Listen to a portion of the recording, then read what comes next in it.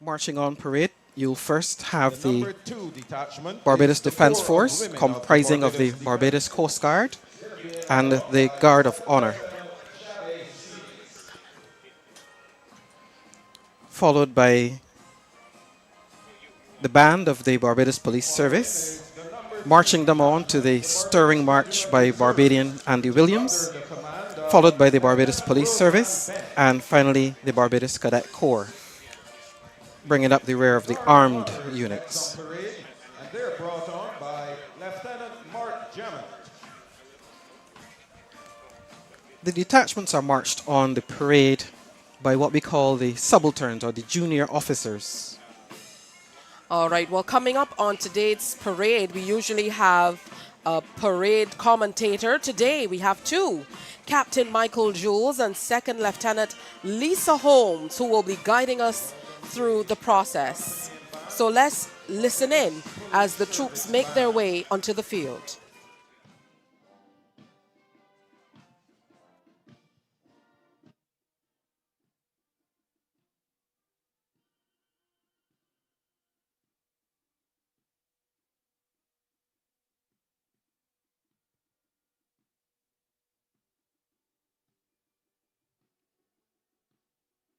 The number 4 detachment is next, and this is a detachment from the Barbados Police Service. They're being commanded by Assistant Superintendent of Police Acting, Frederick Catwell. Next on parade is the number 5 detachment, which is an infantry detachment of the Barbados Cadet Corps. They're being commanded by Second Lieutenant Shavani Ford.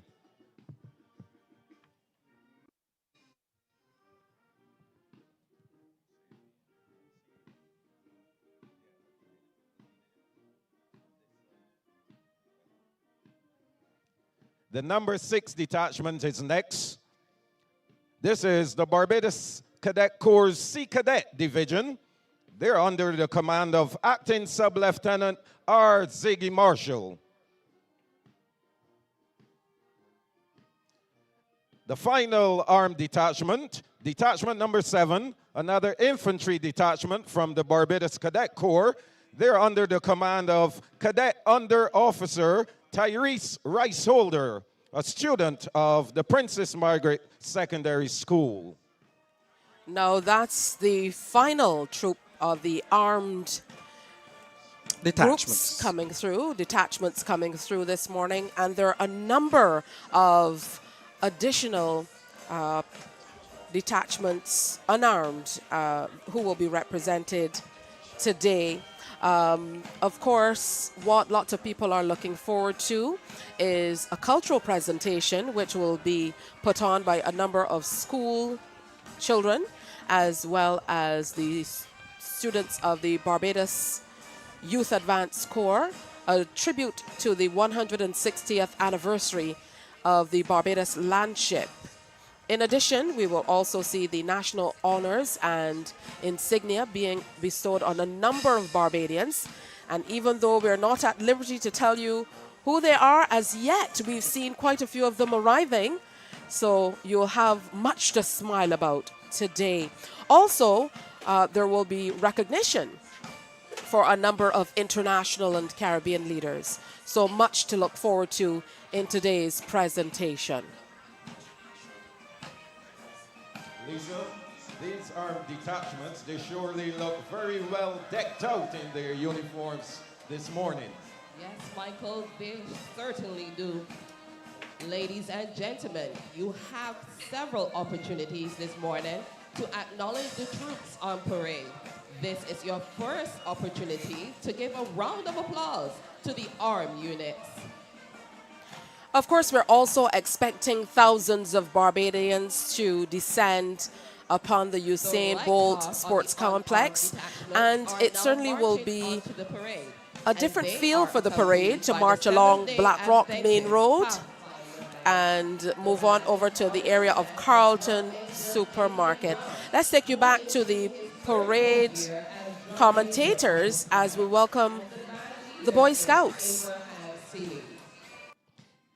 These detachments will make up the right half of the parade, along with the Barbados Coast Guard, the Barbados Defense Force Corps of Women, the Barbados Regiment Reserves, and the right half of the Guard of Honor. The Boy Scouts Association and their band on first on parade, under the command of Venture Scout Zachary Hoyt. They are followed by the Girl Guides Association of Barbados, under the command of Ranger Advisor Shannon Bennett.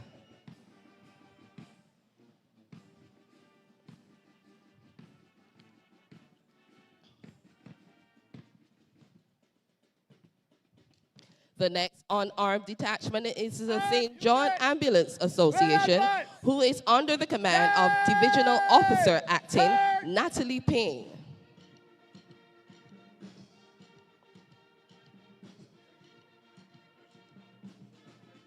The Barbados Fire Service is next, and they are under the command of Station Officer Damian Bain.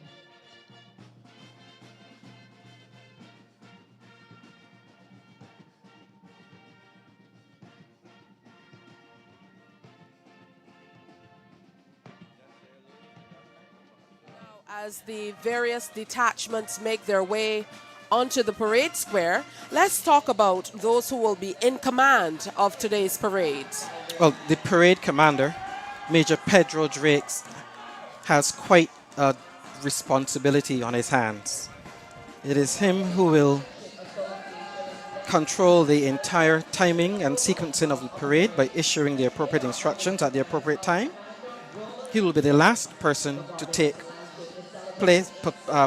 position on parade, and he will then report to the dignitaries as they arrive. All will be in place behind him. The parade second in command makes sure that everything is in place for the parade commander. This is traditionally a senior officer of the Barbados Police Service. Today it is Senior Superintendent Acting Adrian Brooms. But to make sure everything is in place for the parade second in command, the parade adjutant lines everybody up and gets everything properly in place. Today's parade adjutant is Captain Desmond Grant.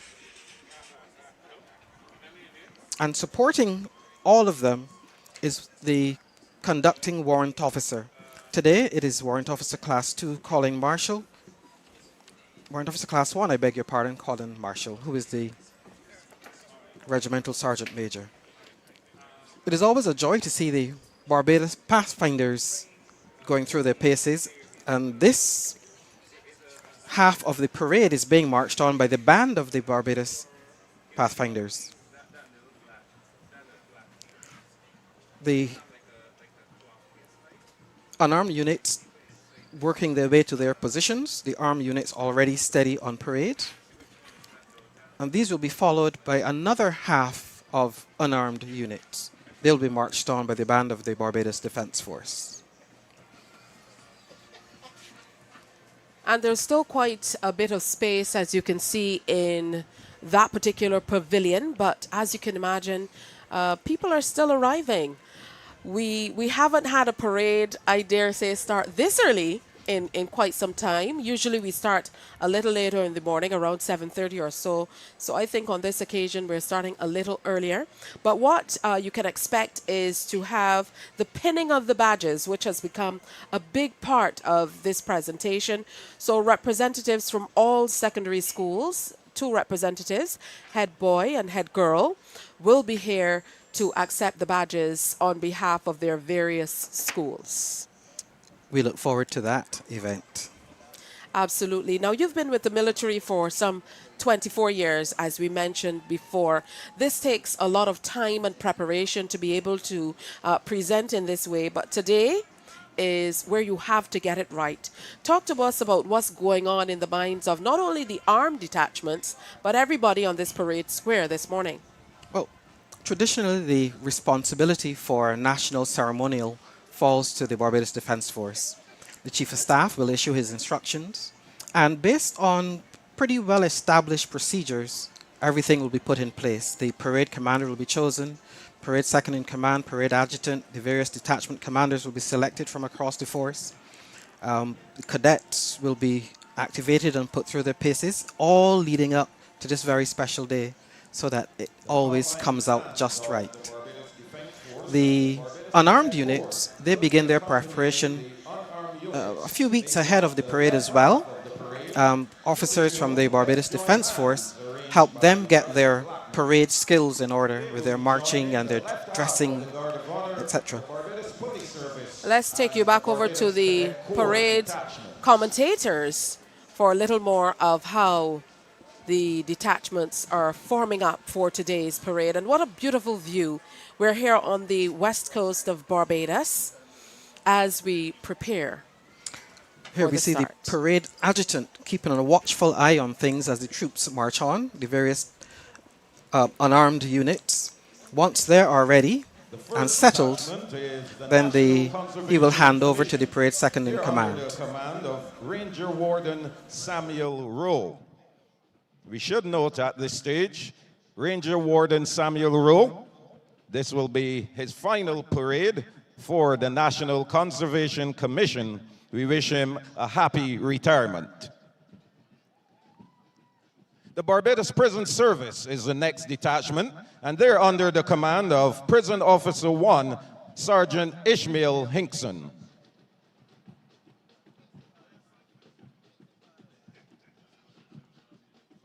The Government Security Guards are the next detachment, and they're under the command of Alicia Aline Webb.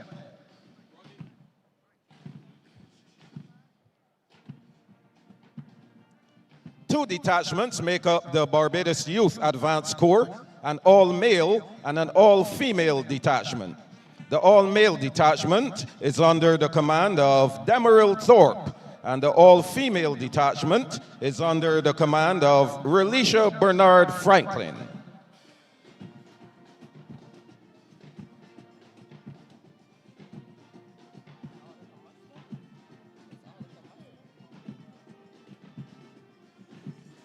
Final side of the parade being marched on now. The final unarmed detachment making up the left half of the parade is the Barbados Ex-Cadets Association, and they're being led on by Daron King.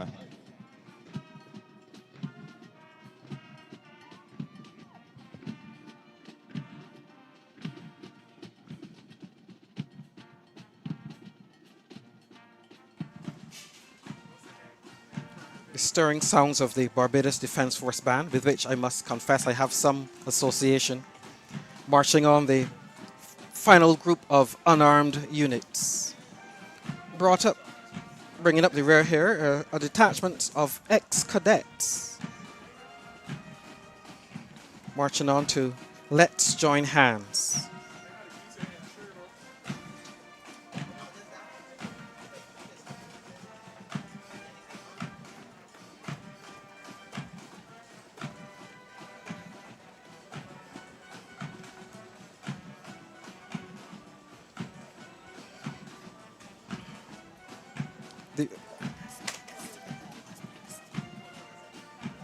The reality of being on show is probably sinking into everybody on parade. It is one thing to rehearse. It is quite another to realize this is the moment. And given the high standards expected, everybody will be laser focused to make sure they do their very best.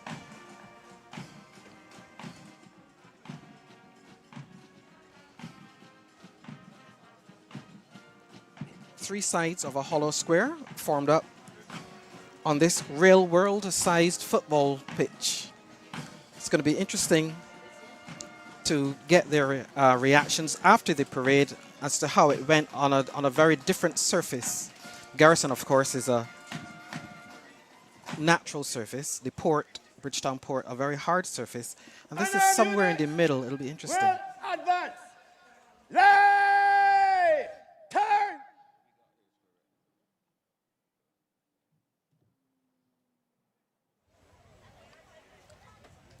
Parade Adjutant, Captain Desmond Grant.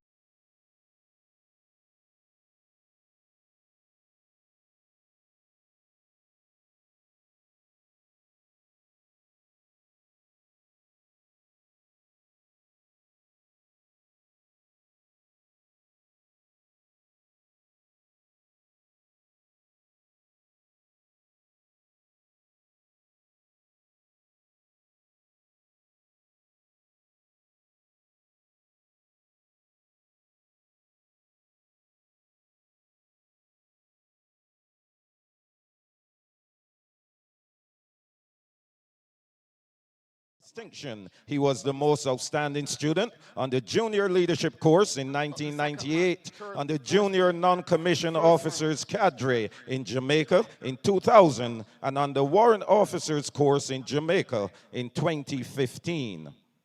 Up the second man. Up the second man. Steady. Stand still.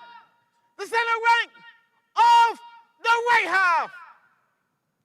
He has been awarded 3 Defense Board commendations, 2 Chief of Staff commendations, and is a proud recipient of the Services Medal of Honor, the General Service Medal, and the Regional Security System Medal.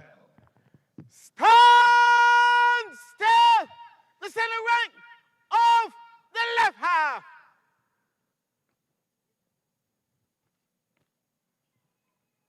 Back the third man. Steady. Up the first man. Steady. Stand still.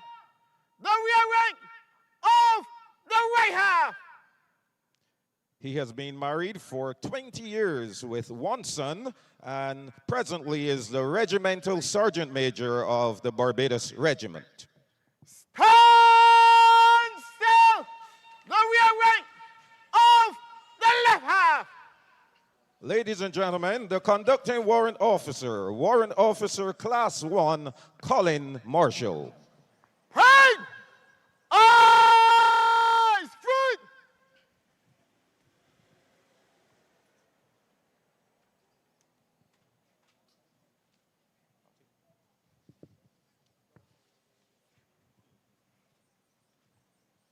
Armed units will fix bayonets.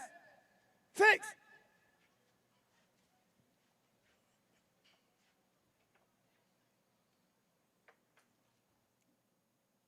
Bayonets.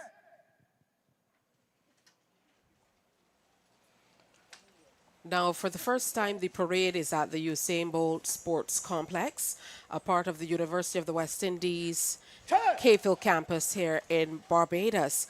And the stands that you can see as you look on are named for some prominent Barbadian and Caribbean athletes. The complex comprising of the Ryan Brathwaite track, the Obadele Thompson stand, and the Karani James stand, all again prominent Caribbean athletes. I know it would have taken quite a bit because usually we are accustomed to muscle memory. So when we come to a new complex, it calls for new attention to detail and being able to execute in a way that we haven't before. So what are some of the ways that the military had to put in that extra work to ensure that the parade is of the quality that Barbadians have come to know and love?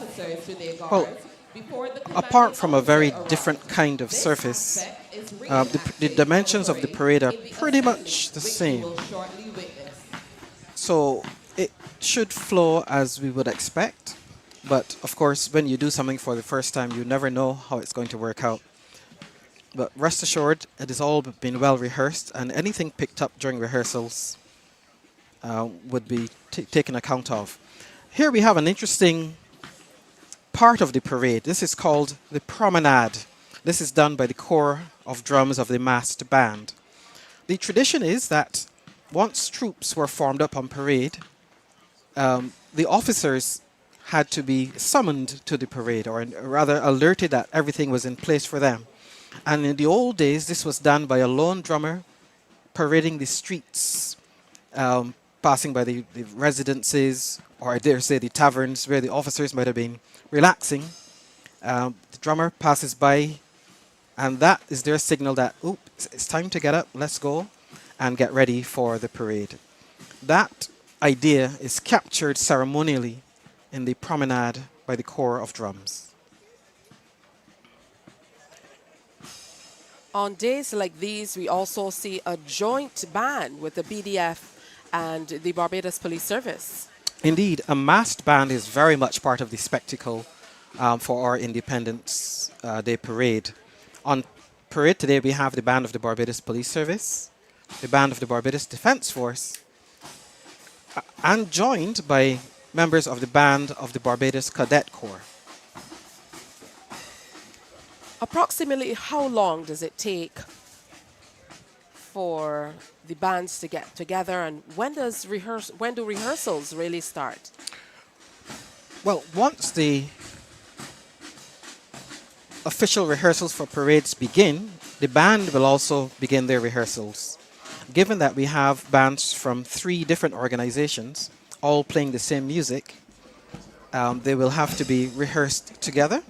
The director of music today, Mr. Andrew Lynch, Senior Superintendent of Police, will select the program of music that will be generally agreed among the band directors and with the authorities at the Defence Force, and the rehearsals will begin. This year, the program of music is actually quite interesting in that almost all of it by local composers. The promenade completed, the drummers back in their position at the head of the mass band. We now have what is called the assembly. Officers rounded up, they're on the passing line, and the assembly gets the officers on parade.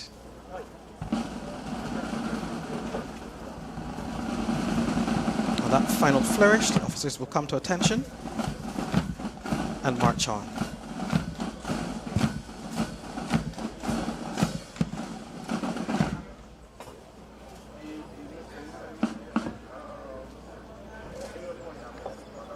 Still under the watchful eye of the parade adjutant, Captain Desmond Grant of the Barbados Cadet Corps.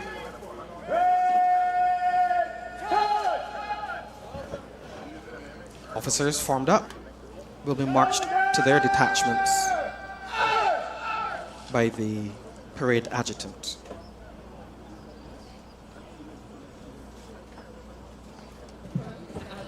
Will now report the state of the parade and hand over to Senior Superintendent Acting Adrian Brooms of the Barbados Police Service, the second in command of this morning's parade. The military always follows what we call the chain of command. So at every level, things are put in place and then reported to the next level. Yes, sir, troops are on parade, they're steady, and I'll hand over to you. And the parade second in command will take it up to the next level, get the officers on parade, get everything in place for the parade commander. And this is why the military works so well, because everything is checked at every level before being handed on to a superior authority.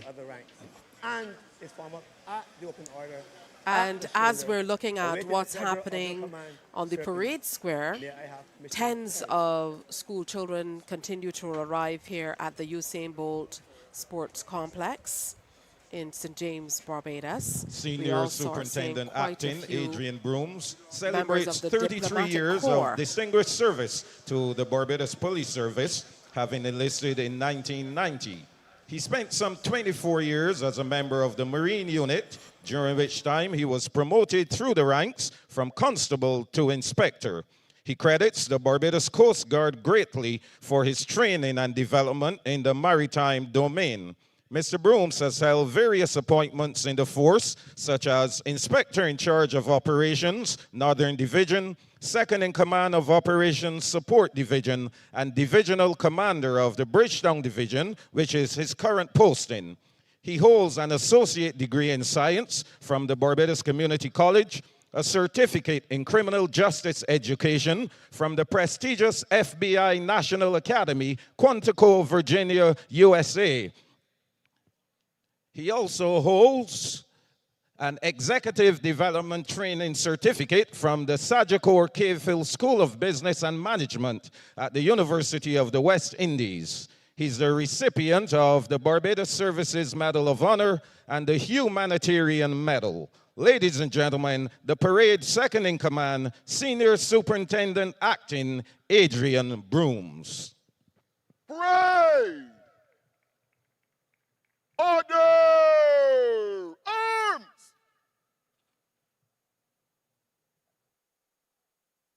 Stand up! Ease!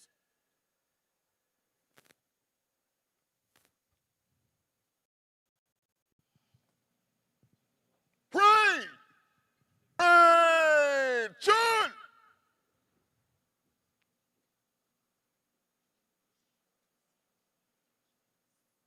Officers, outward turn!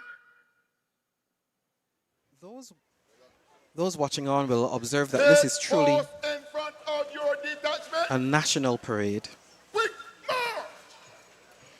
with the parade adjutant being a member of the Officer Corps of the Barbados Cadet Corps, the parade second in command from the Barbados Police Service, and the parade commander from the Barbados Regiment.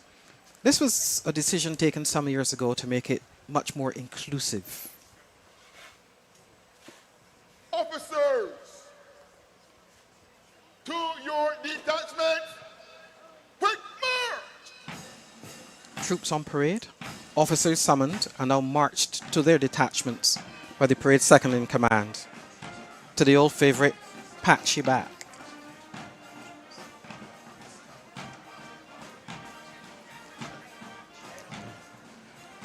Many years ago, a decision was taken to always keep this part of the parade distinctly Barbadian.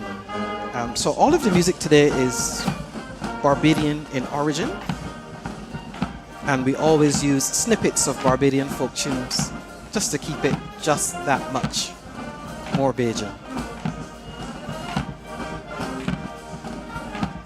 And of course, we're also experiencing the beautiful views of the Barbados West Coast just in the background of those bleachers to the west side of the Usain Bolt Sports Complex.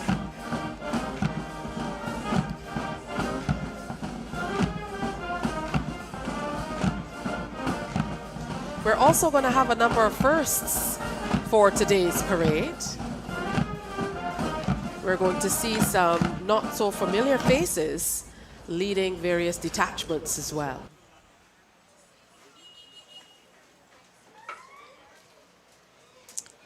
And as we speak, again, still arrivals of dignitaries, members of parliament. Parade! Officers are now steady. Shoulder! Arms! All satisfactory to the parade second in command, and he gets ready Flag bearers! to continue his duty To your detachment! by marching on the various flags and banners.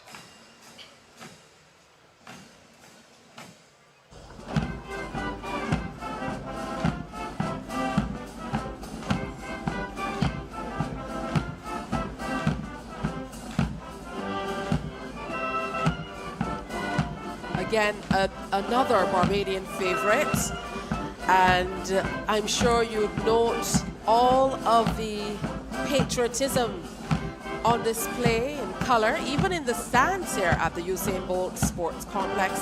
And although the Barbados flag is simple at first glance, it harbors plenty of meaning. In fact, it represents the nation's heritage and freedom. The royal blue blocks represent the sea and the sky, while the golden yellow block symbolizes the beautiful sand. All on display from this particular complex this morning, a first for this venue. And it's a very mild morning, temperature-wise, which the troops, I am sure, will be very happy about. Some cloud cover is also always welcome when you have these long sessions to go. Much pomp and pageantry, but we also look forward to all of the other elements that will make up today's presentation.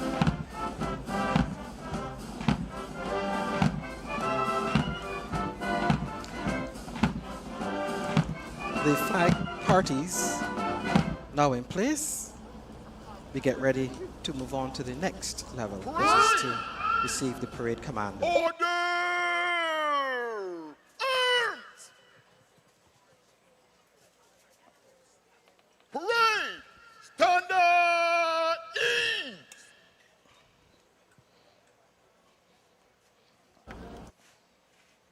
Parade! Parade! Sean! Shoulder! Arms! The parade second in command will now report the state of the parade and hand over command to the parade commander, Major Pedro Drakes, after which he will take up his position to the right of the armed detachments.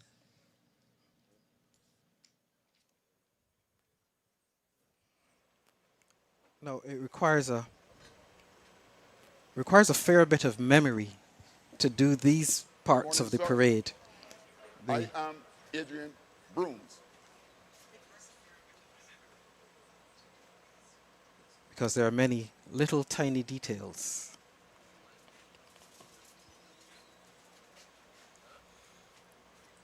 Good morning, sir. I am Adrian Brooms, Senior Superintendent Acting of the Barbados Police Service, second in command of this morning's parade to commemorate the 57th anniversary of Barbados' independence. The parade comprises of 100 officers, 960 other ranks. The parade is formed up in 3 ranks, at the shoulder, in open order, awaiting the pleasure of your command, sir, please.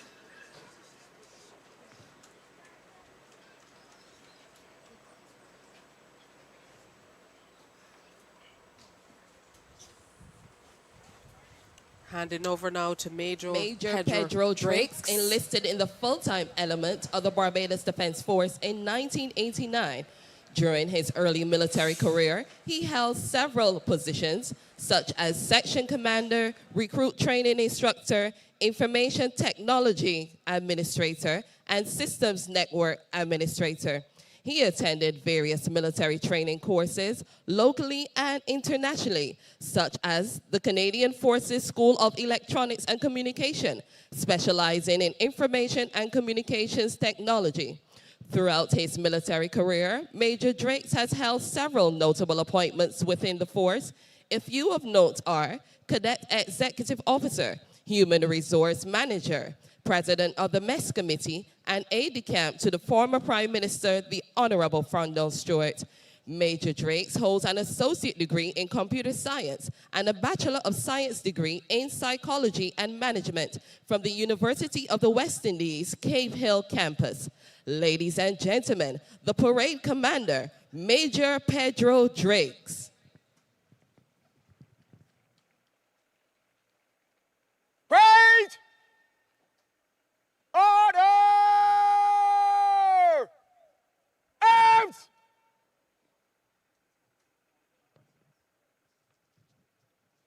Standard! Is!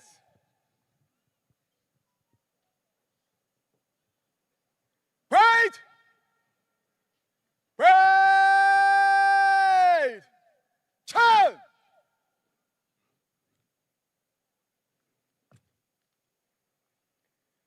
Shoulder! Arms!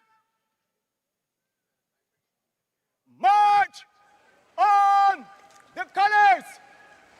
Ladies and gentlemen, please stand as the colors are marched on. Present! Arms!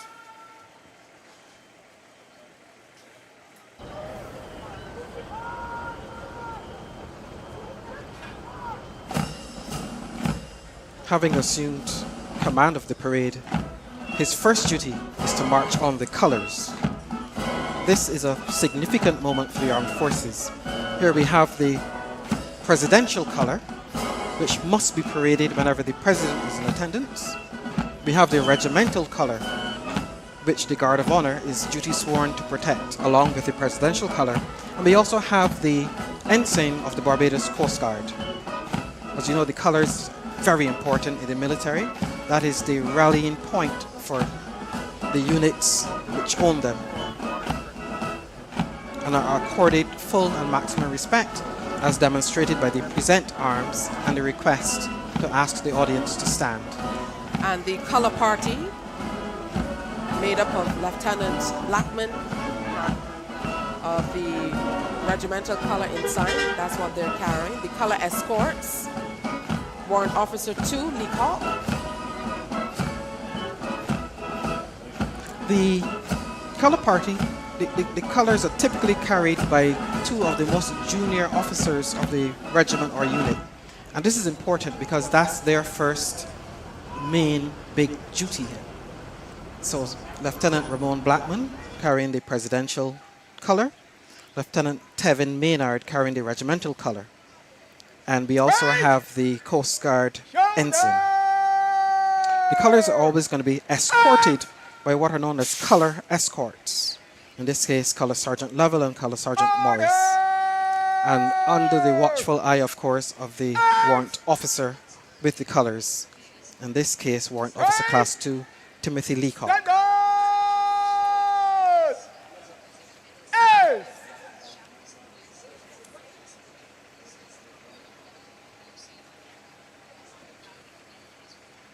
All detachments are now steady on parade, awaiting the arrival of the dignitaries, which will usher in the next phase of the parade.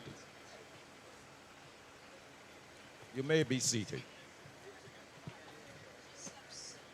Even though we've been parading for some time, this is now the official start of the parade. This is the arrival of the dignitaries.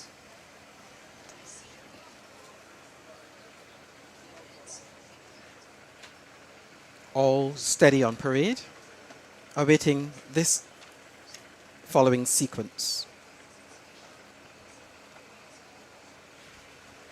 Talk to us about the arrival of the dignitaries. I know Her Excellency the President is expected to arrive around 8 or so, which is in another 15 minutes. But before her arrival, there are a number of dignitaries who will be making their way onto the field here Indeed. at the Usain Bolt Sports Complex. They will be arriving in order, or reverse order rather, of seniority. We will have the Chief of Staff and Commissioner of Police, national heroes, the Chief Justice, followed by the Prime Minister, and of course, last to arrive is Her Excellency the President. Now, I know there have been a number of changes since Barbados indeed made the move to become a republic, and we now have a president. What are some of the changes that had to be made with you? I know there's been a name change, for example, with the Barbados Police Service, and we all make the slip from time to time because we're so accustomed to the Royal Barbados Police Service. Now, if you're hearing vehicles in the background, it's because we're just on the outskirts of the grounds here at the complex, and this is where many of the arrivals are happening of the dignitaries, members of the diplomatic corps, specially invited guests, cabinet, and so on. So many coaches and vehicles are making their way into the complex on this area of the square. A lot of activity and excitement going on here today. But for the troops on parade, they are focused and ready to do their duty, which is to execute an excellent parade. Now, we are going to be expecting much today. I know that you can't wait to hear all about the national awards and insignia. And usually those people who get that information early are not allowed to share it, in particular the media, until it is announced here at the parade. I have no idea because I follow the rules. I wait to be surprised. It's a nice cool day, so the troops are fairly comfortable, which makes being steady on parade a little easier. And later this morning, you can also expect a wonderful cultural presentation that features quite a large number of, as we mentioned, school children, as well as members of the Barbados Youth Advance Corps, paying homage to the Barbados Landship in celebration of 160 years. That will be quite significant. Now, I know the number of troops on parade, Major Taylor, is quite significant as well. And whether you switch location or not, there must be a certain amount of troops on show. Tell us all about that. Well, certainly the Guard of Honor is a fixed number, consisting of about 100 rounded up to include the various supernumerary officers, etc. We have detachments from the Barbados Coast Guard, the Corps of Women of the Barbados Defence Force, the Barbados Regiment Reserve, the Guard of Honour, of course, and we also have 3 detachments from the Barbados Cadet Corps. And from where we are, this vantage point, we can see that we are just having the first arrival of We the acknowledge dignitaries. the arrival of Commodore Errington Sherlin, Chief of Staff, Barbados Defence Force, and Mr. Richard Boyce, Commissioner of Police, the Barbados Police Service. Right on cue, the arrival of the Chief of Staff of the Barbados Defence Force and the Commissioner of Police. The Chief of Staff, Commodore Errington Sherland, actually Wait! made a little history recently, and I'll tell you about that when I get a moment. Shout!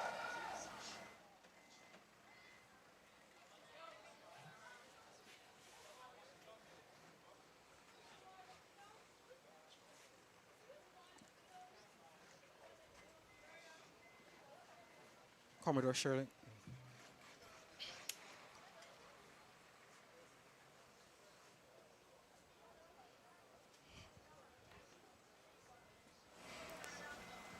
That bit of history making by our Chief of Staff, he's been inducted into the United States Command and General Staff College Hall of Fame. And that is a significant achievement.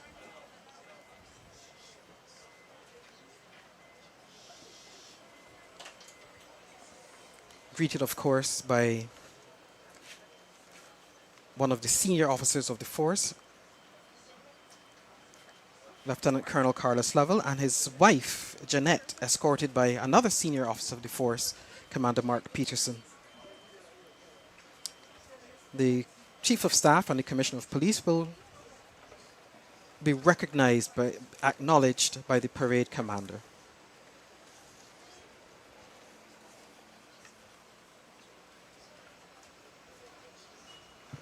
With his sword salute.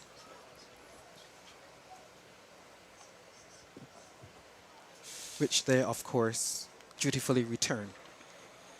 Wait! Stand up! As! And so we stand at ease and await the next arrival.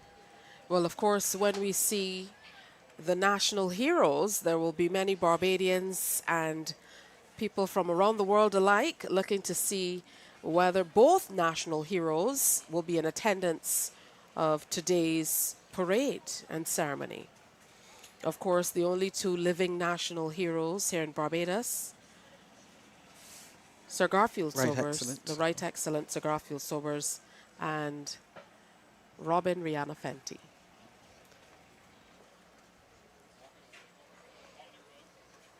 Once again, still much activity happening all around the grounds here as we continue to see scores of school children arrive to participate in this morning's presentation.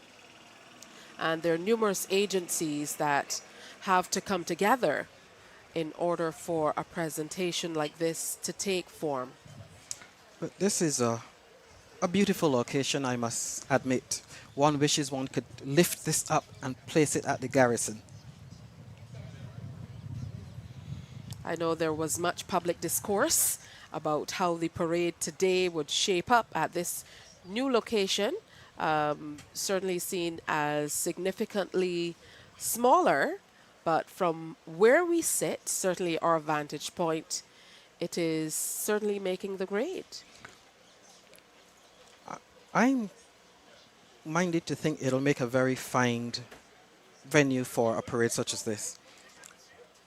I have done several of these parades in my time, marching on the various surfaces. Please stand for the arrival of His Honor, Sir Patterson Cheltenham, Chief Justice of Barbados.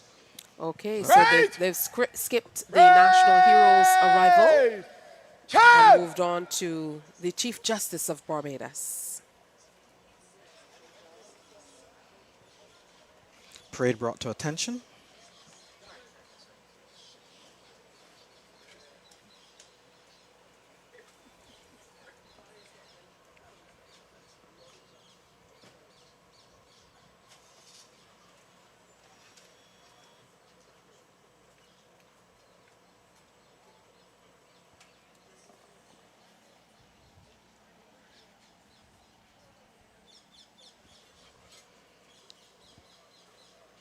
The Chief Justice will, of course, be greeted by the senior men on the ground. That is the Chief of Staff of the Barbados Defence Force and the Commissioner of Police. He alights with his aide-de-camp.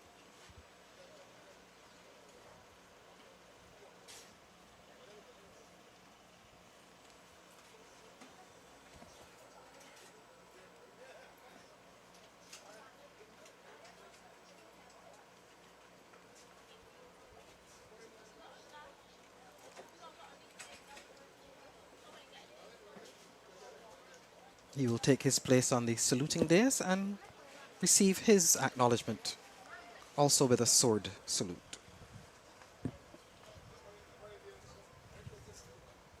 And next up, we expect Prime Minister Mia Amor-Motley. Right! Standard! Ace! You may be seated.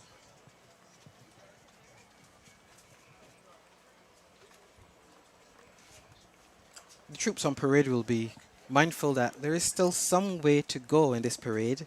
This is but one of the early phases. We still have to go through the usual inspection and the march pasts.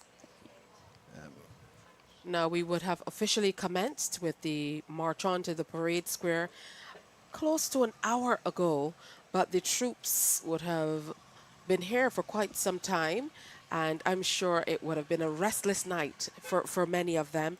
So talk to us about how you prepare for long, long days and sessions like this one. Well, for a parade with an early start like this, it means, of course, a very early start for the troops because they have to prepare their uniforms, get those boots all shined up, and have everything in place.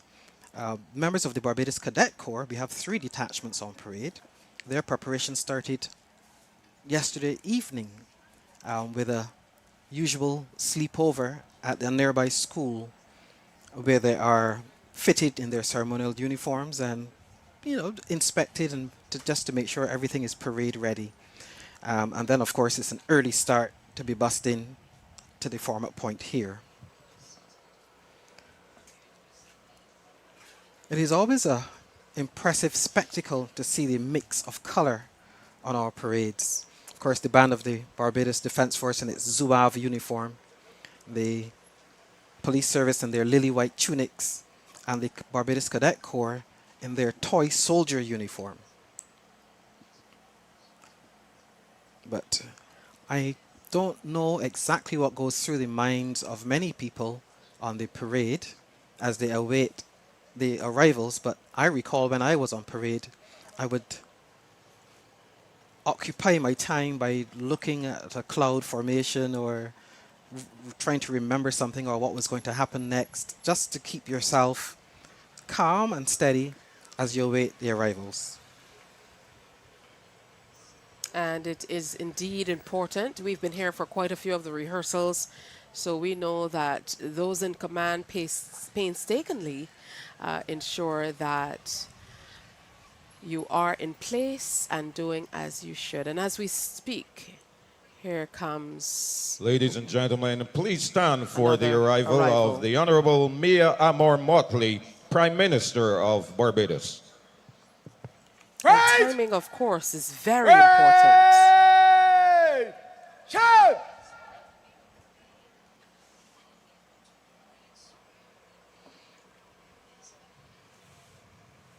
Shoulder! Arms! Parade brought to attention, brought to the position of shoulder arms. You will, of course, expect that as we go up in precedence for the dignitaries, the level of salute accorded is also accordingly elevated. The Prime Minister will receive a general salute, accompanied by the usual fanfare from the massed band. And here we have the 8th Prime Minister of Barbados, has been Prime Minister of the country since 2018.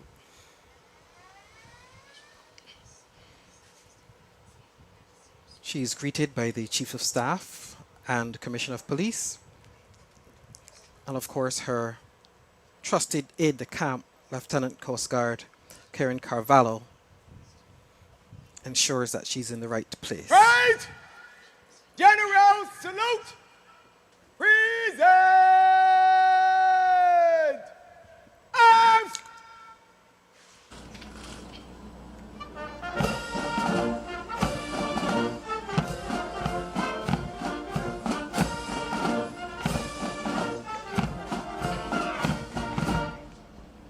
Right! Shoulder! Arms! And the PM, of course, Order! resplendent in her signature blue on a day like today, accented with whites, I would imagine, to keep back some of the heat. As you look around the parade square, you'd note there are a number of cooling devices as well in anticipation of a warm day today. Well, you would may be expect the seated. military to be prepared for any eventuality. Coming up next, we'll have the arrival of Her Excellency, the President of Barbados.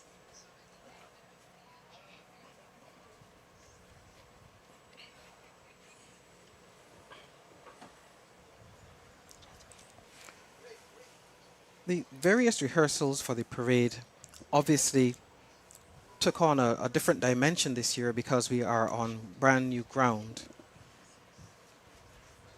And so the tweaks and the nips and tucks to make sure that everything works out as we expect went on to ensure that all is going to be well. As you can see, the precision extends to well beyond the parade square, all around the complex here, even as you come onto the complex from Highway 1 here on the west coast of Barbados. You'll be greeted by marshals and members of the Barbados Police Service to direct you to very specific areas. So months and months of planning, really just to culminate at today's presentation as we continue to celebrate Of course, or the- start the celebration on this day course, of our the 57th anniversary of independence. tried and tested script for locations like the Garrison or the Bridgetown Port go out the window. You've got to rewrite everything to fit this particular location. Ladies and gentlemen, please stand for the arrival of Her Excellency, the Most Honorable Dame Sandra Mason, President of Barbados, and kindly remain standing until the inspection commences. Right! Shout! Shoulder! Arms!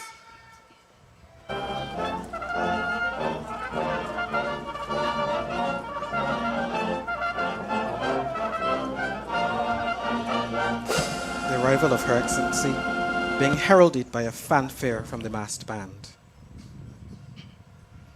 Escorted, as is customary, by the mounted troop of the Barbados Police Service.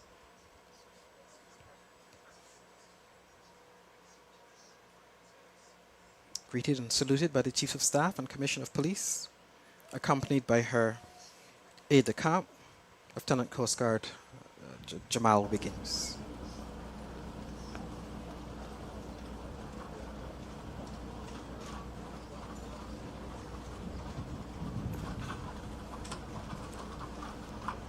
She will, of course, be given a presidential salute. Right! Presidential salute! Present! Arms!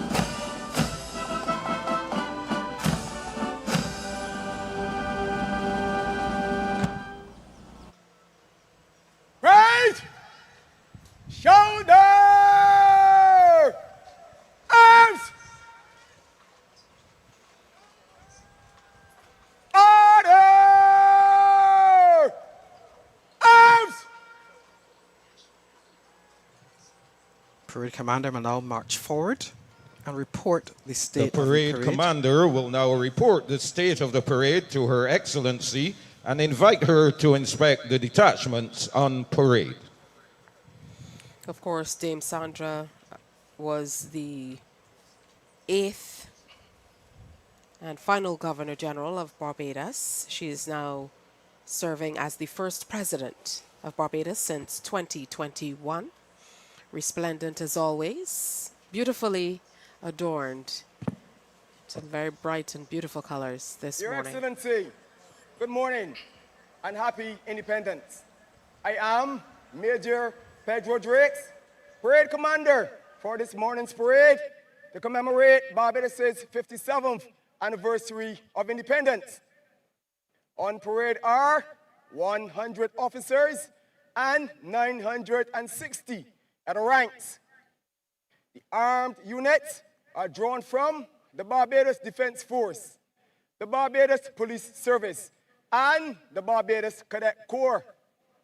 The unarmed units are drawn from the Barbados Boy Scouts Association, the Barbados Girl Guides Association and Band, the St. John Ambulance Association of Barbados, the Barbados Fire Service, the Seventh-day Adventist Pathfinders and Band, the Barbados the Barbados Prison Service, Government Security Guards, the Barbados Youth Advance Corps, the Barbados Landship Association, the National Conservation Commission, and the Ex-Cadets Association of Barbados.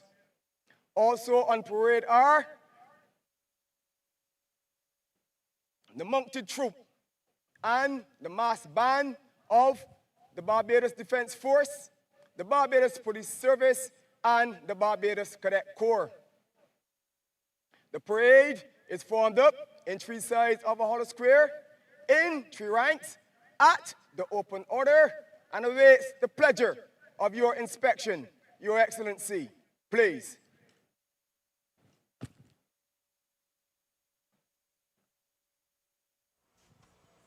We can well imagine that the parade commander is under an immense amount of pressure, having to recall all of the details of who is on parade. The ceremonial Land Rover draws up now,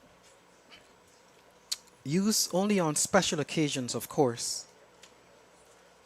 This specially fitted Land Rover is unusually gas-powered for a smoother, quieter ride.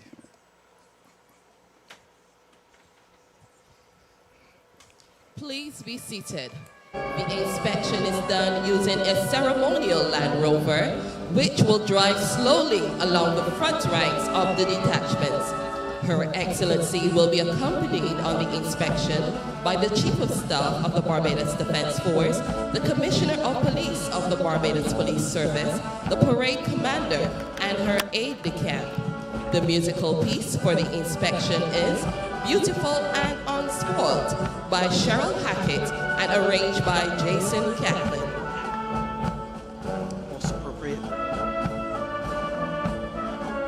Most appropriate music for the inspection, just to add a little Barbadian flavor to the occasion. What I like about parades in Barbados is that it is a very distinctive blend of tradition and doing things our own way. And this Beautiful and Unspoiled by Cheryl Hackett and arranged by Jason Catlin, who is a member of the band of the Barbados Police Service, is just the right touch for the moment.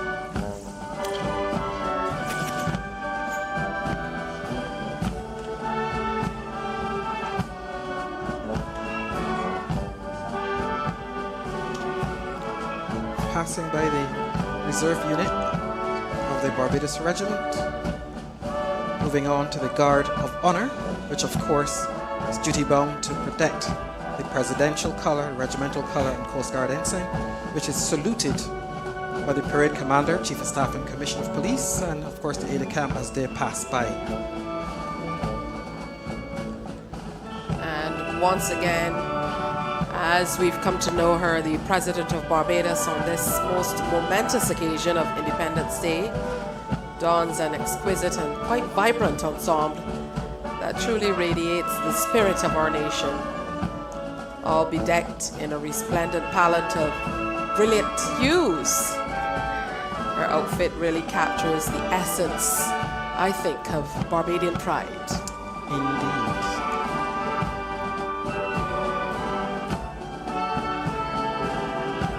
Seeing our troops arrayed, especially our young people, and hearing the beautiful Barbadian music and seeing the color, one cannot help but feel very patriotic. The inspection party returns to the saluting days, and as the parade commander seeks permission to carry on with the remainder of the parade. As Dame Sandra just has a brief word with the parade commander. Probably saying, well done, they look smart. They do indeed. And you'd note that the bleachers on this side, the eastern side of the parade square, are not filled. That's because with the tents installed just in front of it, it wouldn't have been a good vantage point for people to sit. Her Excellency now returning to the saluting dais. And we prepare for the next phase, as it were, of the parade, which will be the Your Excellency, tribute to her by the various troops on carry on parade. with the remainder of this morning's parade. Ma'am, please.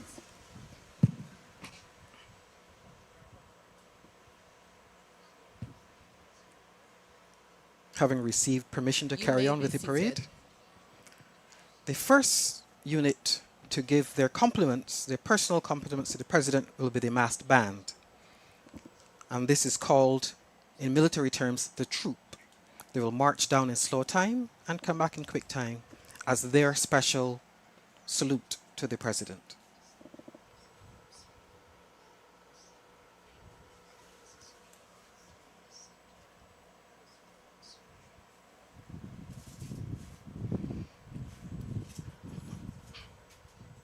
Parade! Parade!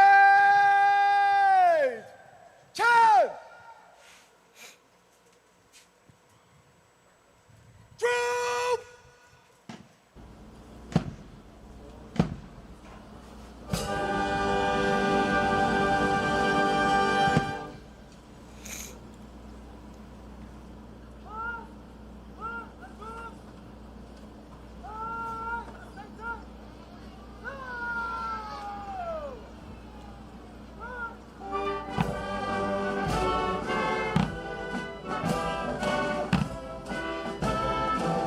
The troop is the mass band salute to Her Excellency.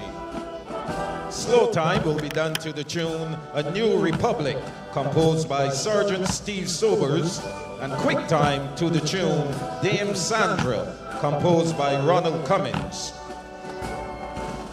Steve Sobers, The of mass course. bands comprise the band of the Barbados Police Service, which is led by Director of Music, Senior Superintendent of Police, Andrew Lynch.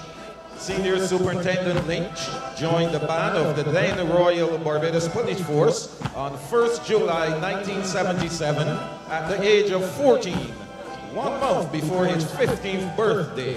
And during his 46 years of unbroken service, he has risen through the ranks from a band apprentice to his current post as Director of Music. Mr. Lynch has made a significant contribution to the musical development of Barbadian youth as a brass tutor at the primary, secondary, and tertiary levels. He has taught at a number of educational institutions. He's also the director of the Barbados Festival Band. Director Lynch is the proud father of one daughter, a Barbados Scholarship winner, and the husband of Mrs. Andrea Lynch, leader and vocalist of the gospel band Promise.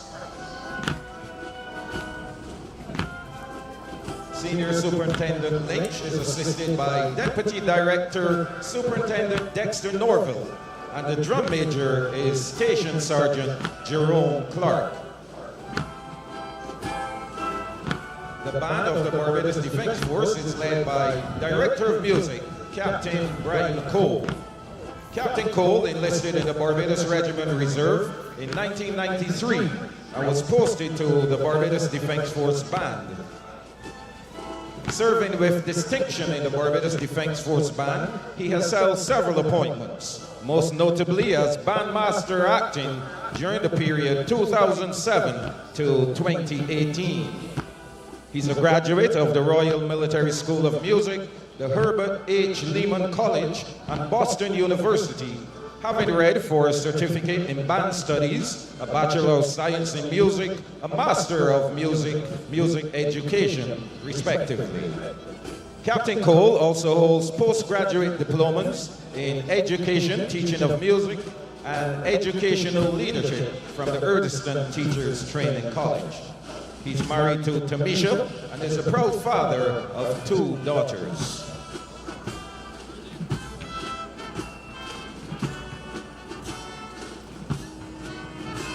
The senior drum major is Color Sergeant Charles Rouse, who will be retiring after this parade. He's been the drum major of the band for some 10 years and will be handing over to the other drum major you see on parade, Sergeant Shane Mears.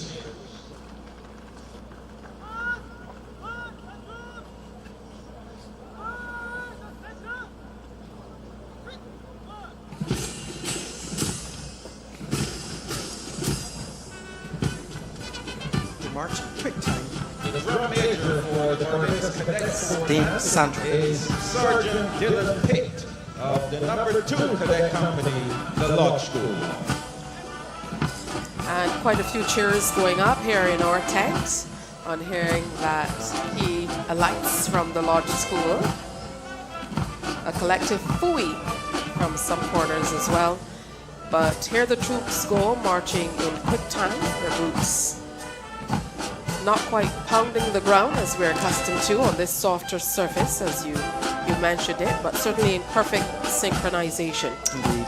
And of course, each soldier a pillar of strength and dedication, proudly holding their heads high and donning their immaculate uniforms. If it seems a little crowded at the front of the band, it's because we have 4 drum majors on parade. Led, of course, by Colour Sergeant Charles Rouse, who will be retiring, and so his likely replacement is also on parade for the necessary experience. In addition to the other drum majors, Station Sergeant Jerome Clark from the Barbados Police Service and Sergeant Dylan Pitt from the Barbados Cadet Corps. Drum majors, of course, take great pride in the way they synchronize their movements. Of course, the combination of synchronized steps, the uniforms, the color, and the look of pride really all bring a sense of grandeur to this morning's presentation. And I'm sure with every Barbadian watching, it will resonate with them in terms of power and pride. Ladies and gentlemen, how about a round of applause to the mass bands? Well done. The band having presented their compliments to the President, it's time for the armed units. Order! And roars! Yes! Because they have to be prepared for that, and they're given a chance to get their dressing, their alignment just right before they step off under the command of the various detachment commanders. This is the moment that the authorities are most nervous about, because you want to have those really straight lines as they come down the passing line and look the President square in the eye, as every soldier is instructed to do. The front rank of the left half. Raise! Eyes! Three! The Regimental Sergeant Major issuing the instructions to get that alignment just right in preparation for the marched past in slow time.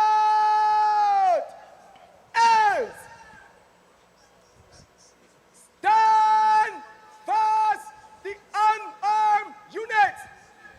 Armed units!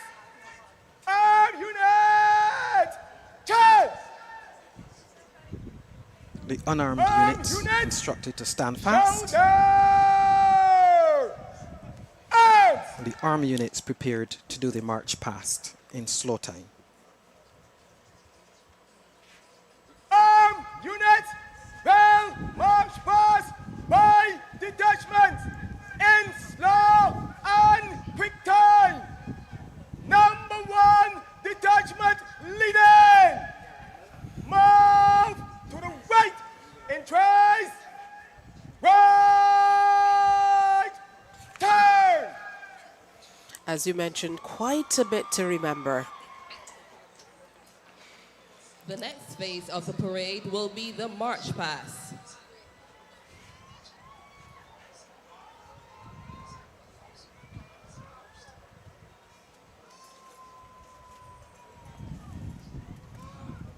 Stepping off first, the Barbados Coast Guard. In 4 segments. First, the armed units will march past in slow and quick time, followed by the unarmed units marching past in quick time only. The Barbados Legion will march past, and finally the Barbados Police Service mounted troop will canter past and pay compliments to Her Excellency. The musical pieces for the march past in slow time are Our Anniversary, composed by Senior Superintendent Andrew Lynch. Barbados Our Homeland, composed by Sergeant Steve Sobers. Major Minor, composed by Captain Brian Poe. And Independence Day, composed by Carly Williams.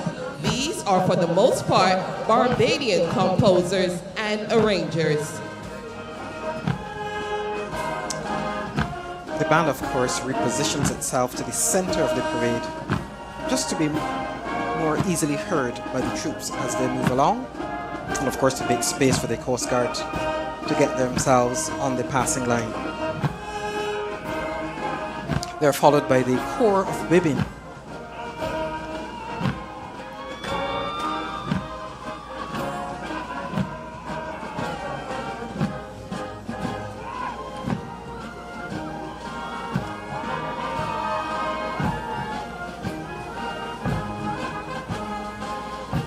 I know that all persons on parade are to wear number 1 dress with decorations and medals to which they're entitled, which is one of the other reasons. It is also impressive just seeing the various detachments wearing all of their medals. Number 1 dress, of course, is the highest form of dress for the military, or ceremonial uniform, and one of the occasions where you get to wear all your medals and things. You yourself, sir, Major Taylor, have quite a few medals on display today. And how do you determine what is the number 1 dress for which detachment? Is that predetermined? You're adorned in your blue and yellow today. Yes, indeed. Blue and yellow is the ceremonial uniform of the Barbados Cadet Corps, where I'm posted currently, as opposed to the green uniform of the Barbados Regiment, or indeed the white uniform of the Barbados Coast Guard. That's how you tell us apart ceremonially. The medals, of course, are awarded over time based on various activities, whether that's military service in a difficult situation, or perhaps service for long and faithful commitment to duty. Indeed, the Queen Jubilee Medal was awarded some time back, and of course the latest is the Humanitarian Medal. Here we are on the passing line, the moment of importance. They're commanded by Lieutenant Shimar Gawar. The subalterns are Sub-Lieutenant Zune Kelman and Second Lieutenant Shade Seeley.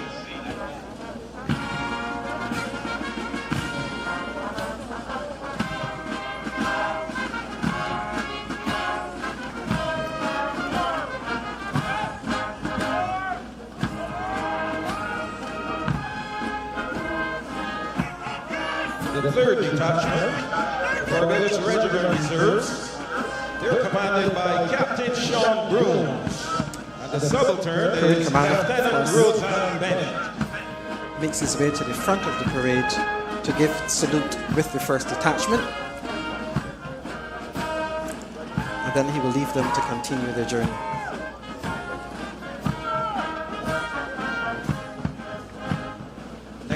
compliments to Her Excellency the Guard of Honor. Ladies and gentlemen, you're reminded to please stand as the colors pass your position. The guard is divided into halves, with the right half of the guard passing first. The Guard of Honor is commanded by Captain Shane Drake. His second in command is Lieutenant Mark Jammett. The color party is situated between the right and left half of the Guard of Honor, as they are charged with the responsibility of escorting and protecting the colors. The members of the color party: the Presidential Color Ensign, Lieutenant Ramon Blackman; the Regimental Color Ensign, Lieutenant Tevin Maynard; the Barbados Coast Guard Ensign, Sub-Lieutenant John Gotham. The escorts to the colors are Color Sergeants Marston Morris, Elvis Lovell, and Answorth Streets. The escorted warrant officer is Warrant Officer Class 2, Timothy Leacock.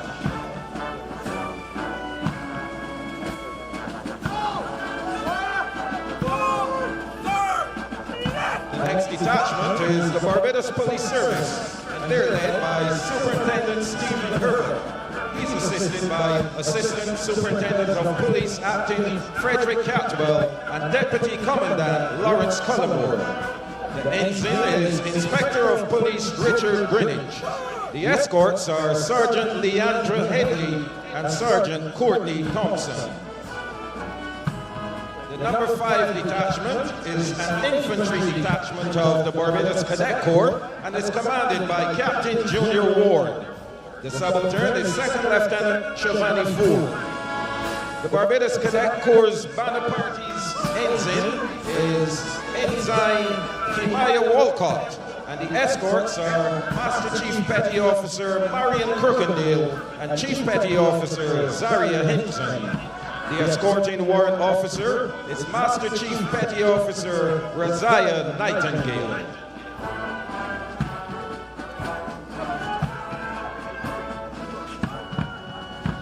The number 6 detachment, the Barbados Cadet Corps Sea Cadet Division. They're next on the passing line, and this detachment is commanded by Sub-Lieutenant Wayne Beckles, and he's assisted by Acting Sub-Lieutenant R. Siggy Marshall.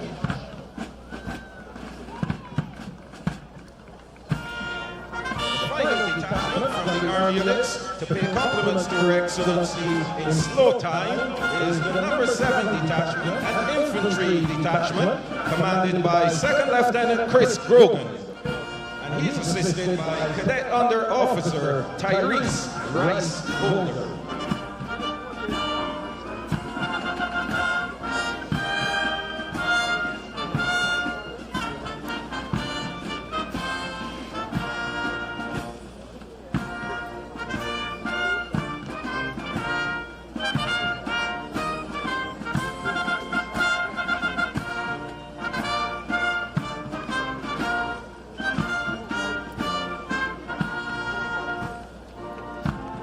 Bringing up the rear of the armed units, Parade Adjutant, Captain Desmond Grant.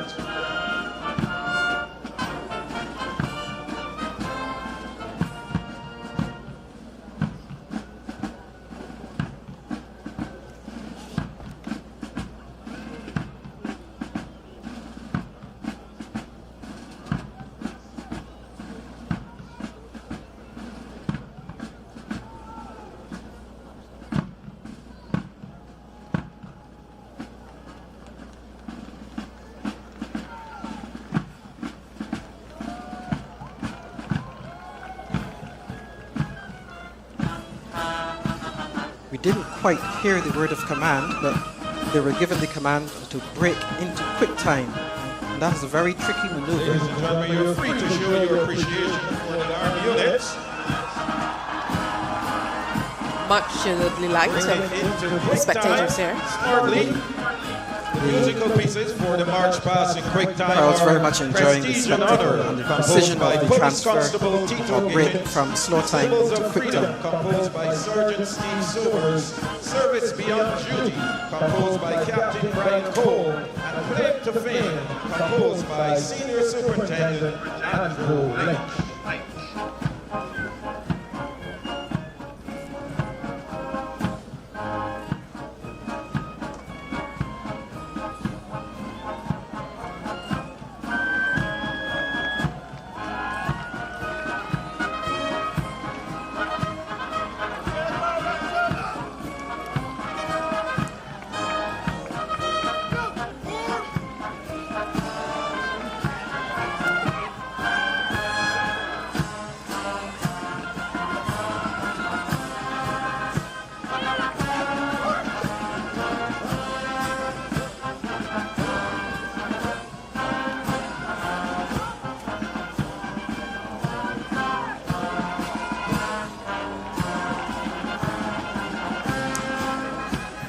Troops have to perform a rather tricky maneuver we call a form, where they change direction without changing formation. Paying compliments to Her Excellency in quick time, Barbados Coast Guard. It takes a lot of concentration to get that particular maneuver done, and done well. The Corps of Women of the Barbados Defense Force. It is in the military that nobody escapes parades.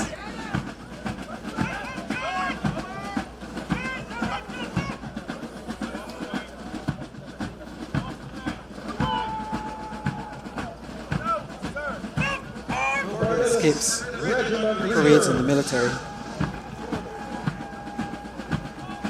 You might have caught a glimpse, if you know her, of Lieutenant Shimar Gollop, who under normal circumstances would be with us here looking after communications, but is on parade today. The Guard of Honor. Ladies and gentlemen, please stand as the feathers pass your position.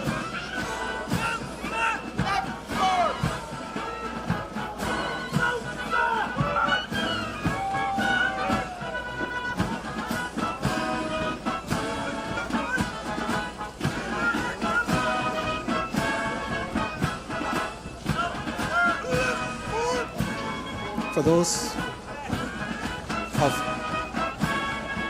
vintage years who might be listening for the regimental march, the traditional hunting call,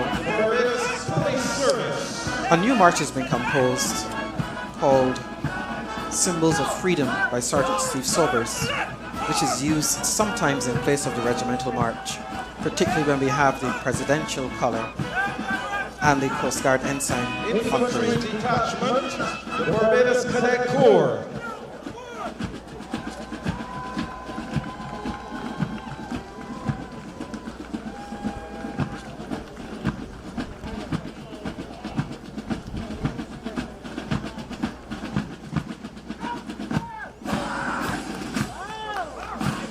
The Barbados Cadet Corps Sea Cadet Division.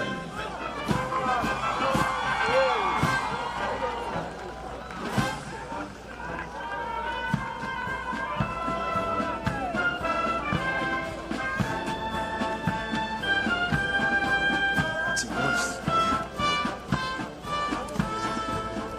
And the Barbados Cadet Corps Infantry Detachment.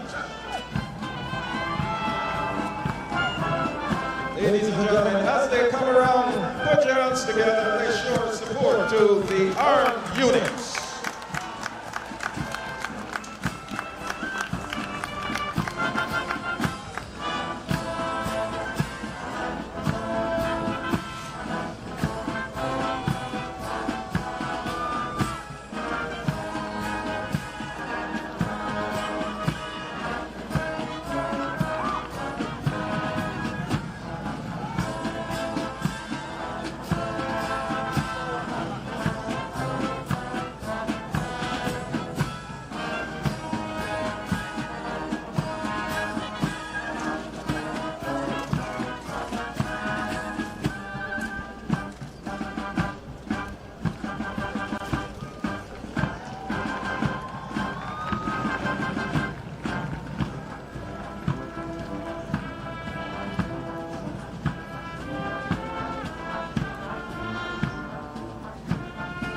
music of Service Beyond Duty by Captain Brian Cole.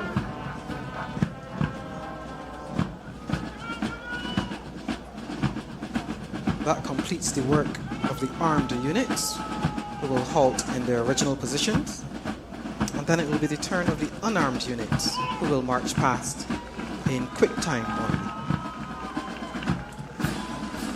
with a rather simpler maneuver.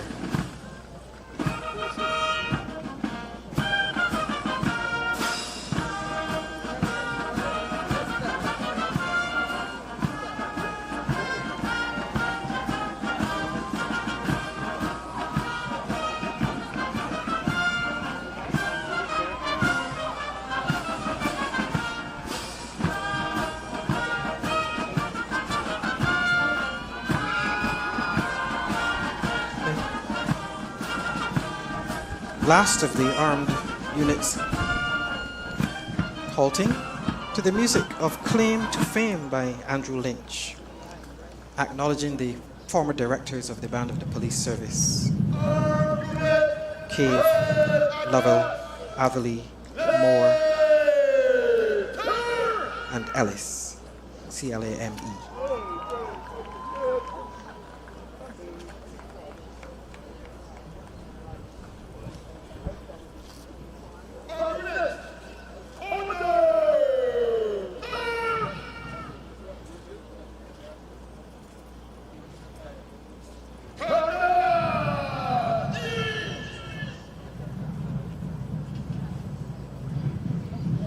They now breathe a sigh of relief while the unarmed units are prepared to do their march past.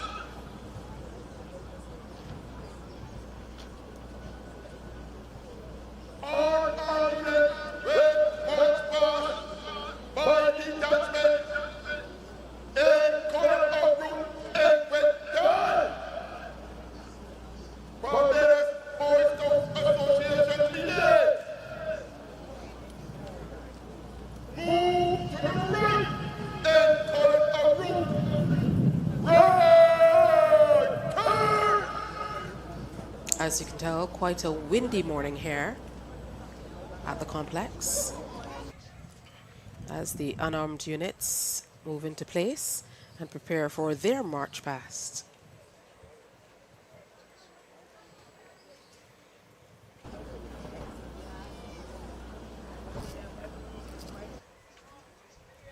And I must say, the spectators. It is now the turn of the unarmed detachments to march past in quick time only and pay compliments to Her Excellency. The musical pieces for the march past in quick time are A Proud Occasion, composed by Jason Catlin, Blue and Gold, composed by Andrew Lynch, Guardians of the Ensign, composed by Steve Sobers, and Crown of Glory, composed by Captain Brian Cole. The Barbados Boy Scouts Association and their band is the first detachment on the White Hart to pay compliments to Her Excellency. They are being commanded by Assistant Scout Leader Ronald Marshall, and his second in command is Venture Scout Zachary Hoyt. The flag bearer is Patrol Leader Jaden Downs, and the escorts are Patrol Leader Redmond Marshall and Patrol Leader Melvin Terrence. And we must say that the spectators have grown quite a bit as we move on to the girl guides. And ceremonies, Tanya Brown. The flag bearer is Cassandra Walcott, and the escorts are Amaya Phillips and Amara Phillips. The unarmed units have a slightly easier task, but I assure you the pride is very much strong. I dare say the spectators here have grown to the thousands. The St. John Ambulance Association of Barbados is next and is commanded by Superintendent Sharon Eswick, and she is assisted by Divisional Officer Acting Natalie Payne. The flag bearer is Divisional Superintendent Alfonso Eustace, and their escorts are Sergeant Grace Franklin and Acting Sergeant Margot Byer.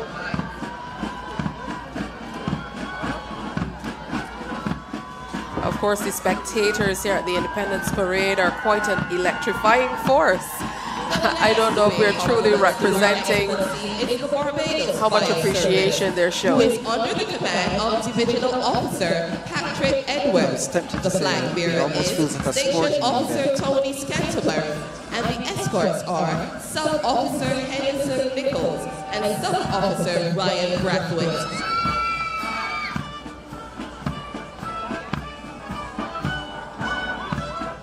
The next unarmed detachment on the right half is the Barbados Landship Association.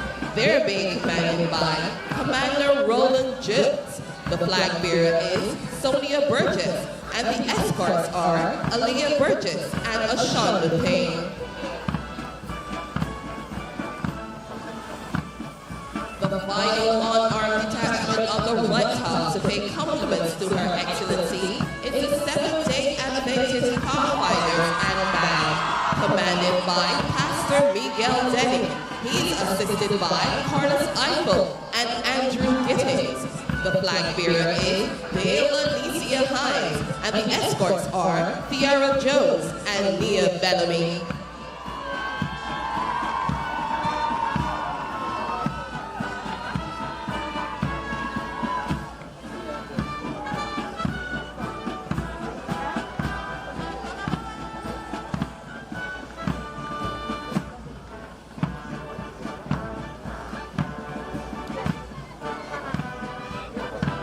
And of course, you would have seen the Barbados Landship cultural movement and organization here in Barbados, known for parades, performances, and dances.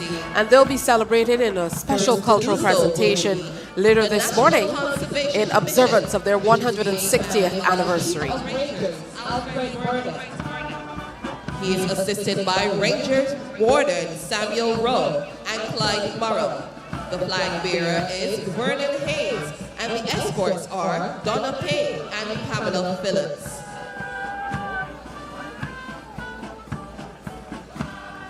The Barbados Prison Service is next on the passing line, and they are commanded by Assistant Chief Officer Acting Dennis Callender.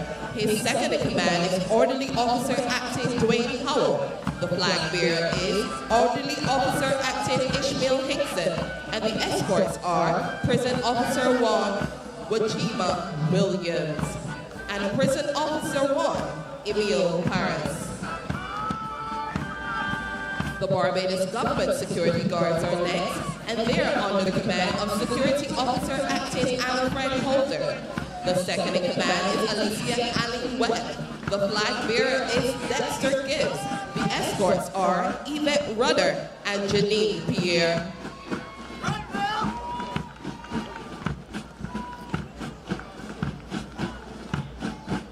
The Barbados Youth Advance Corps is next to pay compliments to Her Excellency.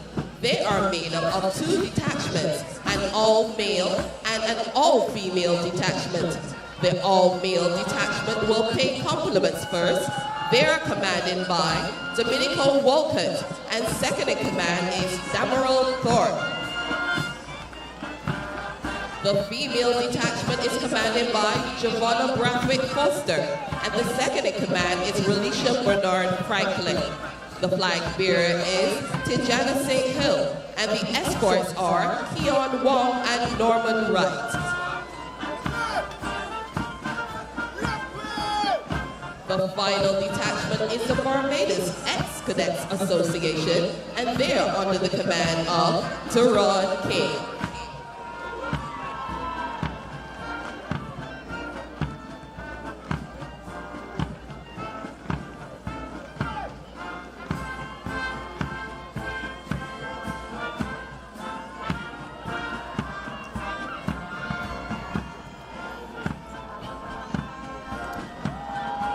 Also celebrating this year, the Girl Guides Association of Barbados, their 105th anniversary today, as a matter of fact, November 30th. So very special congratulations to all current and former Girl Guides. I don't know if you ever pass out of that association. Support the unarmed units.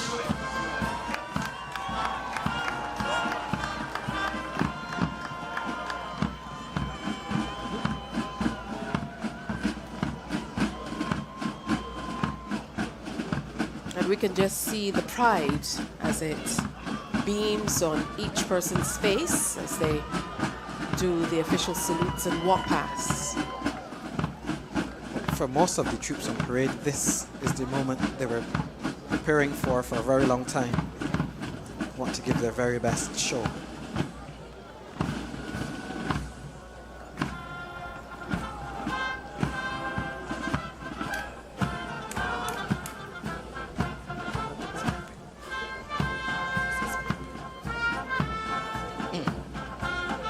Music continues with Crown of Glory, composed by Captain Brian Cole.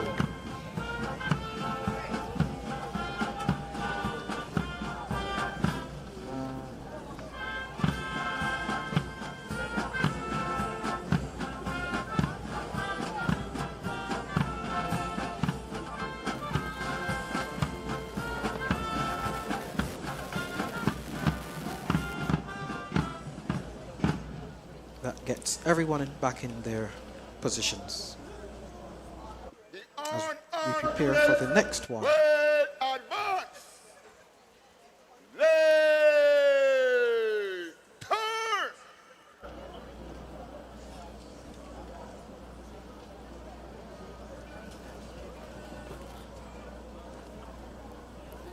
Making an appearance will be the Barbados Legion. And of course, they have a membership roll of approximately 500 persons, a registered charity here in Barbados. Do very good work looking after the needs of the more elderly ex-servicemen. And of course, that includes widows of Including the the ex-servicemen widows. as well. They're featured Unarmed more units. centrally on Remembered Sunday. Ease.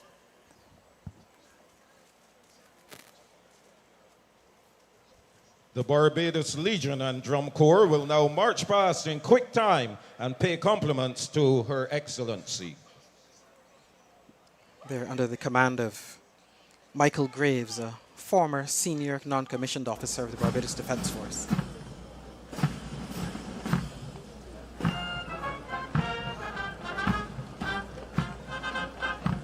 The Barbados Legion is under the command of Michael Graves, and his second in command is Lawrence Herbert.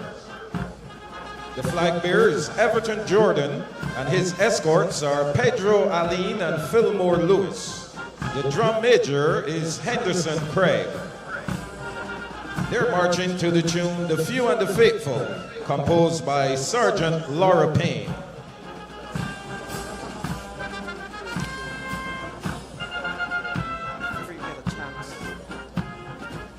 We really need to recognize these gentlemen and ladies. They're certainly true patriots because although they're retired, they brave the weather conditions annually to show their commitment to our cherished Barbados.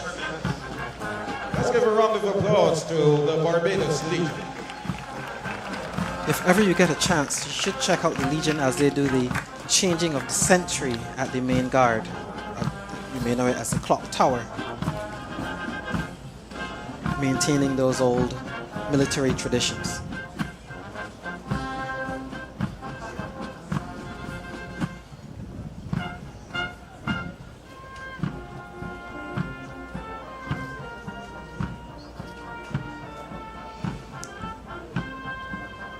Once serving in the military, you don't ever really leave. It stays with you, and every opportunity you get to continue service is generally taken.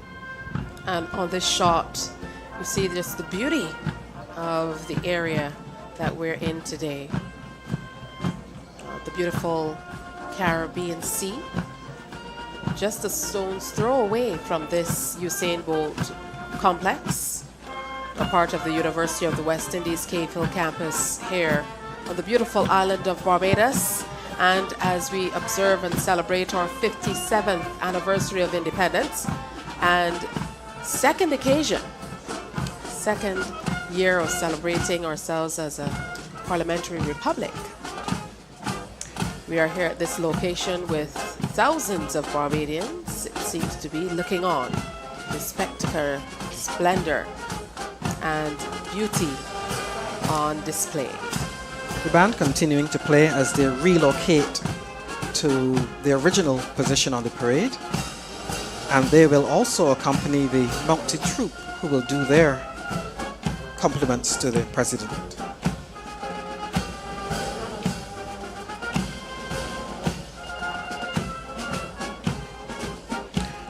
Being a former bandsman myself, I can tell you it is not an easy job today, playing music continuously through the parade. Dare I ask, what was your instrument? Ooh, I used to play the clarinet.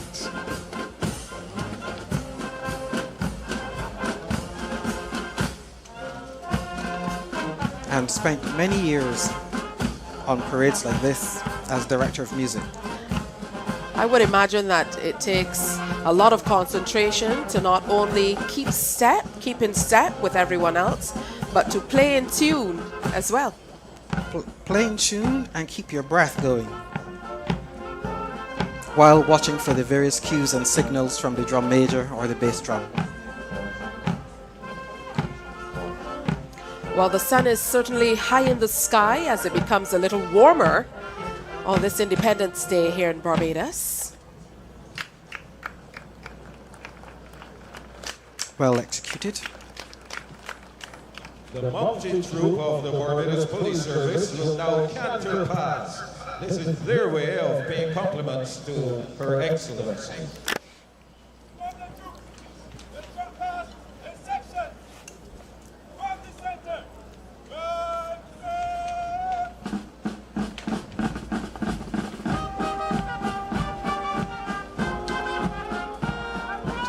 Cantering past Matilda. Matilda. Station Sergeant Richard Walks. And the second in command is Sergeant David King. They're cantering past to the tune Matilda by Harry Belafonte.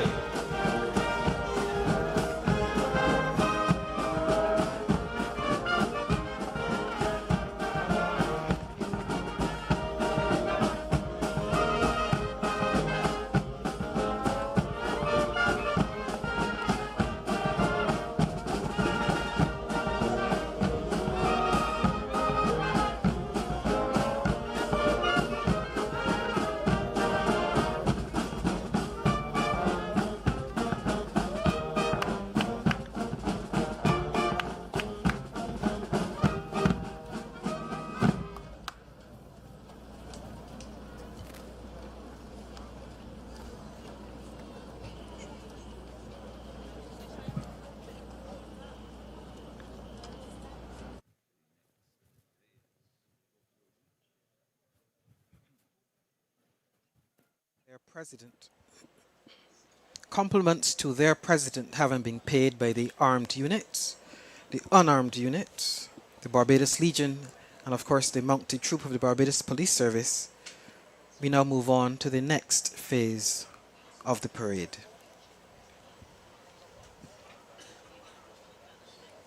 And we have coming up that display by the Barbados Landship Association, who will be celebrating 160 years of existence. Shout! In open order! Inwards! Yes! And of course, because we must always look good in the military, they're dressed just one more time. And of course, the parade commander is Steady, dressing the steady. parade and standing them easy to prepare for the display. The front rank of the White House.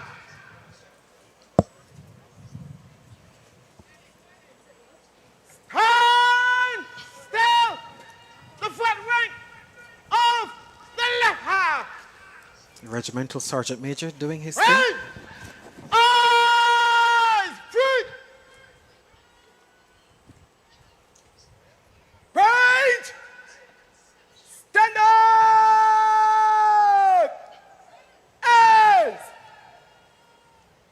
Stand easy! That stand easy says You can The relax a little bit. Barbados Landship Association proudly celebrates its 160th anniversary this year.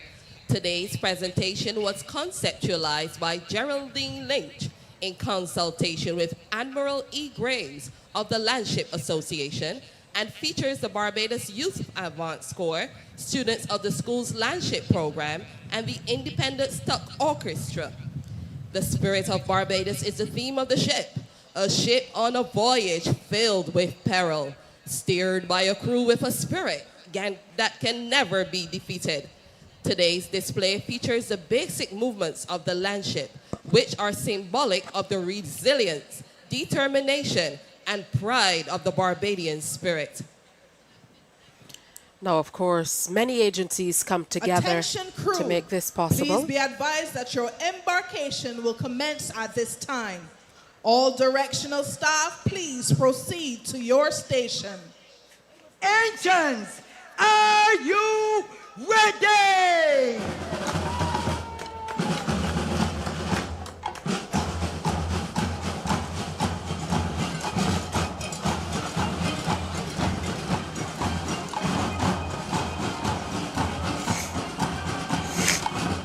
BSL, double march!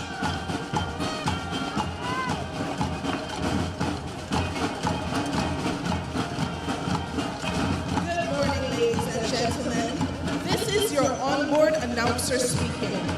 Welcome to our beautiful ship, the Spirit of Barbados.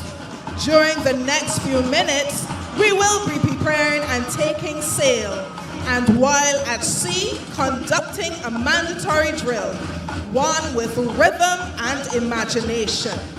This Bajan landship will sail in compliance with the Division of Culture.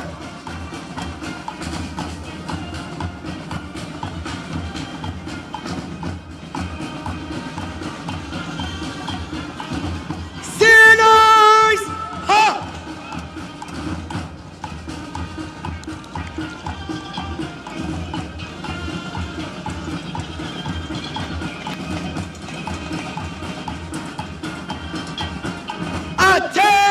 Attention! Roll call!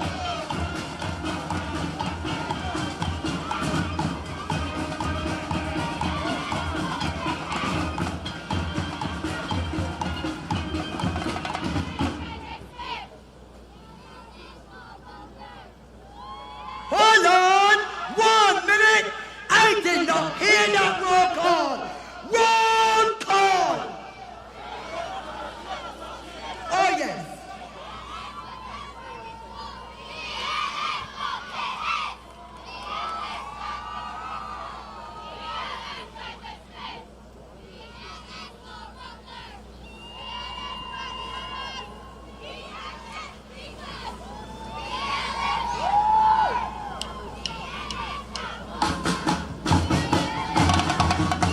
March time! Left, right! General exercises are your own work. Shoulder up, shoulder forward. Side, shoulder down. Shoulder up, shoulder forward. Move it! Up. The Spirit of Barbados will show fitness and strength to facilitate proper onboard actions. We must take a moment for some physical training to maintain overall health and wellness. Sweet as rub those days! The Spirit of Barbados must be clean inside and out. Quartermaster Lynch, make sure that ship is ready. Oh yes! Ship ain't looking too clean! Section 20! Get him up, get him up, get him up! Ready. We need to get our act together. There must be no sloppiness on board. Now this is no punishment. Lift those knees! This is for the promotion of alertness and focus. The Spirit of Barbados must be a fit and shining beacon, a sparkling example for the whole world to see. Attention!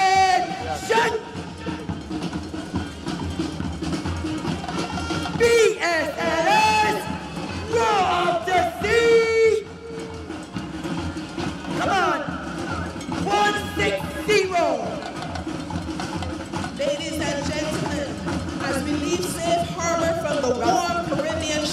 across the Atlantic, which once tore us asunder, no longer subdued, we prepare to sail the world.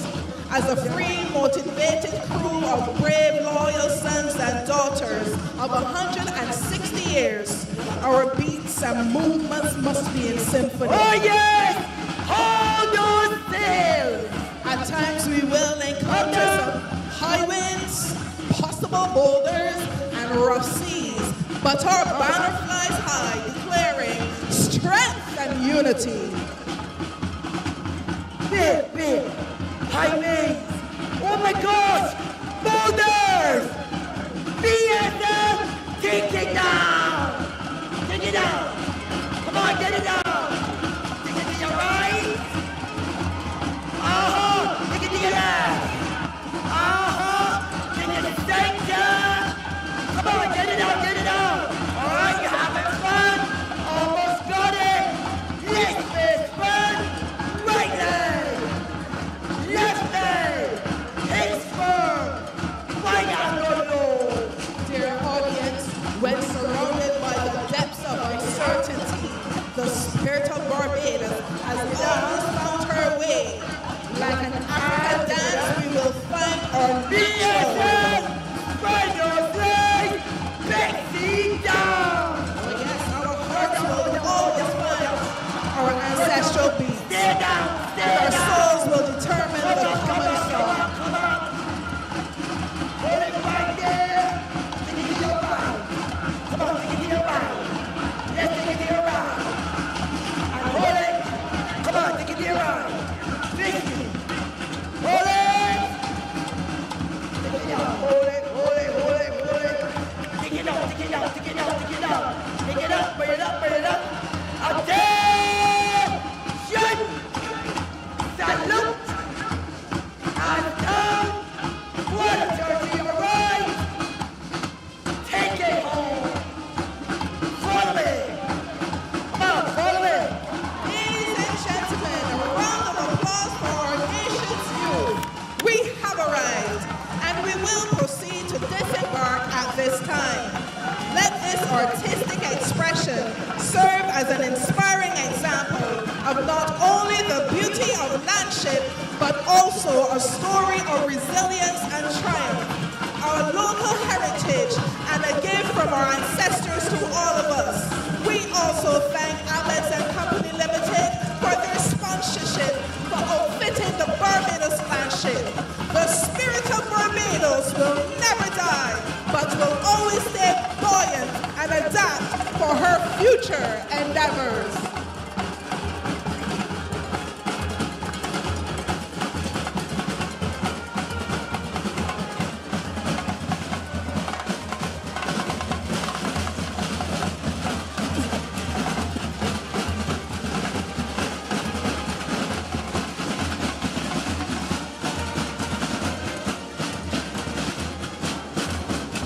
Another round of applause for the members of the Spirit of Barbados ship in partnership with the Barbados Landship Association, celebrating its 160th anniversary. Today's contingent comprised members of the Barbados Youth Advanced Corps, students from the National Cultural Foundation Schools Landship Program, Deacons Primary, Grisette's Primary, Holy Innocents Primary, Mount Tabor Primary, St. Albans Primary, St. Mary's Primary, Wesley Hall Junior School, Ellerslie Secondary, Frederick Smith Secondary, Grantley Adams Memorial, and the Princess Margaret Secondary School, the Barbados Landship Ashanti Heaney, with 3 students of the Rennell Weeks Primary School being a part of their group.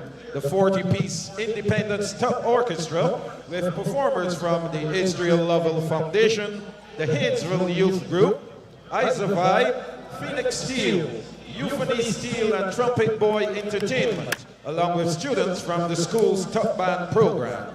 The coordinators, Geraldine Williams, Kevin Moore, Danielle Ford, Shelley Small, Shamara Brooms, Shelley Duran, Keisha Dorridge, Rashida Burton, Jediah Lazar, Raheem Walleran, Ryan Aline, David Headley, Robin Watson, and Juanita Clark. Let's give them another rousing round of applause. Oh, what a wonderful presentation indeed.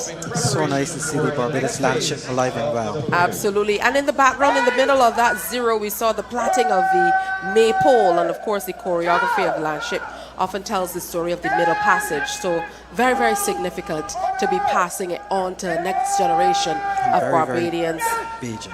160 years on.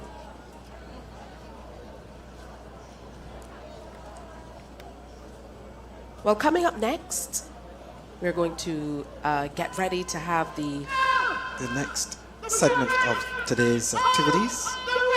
The troops will march off while we prepare for the presentation of the awards. Leadership badges for the children and the other national awards, which some of us await eagerly.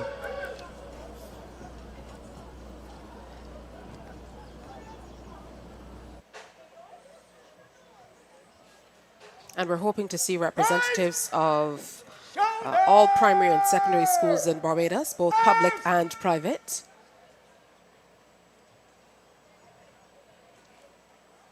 That will be followed by Her Excellency the President presenting the National Independence Awards and insignia. And column of group by detachments. Barbados Boy Scouts leading. Move to the right in column of route. Right turn.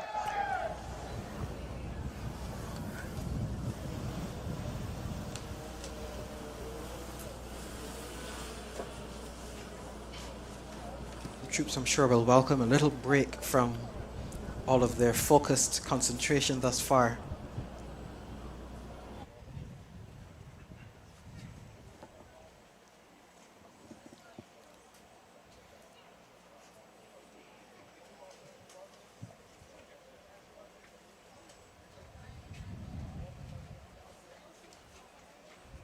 Now, the presentation of leadership badges to the head boys and head girls of the schools across Barbados was instituted a few years ago. And as you mentioned, it has come to be one of those parts of the Independence Day presentation that is very well received and much looked forward to.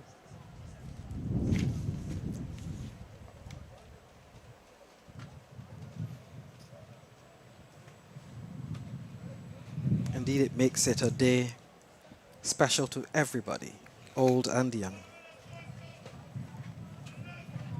Certainly it's wonderful to see so many Barbadians out in their national colors on this occasion.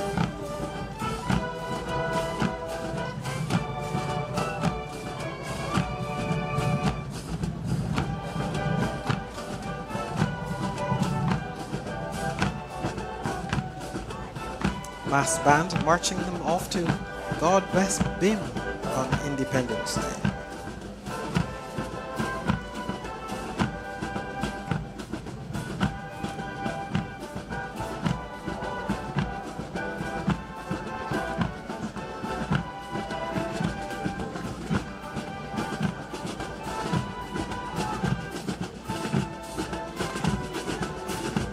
Classic from the Merry Men of Barbados.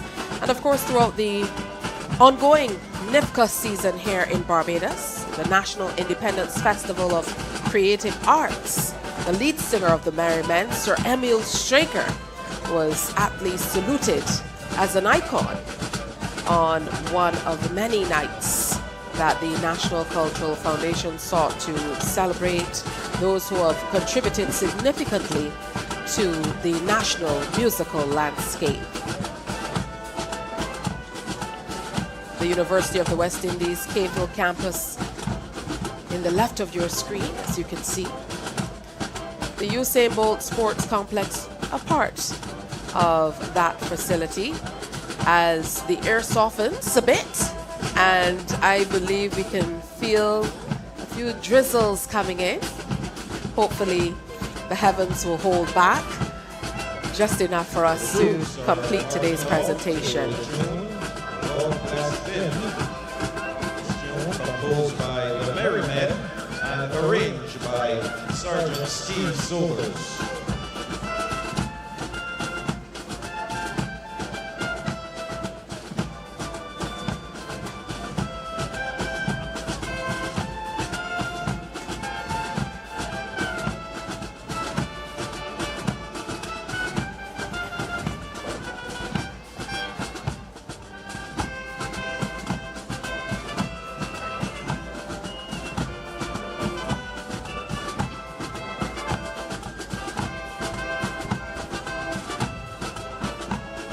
Nice to see the Corps of Women on parade. Women in Barbados Defence Force perform a myriad duties, clerical, administrative, and even command.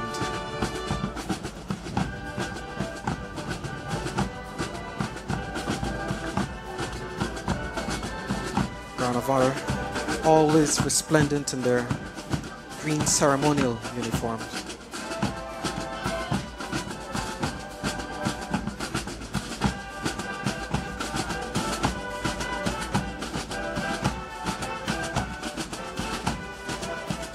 Followed by the masked band.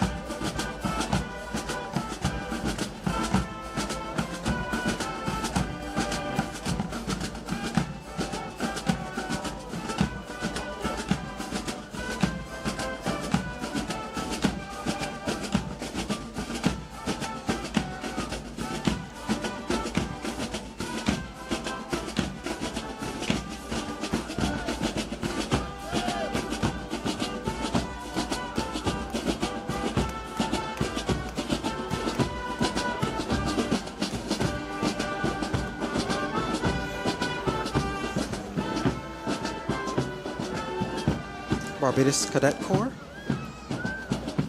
Barbados Youth Advance Corps. And it's wonderful to see that there are now so many young women as a part of the Barbados Youth Advance Corps that they now have their own detachment of sorts. Very interesting. And they look so smart.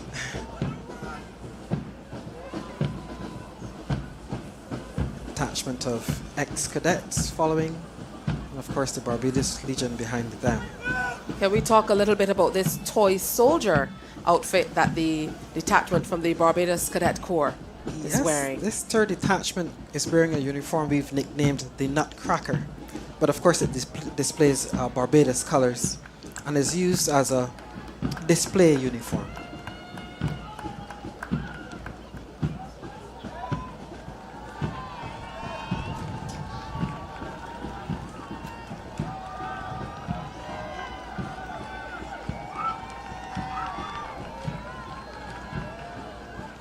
And of course, on this occasion, we get to see a number of agencies that aren't always as visible in the Barbados Prison Service and the Barbados Fire Service, just to the screen as we speak, marching by in the bright fire truck red, is it called?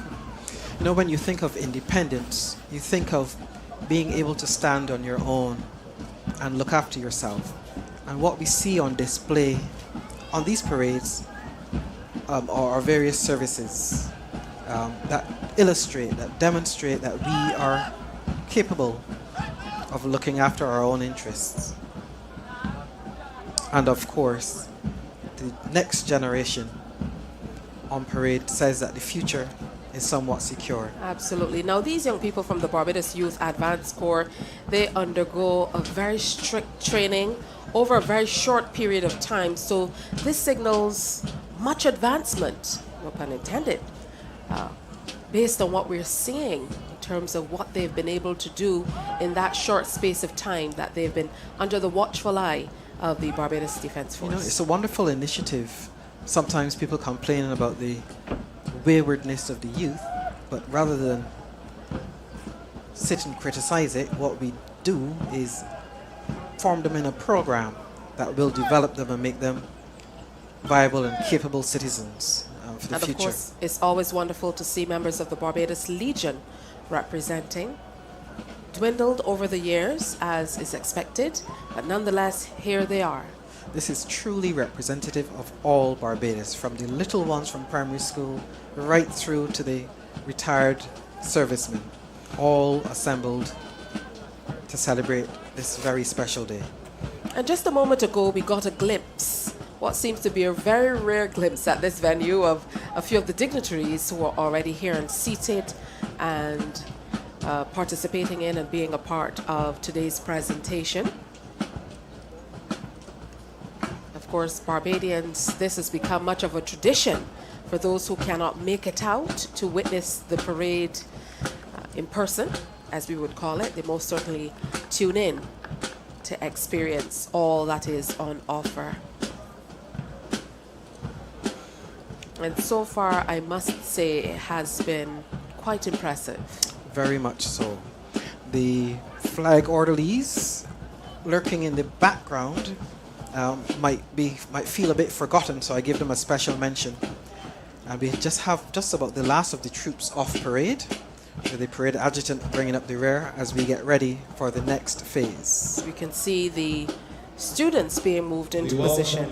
This is Carolyn Roberts-Reefer, Chief Executive Officer of the National Cultural Foundation, who will guide us through the next phase of the parade, which will be the presentation of leadership badges, the presentation of national awards and insignia, the address to the nation by the Prime Minister, and the cultural presentation. Mrs. Carolyn Roberts-Reefer.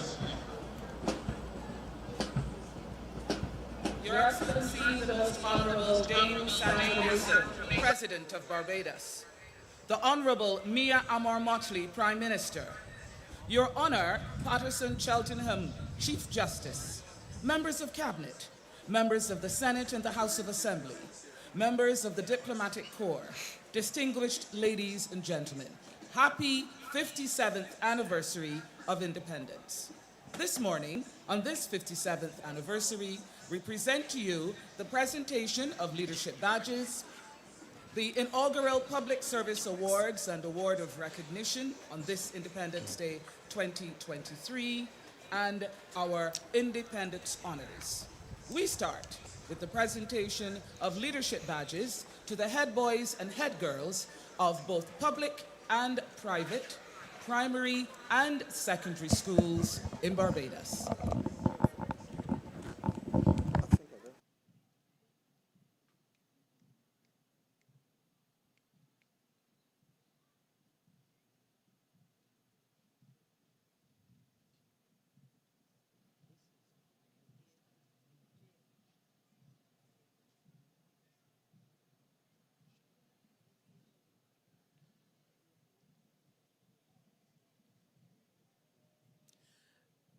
Leadership badges will be presented by heads of government associations and the private sector partnership.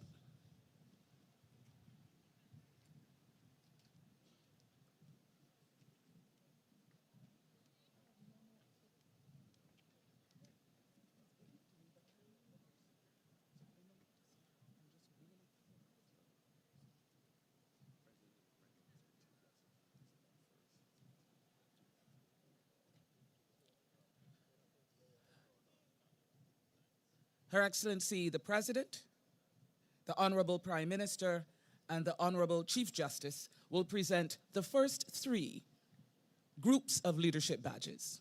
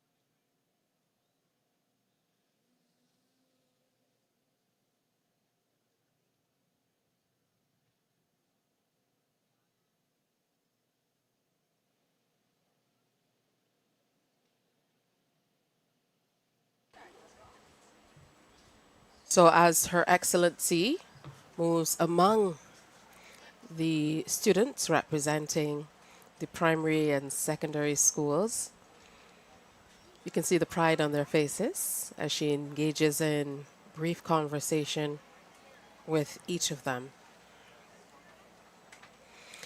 And can we take a moment to acknowledge Her Excellency's hat? Of course, she's come to be known for these beautiful pieces.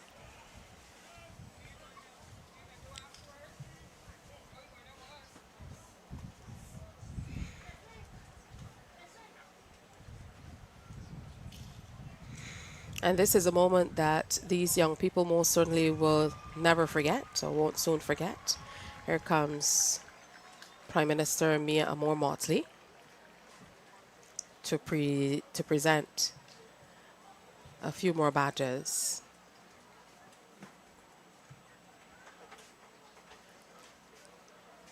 And she too engages in brief conversation with our young leaders, head boys and head girls of each school here on the island. And I think at this point, we're maybe at the halfway stage or just a little ways past. After this, we will move into a speech by the Prime Minister, a cultural presentation, and of course, we will have the national awards coming up just after the presentation of leadership badges. It's wonderful also to see that many of the secondary schools across the island are introducing blazers with their uniforms as well, as the students participate in various, mostly oratorical contests and things of that nature.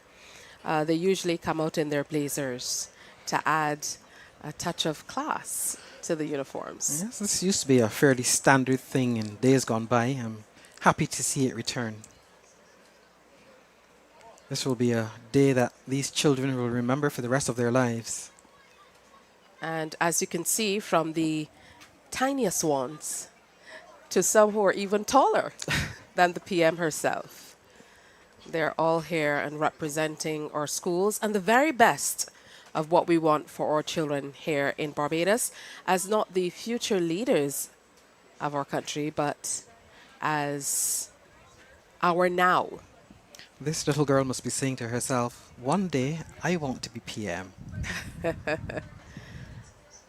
That certainly is a possibility, as our first female Prime Minister and first President pinned the badges on these young people. It's a true sign that anything is indeed possible. And I think maybe the teachers told them, you have to look serious as you get these pinned on. And there the PM goes telling him, give me a little smile. There you go. I love that they each get to greet and have a little chat. As you mentioned, certainly an unforgettable moment in these young lives.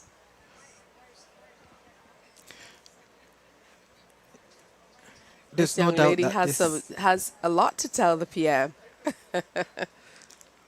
there's no doubt that this is certainly a motivation for our children to stay focused, to aim high, knowing that there is likely to be a reward if you do the best you can.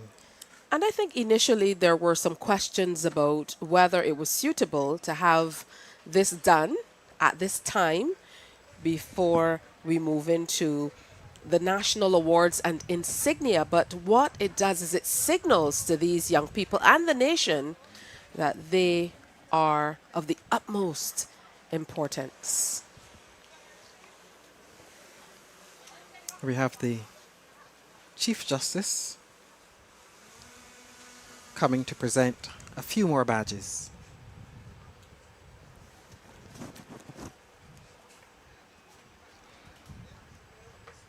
When it comes to ceremonial and having things done in an orderly fashion, you can expect to see the military guiding the process. Again, all of this is rehearsed. So no one shows up on the day without having gone through the paces. These young people are certainly not exempt and displaying their badges for the world to see as well.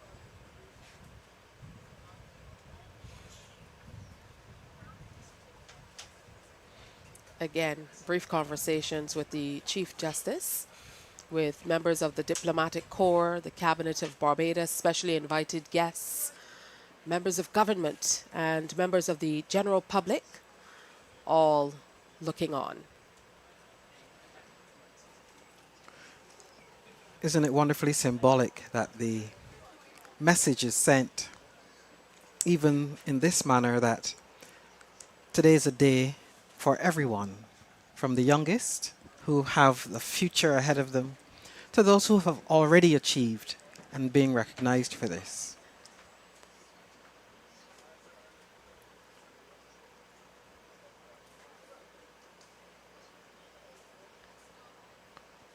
And I would imagine that some of them are quite nervous, as we can see this young man closest to the screen preparing himself to receive his badge. I myself would be quite nervous. Are the going Chief to be Justice, the President of Barbados, the Prime Minister. greeted by personages from the highest offices in the land. I think I would be a bit nervous. Well, I myself am proud today too, and a number of my colleagues from CBC, we all decided to wear our humanitarian badges that we were awarded for work done in 2020. Very smart indeed. So we also are happy to be a part of today's presentation in more ways than one.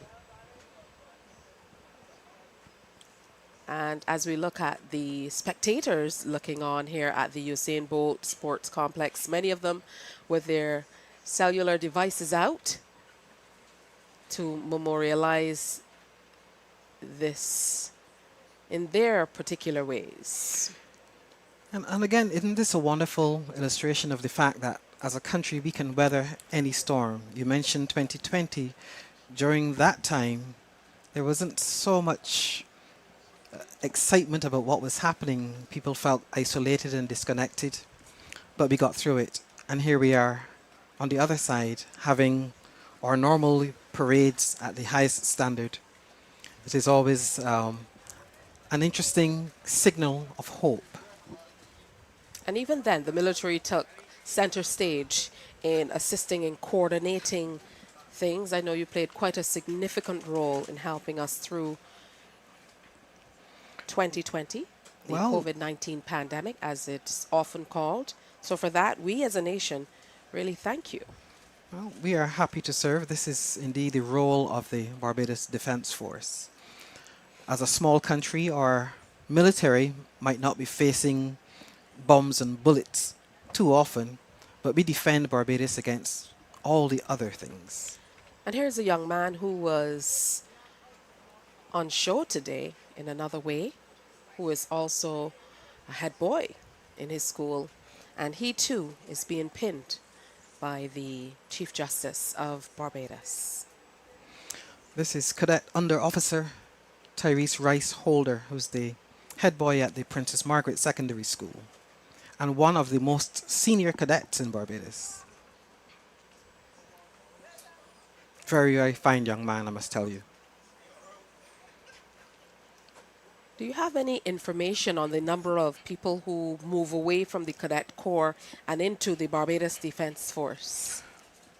These days, within the last couple of years, we have a transfer rate of about 60%. That's excellent.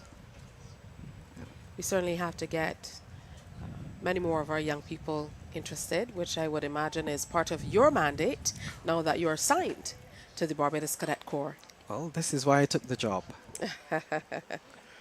We have to say a special welcome and thanks for viewing to those of you down the region and across the world who are certainly checking in on our broadcast and sharing how delighted you are across the diaspora to be able to share in the celebration of our 57th anniversary of independence and second year. Today also marks that second year for Barbados as a parliamentary republic. It must be said, Bajans the world over must be beaming with pride today as they observe a very fine parade, as they acknowledge that our youth are recognized, and a little later on we will have a recognition for a job well done to others. But it says that Barbados is strong.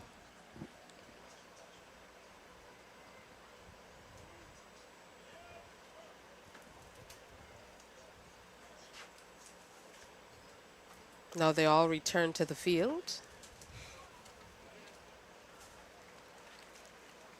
for a collective applause from the guests and spectators here at the Usain Bolt Sports Complex. Second tranche of Leadership Badge awardees, and these awards will be presented by members of Parliament and members of Cabinet.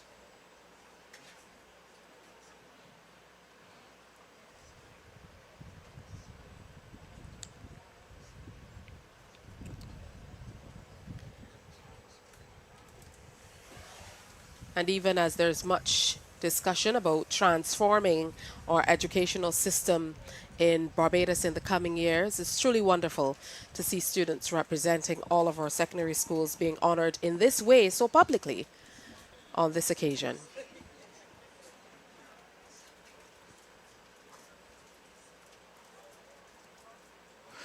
I think years from now they will look back at these old clips and think, wow, that was a really special day for me.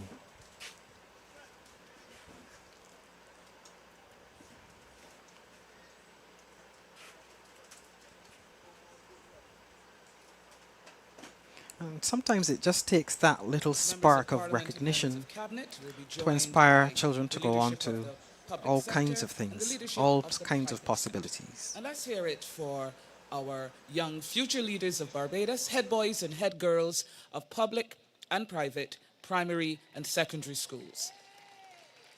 An impressive presentation today.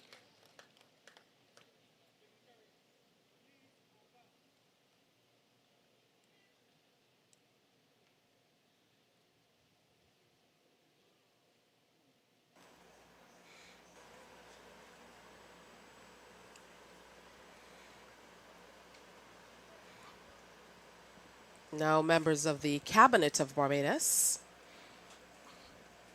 are going to get their opportunity to meet these young boys and girls. And if you're thinking this is quite a long presentation, it signals to you the importance and the prominence that it holds in the entire day's presentation.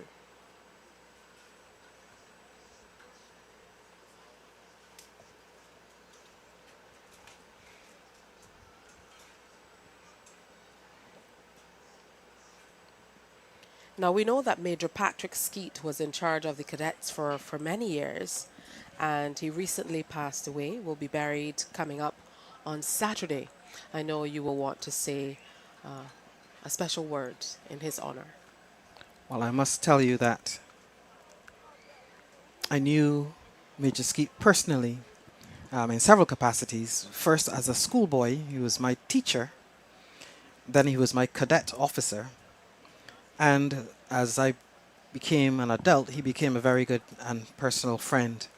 And the Barbados Cadet Corps deeply mourns his loss. He'll be buried, as you mentioned, on Saturday. And I'm going to be spending the next few hours, days, making final arrangements to accommodate visiting dignitaries from right across CARICOM. That was the extent of his reach and influence. With their badges proudly pinned, and a word of inspiration from the presenters, row 1 returns to its original position, and we get ready for row 2.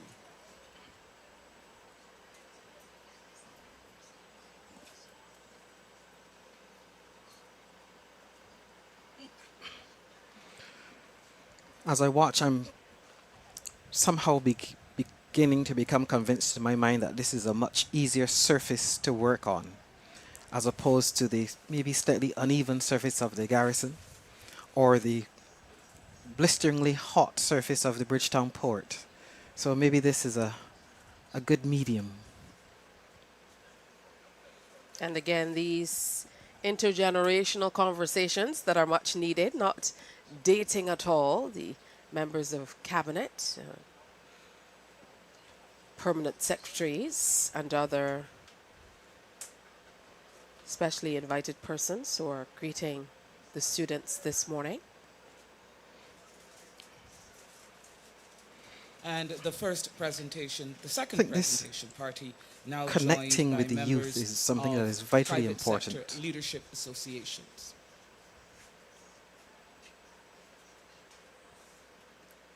Getting in there so you can see the badges a little better. And they were very specially designed as well a few years ago, specifically for this reason. And for those who might be wondering why today, the student leadership badges are part of the National Honours System of Barbados. What a proud look. And I'm sure the members of cabinet and permanent secretaries and members of the private sector association and so on who are part of this particular presentation are equally as proud to be able to pin badges on our future, the future of Barbados, our youth. I think the pinning of the badges presents more than just an opportunity to be seen or to be engaged in an official activity, but it is a unique opportunity for these people to connect, to interact. I would suppose that on an ordinary day, it is very unlikely that the average school child in Barbados will be interacting with a member of parliament. And so this is a very neat way of keeping us all connected right across the generations.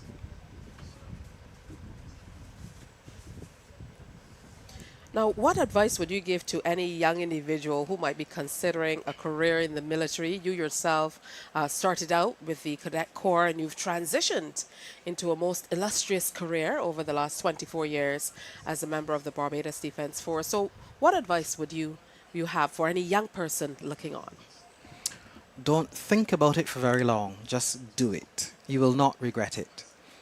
Naturally, the military is not everyone's cup of tea, as it were. But it will certainly shape you and mold you and help you to find and develop your best self. If you want to get your toes wet, so to speak, you can join the Barbados Cadet Corps if you're at school. And if you've left school already, the options are full-time service or indeed reserve service. All members of the second row have received their leadership But badges. test yourself. Round of Sign up and applause, see. please.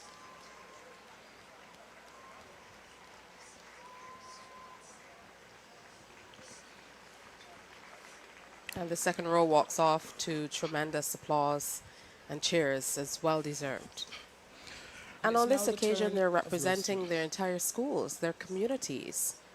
It's important for us to remember that as well. Must be some very proud teachers and parents. Even the placement of today's parade and what will follow after this part or this phase of the parade as we move on to the Lower Black Rock Road and march up to the Carlton cricket grounds. It really shows that we're still remaining at that grounded place in staying within the communities as we celebrate in this 57th year. I must confess that that part of the parade was always my favorite. That march, whether it's through Bridgetown or anywhere else, when the bands get to show off their latest calypsos and the troops get to strut their stuff, it's always a fine spectacle.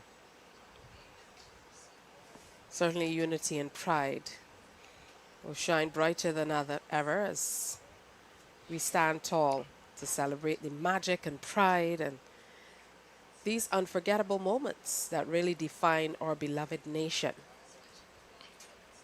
Just want to return briefly to career options in the Barbados Defence Force. Just to mention that just about every job that you could think of is covered in the Barbados Defence Force.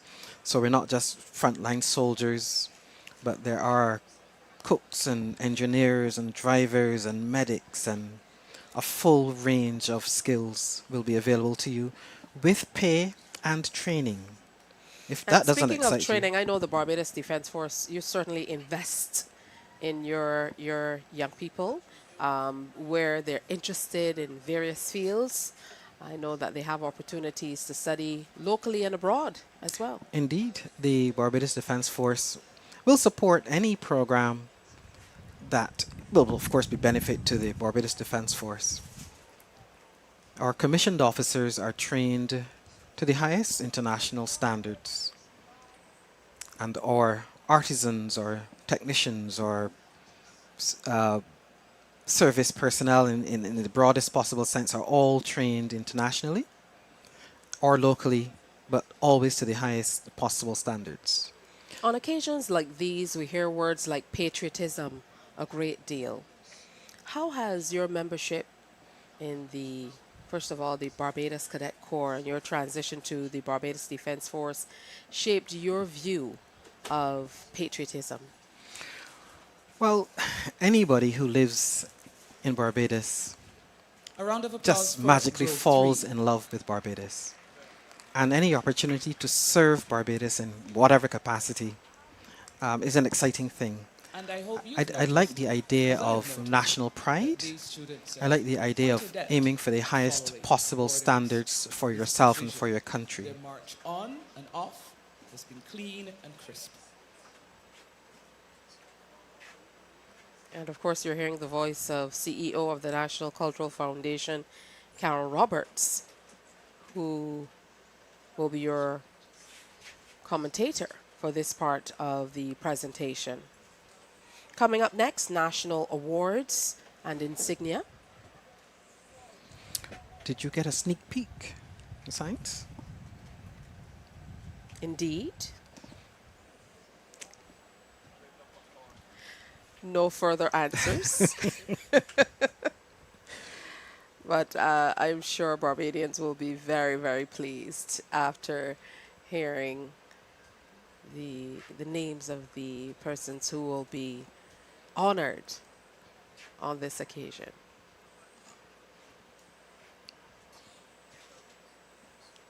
We're seeing faces of members of the cabinet, of course, some government officers, all showing up today, resplendent in their national colors and proud to pin the badges on the young leaders of our country.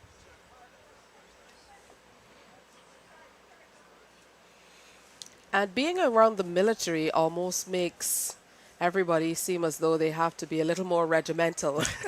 I guess you can see that even as they march And off. let's hear it for row 4. I'm sure they were told to be on their very best behavior. And maybe a stern look or two from the officers guiding Our them sincerest cemented thanks that. to our presenters this morning, Madam President, Madam Prime Minister, Honorable Chief Justice. You could, members you of could Parliament, imagine that members of Senate, presenting so members many of badges Cabinet, in a leadership situation like of this public could sector easily go wrong, associations and agencies, but and not with the military leadership guiding the of process. private sector associations and agencies. A round of applause for our presenters.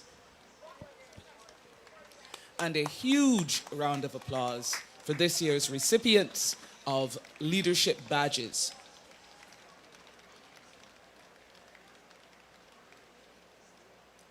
Today, we are pleased to introduce the inaugural Public Service Awards and Award of Recognition under the theme Public Service Transformation, Doing Things Differently. The Barbados Public Service represents the heartbeat of the country, and as such, an investment in its transformation is critical, relevant, and timely as Barbados faces significant challenges as a result of globalization, it recovers from the stress of COVID-19, and we seek to keep pace with the ever-changing global business dynamic. Today, we showcase two entities that are leading the charge in public sector transformation. We salute their initiative and leadership, as well as their best practices, as they dare to do things differently and champion change. The first Public Service Leadership Award is presented to Ms. Margaret Yvette Innes, the Acting Chief Immigration Officer, having served 44 years as an immigration officer.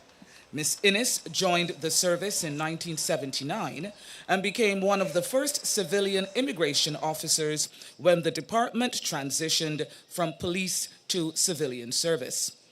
As one of the pioneers, she has a track record for having a sound understanding of the relationship between migration, trade, and economic development. Ms. Innes employed the key initiative of cross-fertilization of skills to build competencies and enhance the ease of doing business to transform her department. The Public Service Leadership Award is presented to Ms. Margaret Yvette Innes for transformational and inspirational leadership of the Barbados Immigration Department.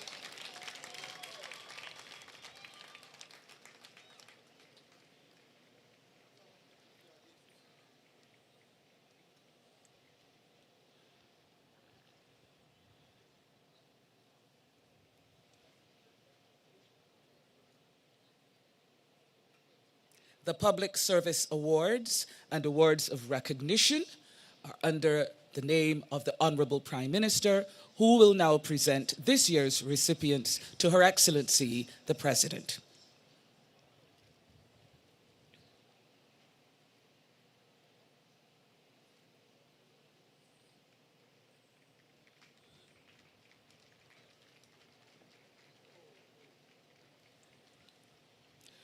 We ask Ms. Innes to remain in place, and we move on to our second Public Service Leadership Award. Ambrose Johnson has worked with the Student Revolving Loan Fund, the SRLF, for the past 16 years, having first joined the organization as its first loans manager. Under his astute leadership, he has coordinated and implemented several new initiatives that have resulted in the Student Revolving Loan Fund increasing its operational efficiencies and expanding its loan portfolio. Having operational oversight for the information technology functions of the organization, he has seized the opportunity to leverage the use of technology to automate various processes and to enhance the customer experience for the SRLF's clients. The Public Service Leadership Award is presented to Mr. Ambrose O'Brien Johnson for transformation and inspirational leadership of the Student Revolving Loan Fund to attain new heights of excellence in engagement, performance, and customer service.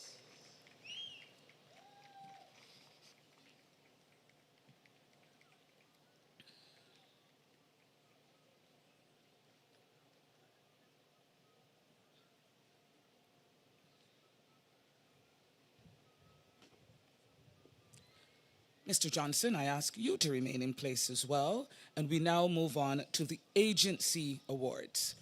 And the first award is presented to the Barbados Immigration Department, a department that stands as a testament to exceptional leadership. With a resolute commitment to its mission, the organization embarked on a journey towards a new and improved image, setting the bar for excellence in the public service.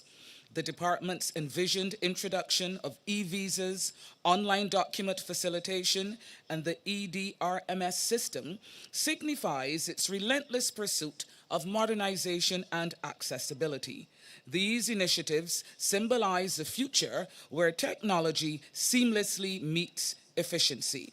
As we honor the Barbados Immigration Department with the prestigious Public Service Excellence Award, we celebrate its transformative leadership, dedication to service excellence, and tireless pursuit of innovation. This team stands as trailblazers, reshaping the landscape of the public service and fortifying Barbados' journey towards a brighter, technologically advanced future. The Public Service Excellent Award is presented to the Barbados Immigration Department for outstanding achievements in redefining and modernizing its services, setting an exemplary standard for transformation in the public service. Accepting the award on behalf of the Immigration Department is earlier recipient, Ms. Margaret Innes, Chief Immigration Officer. But she is joined by Ms. Janice Robinson, Deputy Chief Immigration Officer, and Mr. Carlisle Murray, Senior Immigration Officer. They are joined by some of the team from the Immigration Department. I invite you to stand, the immigration team, you already are, and be acknowledged. Congratulations and well done.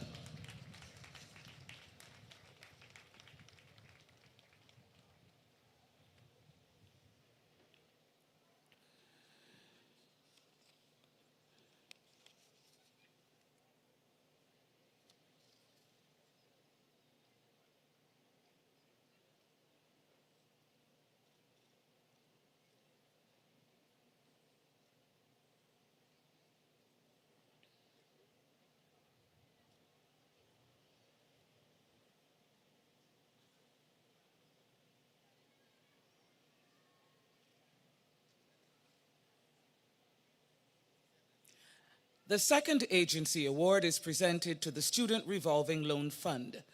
The transformation of the SRLF into an agile, sustainable, and efficient commercial state-owned enterprise has been a team effort under the guidance of the Minister of Education, Technological and Vocational Training, the Board of Directors, and the employees. They have all bought into the vision of making the fund a more customer-centric and sustainable entity. The first step in achieving this goal was making the fund the best place to work, and therefore the team ensured that its physical plant was conducive for its employees to feel safe and to produce at their optimum. The Student Revolving Loan Fund stands as a stalwart force driving societal progress through education, fostering the dreams and aspirations of countless Barbadians with unwavering commitment. For years, the SRLF has been a beacon of hope, providing empowering loans for tertiary education and igniting the flames of ambition. The Public Service Excellent Award is presented to the Student Revolving Loan Fund for outstanding achievement in redefining and modernizing its services, setting an exemplary standard for transformation in the public service.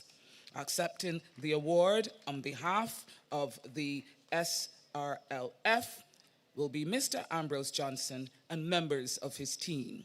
He is joined by Mr. Alan Roach, Assistant Marketing and Business Development, and some members from the SRLF team.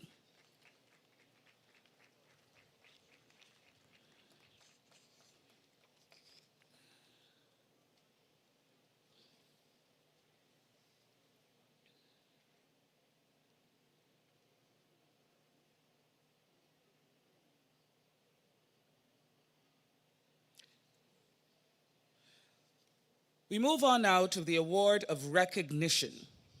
Founded in 1973 by Barbadian visionaries Harold Hoyt and Fred Gollop, later Sir Fred, and a team of pioneers, the Nation Publishing Company Limited stands proudly today as the leading publishing and media house in Barbados. This Black-owned business was built from humble beginnings in a modest rented softstone structure in St. Mary's Row. Here, the company began to develop and shape a product that solidified its place in this island's history. The Nation has built a reputation for the delivery of credible, accurate, and reliable news and information. In this era, when fake news abounds, it is clear that the source matters.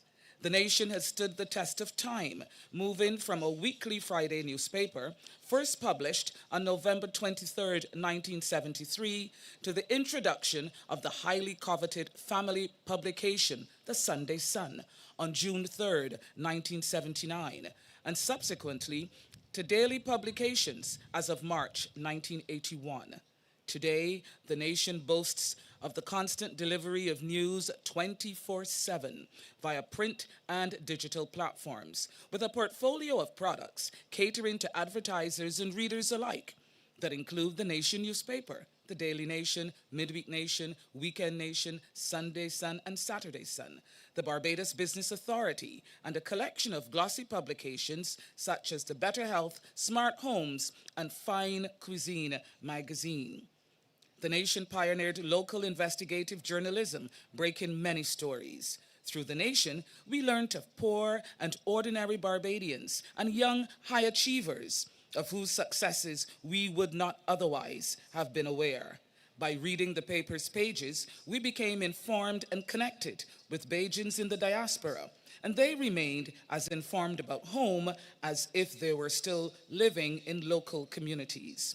For that work, it has become part of the national fabric, and today we pay homage to the service of the Nation newspaper, to this nation and its nationals at home and wherever they may roam. This award of recognition is presented to the Nation newspaper in appreciation of 50 years of outstanding achievements in print and digital journalism, serving Barbados, the region, and the Barbadian diaspora. Accepting the award on behalf of the Nation Publishing Company Limited is Mr. Noel Wood, Chief Executive Officer.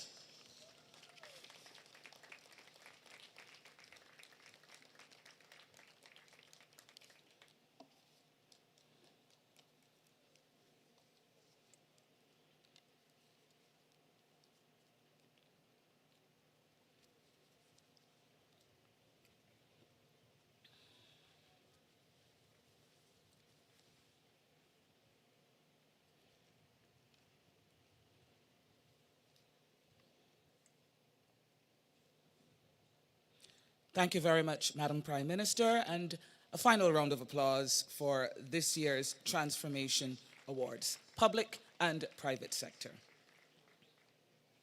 Your Excellency, this morning, on the 57th anniversary of our independence, 36 outstanding citizens, 31 of whom are present today, and who are awarded in this year's independence honors, will be acknowledged and presented in the warrants.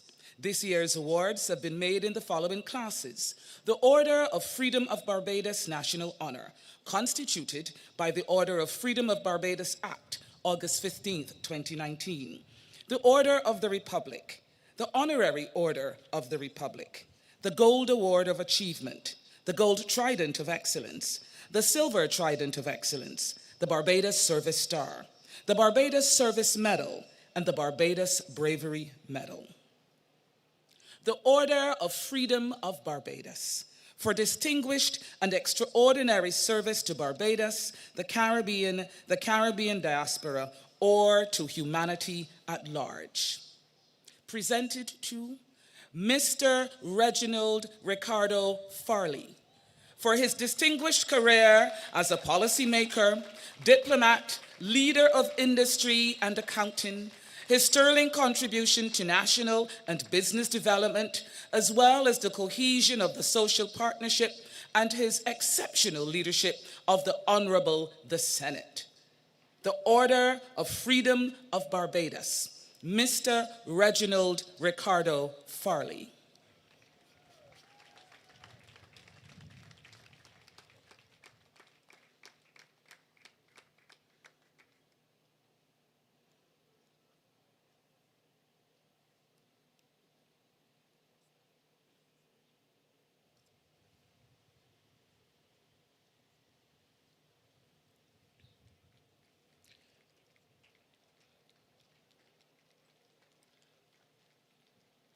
Miss Carrie-Ann Fernell Eiffel, for her distinguished service in the Honorable Senate and outstanding contribution to the enfranchisement of persons living with disabilities through education, employment, and exposure. The Order of Freedom of Barbados, Miss Carrie-Ann Fernell Eiffel.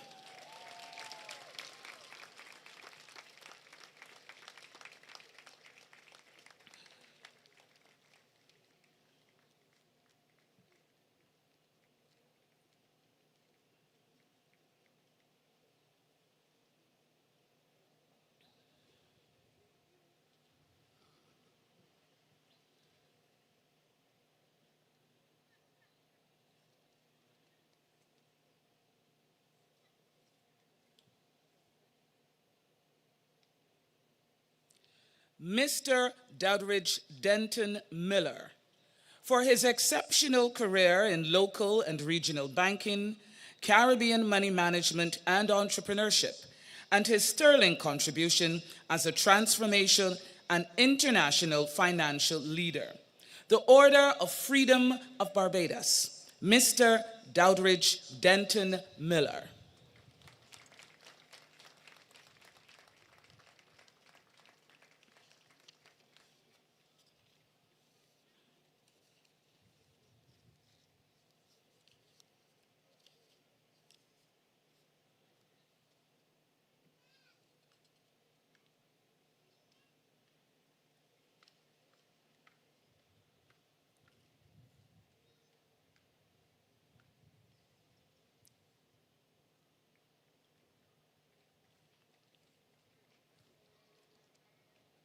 The Order of Freedom of Barbados Honorary Awards.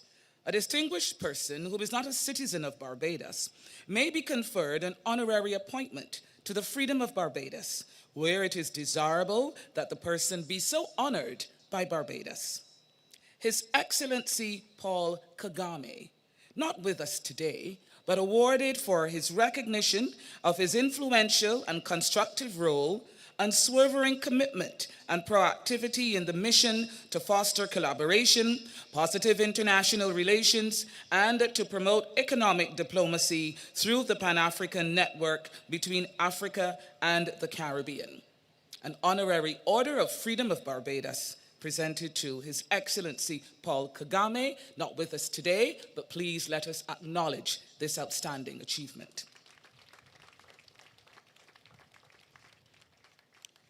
The second Honorary Order of Freedom Award is conferred on His Excellency Mohammed Irfan Ali in recognition of his strong commitment to enhance cooperation and collaboration to achieve regional integration and to foster deeper social and economic partnerships, particularly in relation to food and nutrition security, and for the upliftment of the people of Barbados and the region.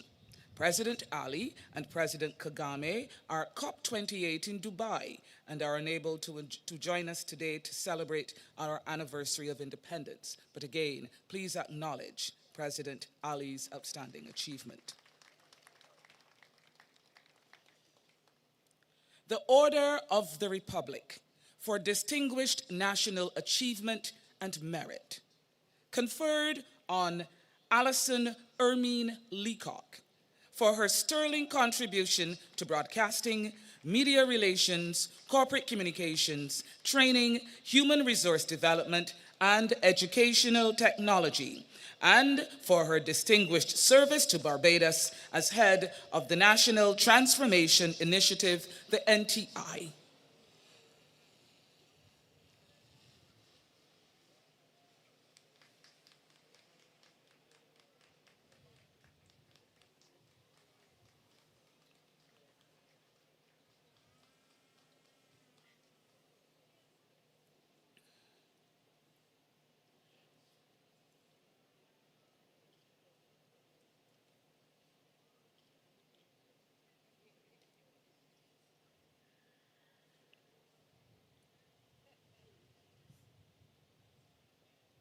The Order of the Republic, conferred on Miss Esther Elizabeth Phillips for her outstanding contribution to the literary arts and as Barbados's first poet laureate, and for her commitment to maintaining and strengthening Barbados's cultural identity and developing the cultural industry through her body of work as a creative writer, publisher, and educator.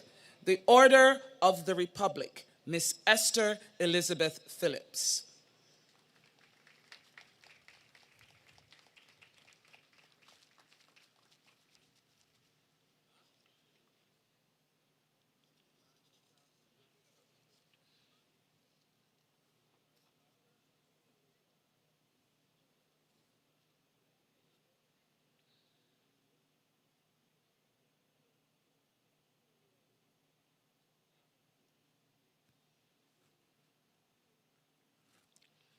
Mr. Grantley Einstein Declare Morris, for his outstanding accomplishments in weightlifting and bodybuilding, his contributions to physical and municipal planning and development in Barbados and Canada, and for his philanthropic service to the Barbadian diaspora, particularly in Canada.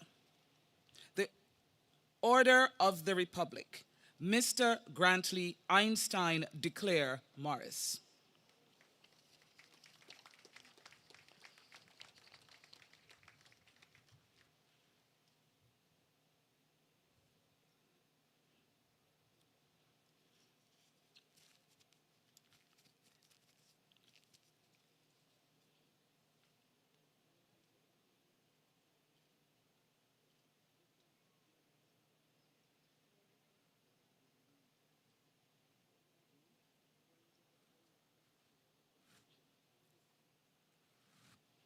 Miss Angela Mary Simpson.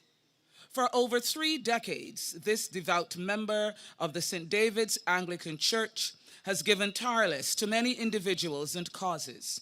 For her excellent and dedicated service in support of the Barbados Prison Fellowship and the Barbados Cancer Society, her work to assist the A Give Back QC charity, and her indefatigable contribution to the development of the sport of horse racing in Barbados and to the Barbados Turf Club. The Gold Award of Achievement, Miss Angela Mary Simpson.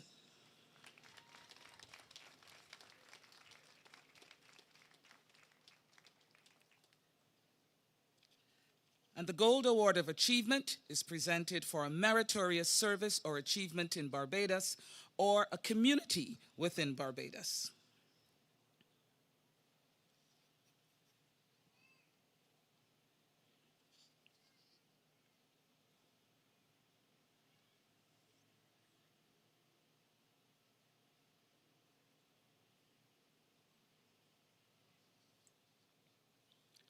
The Gold Trident of Excellence for highly meritorious service or achievement in science, the arts, literature, sport, civic duties, or any other endeavor worthy of national recognition.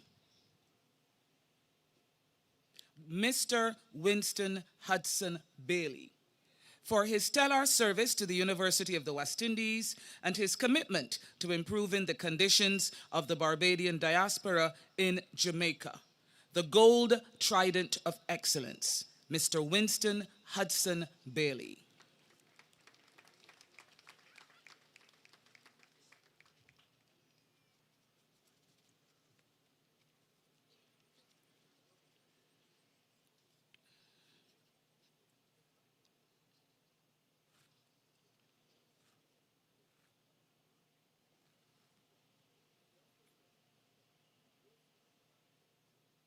The Gold Trident of Excellence, Dr. Ermine Claudine Augusta Bell, not with us today, but this honor is conferred on her for her exemplary service in the field of psychiatry and in the promotion of mental health and well-being in the public service and the wider Barbadian community, and her dedication to reducing the stigma attached to mental illness. The Gold Award Trident of Excellence, Dr. Ermine Claudine Augusta Bell.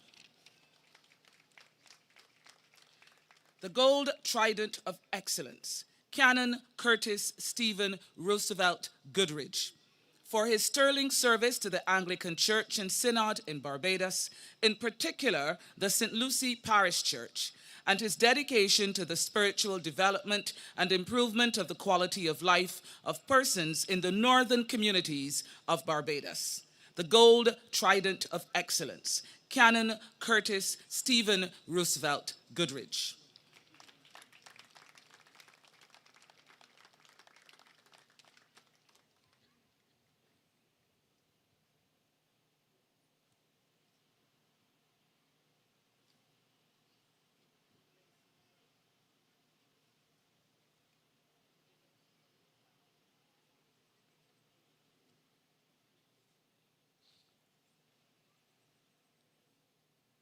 The Gold Trident of Excellence, Miss Daisy Suzanne King, For her long-standing and distinguished service in the field of education as a historian, actor, dramatist, teaching professional locally and regionally, school administrator, and transformational leader, and her commitment to volunteerism, working for the advancement of youth, in particular, marginalized young people.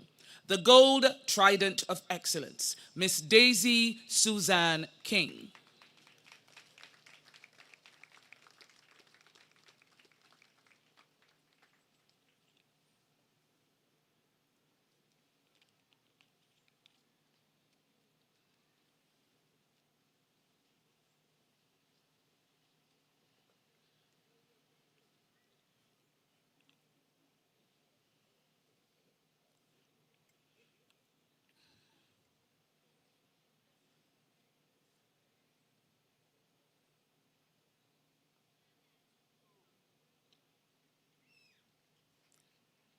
The Gold Trident of Excellence, Miss Sade Amelia Winnell Williams. For her outstanding achievements as a world-class athlete, track and field in particular, and her unrelenting efforts to be in global and to bring global acclaim to Barbados. The Gold Trident of Excellence, Sade Amelia Winnell Williams.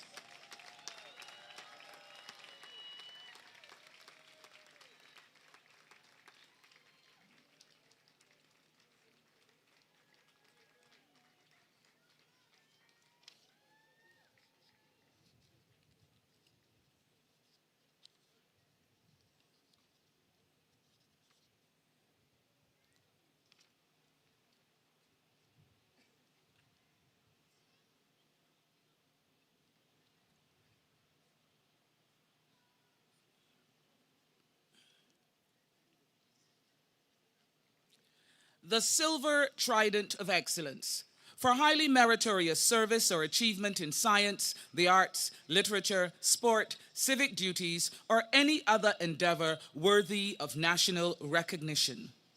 Daniel Owusu Boama, for his sterling contribution to the development of the Central Bank of Barbados and his dedication to capacity building, providing technical support to governments worldwide, and the training and development of emerging local, regional, and international economists. The Silver Trident of Excellence, Daniel Owusu Boama.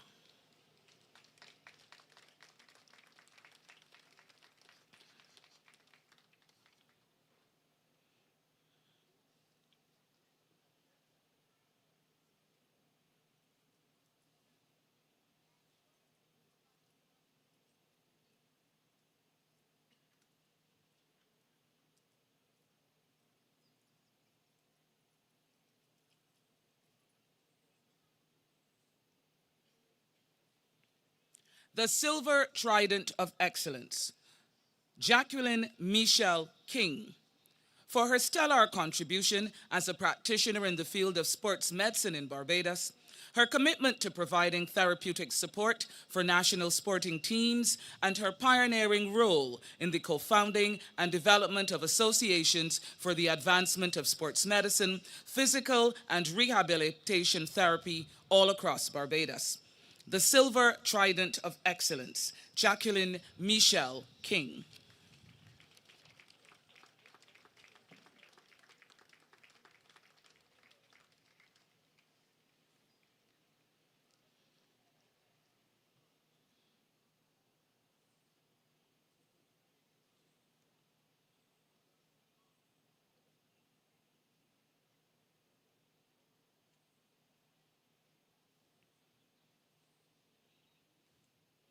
The Silver Trident of Excellence to Miss Karen Louise Meekins, not with us today, but this award is presented for her outstanding regional and international representation of Barbados and her unbeaten record-setting achievements in the sport of squash and her dedication to the development of young players as a squash coach and mentor. The Silver Trident of Excellence, Karen Louise Meekins.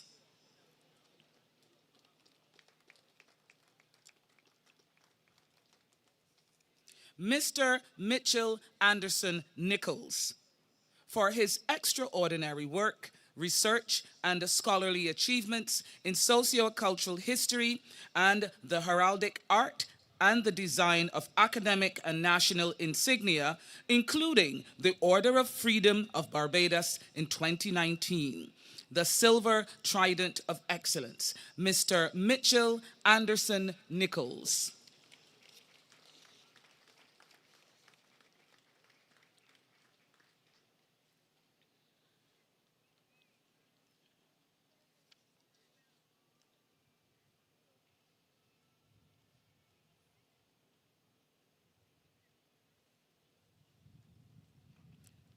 Mrs. Lana Cyriline Yard, for her dedicated and exemplary service to the government of Barbados and her unwavering commitment to lending her expertise in the provision of liaison, ushering, and protocol services to the public and private sector alike.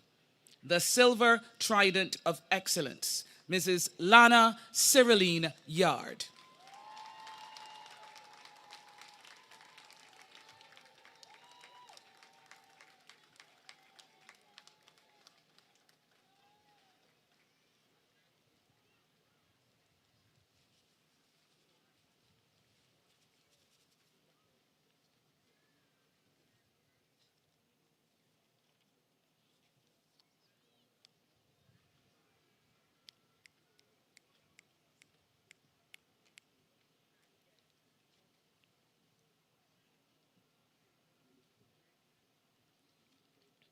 The Barbados Service Star, for meritorious work in the public, fire, military, police, prison, or other protective services, or in any other similar field of endeavor. The Barbados Service Star, Miss Pamelia Tersina Brereton, for her outstanding activism, education, and raising the awareness of Barbadians about Alzheimer's and dementia disorders, and her dedication to the building and strengthening of the Barbados Alzheimer's Association. The Barbados Service Star, Pamelia Tersina Brereton.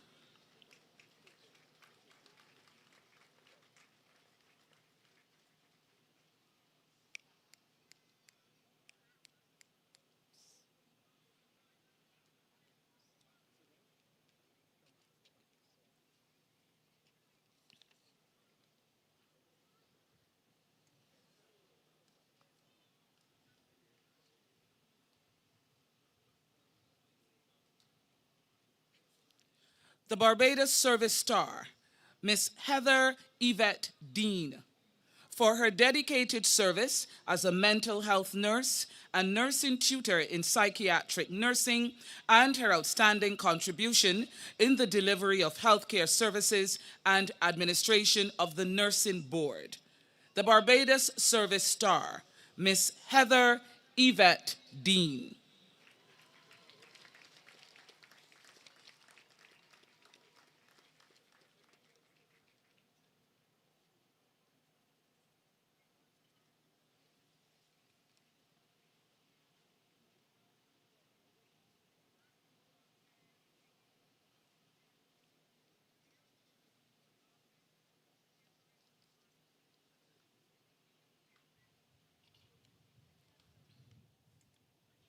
The Barbados Service Star, Lieutenant Commander Carl Alfonso Farley, for his meritorious service to the Barbados Cadet Corps and his dedication to youth and community empowerment through his work with the Sea Cadet Unit.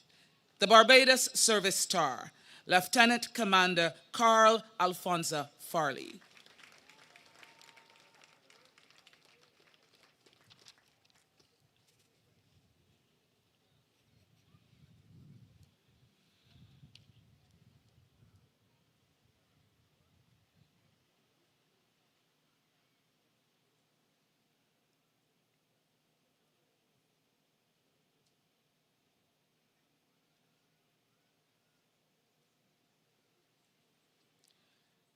The Barbados Service Star, Mr. Maurice Wilfred Gaskin, for his outstanding contributions in the provision of environmental health services and his commitment in the delivery of public education programs.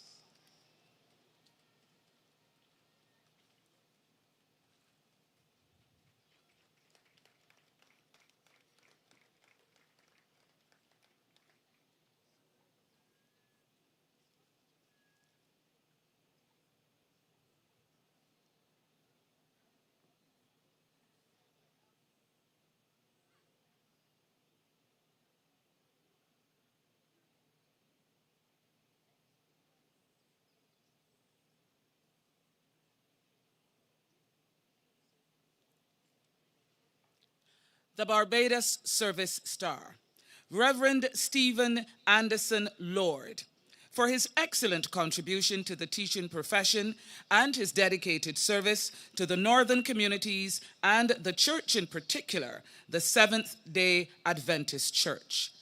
The Barbados Service Star, Reverend Stephen Anderson Lord.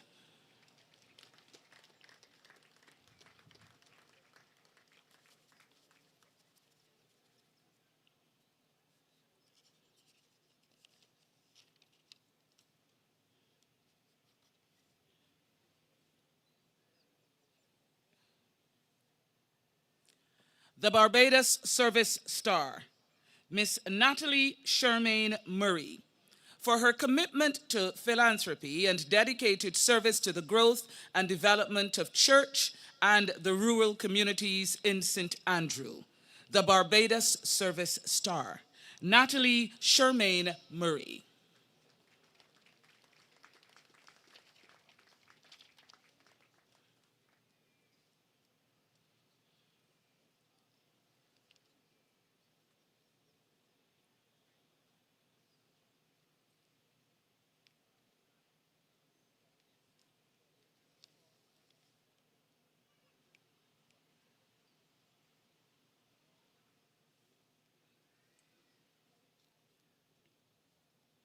The Barbados Service Star, Mr. Kevin O'Neill Vaughan, for his meritorious service and dedication to the development of the sport of cricket locally and regionally as a coach, mentor, and administrator.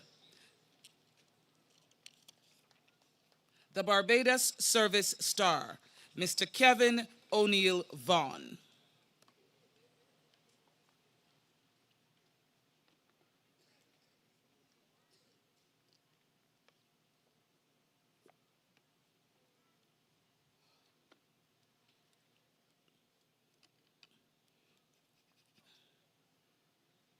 The Barbados Service Medal, for meritorious work in the public, fire, military, police, prison, or other protective services, or in any other similar field of endeavor.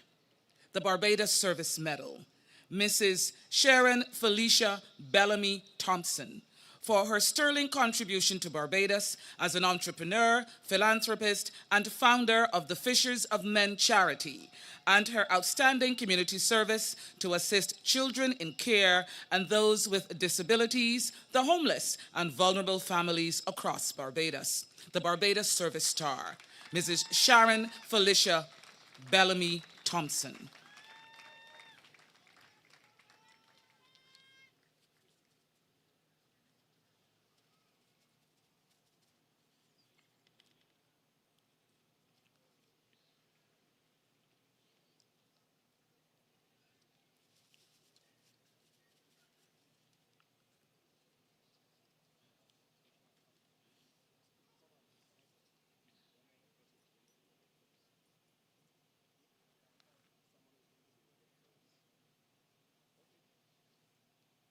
The Barbados Service Medal, Mr. Renford Mark Harper, not with us today, but an award conferred for his stellar career of service in the public sector as head of the Government Security Service, and outstanding contributions as a practitioner and administrator in the provision of national security services, Mr. Renford Mark Harper. The Barbados Service Star, Miss Pauline Ernesta Holder, for her contribution as a long-standing advocate and dedicated service to early childhood development and youth and community empowerment through her work with the church and several youth, community, and service organizations. The Barbados Service Medal, Miss Pauline Ernesta Holder.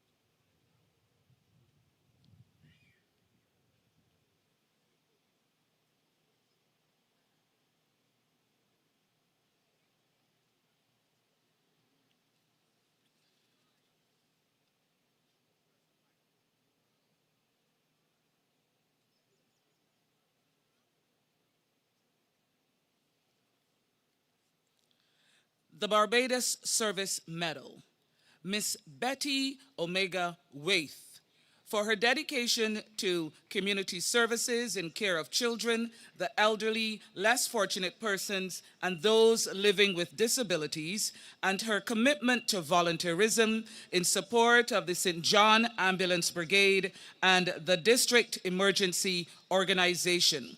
The Barbados Service Medal, Miss Betty Omega Waith.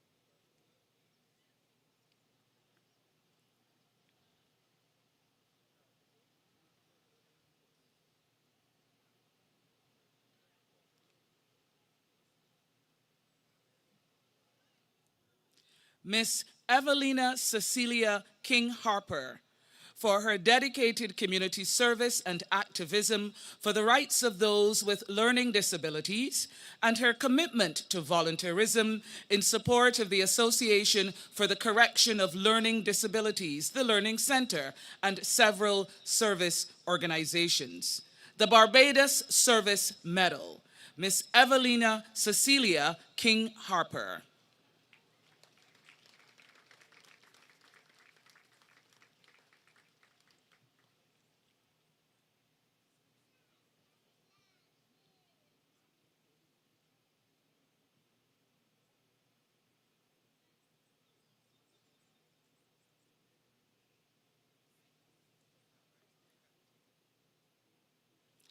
The Barbados Service Medal, Mr. Colin Anderson Van Dyne Williams, for his meritorious service in the field of environmental health and his activism on public health and social issues.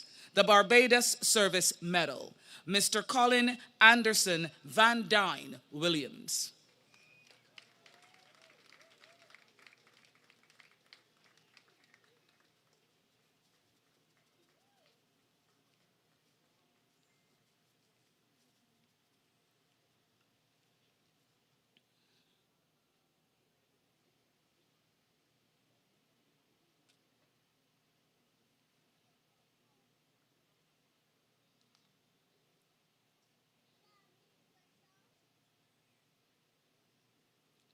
The Barbados Service Medal, Mr. Ivor Sinclair Worrell, for his meritorious service as a youth advocate and a social worker, and his sterling contributions to community empowerment and the development of the sport of bodybuilding in Barbados. The Barbados Service Medal, Mr. Ivor Sinclair Worrell.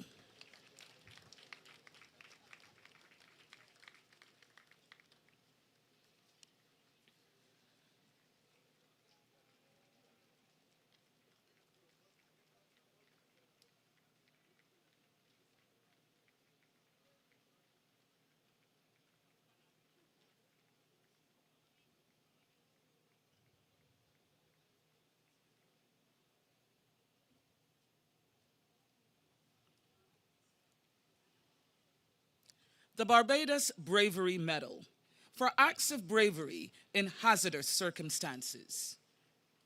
Mr. Roger Orlando Rock, not with us today, but let us applaud his efforts and award them for placing himself at risk while preventing extreme loss of property and loss of life of Mr. Antoine Alexander from a house fire at Queen Street, Nelson Street, St. Michael.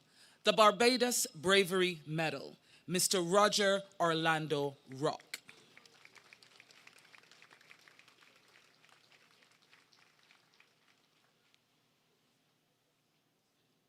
The Barbados Bravery Medal, Mr. Marlon Elrico Van Wyck Tempro, for placing himself at risk while preventing loss of property and also loss of life whilst under attack by persons with firearms during a robbery while plying the Oistins route in the early hours of the morning of July 16th, 2023. The Barbados Bravery Medal, Mr. Marlon Elrico Van Wyck Tempro.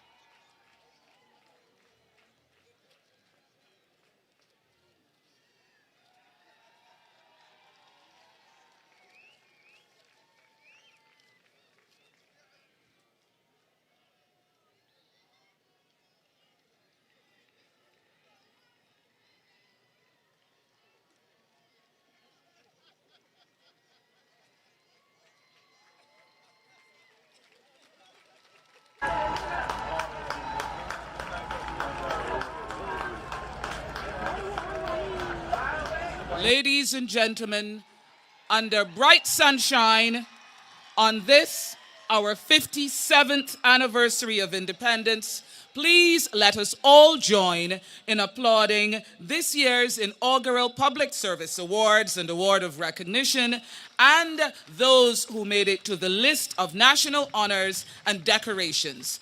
A round of applause for all awardees. I thank you.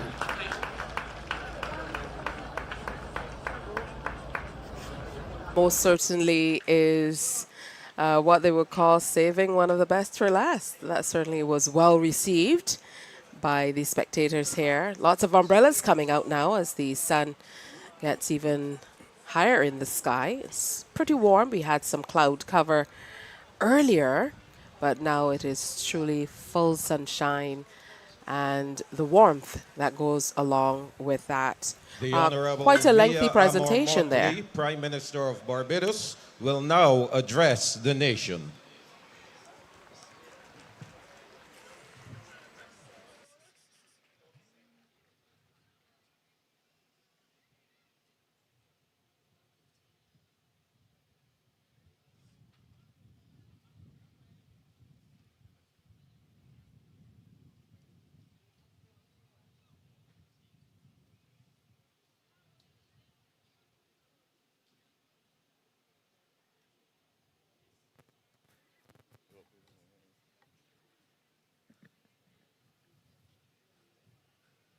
Madam President, the Most Honorable Dame Sandra Mason, President of the Republic of Barbados, distinguished members of Cabinet, the Executive, Parliament, the Judiciary, but above all else, Barbadians. This is our day. Happy Independence.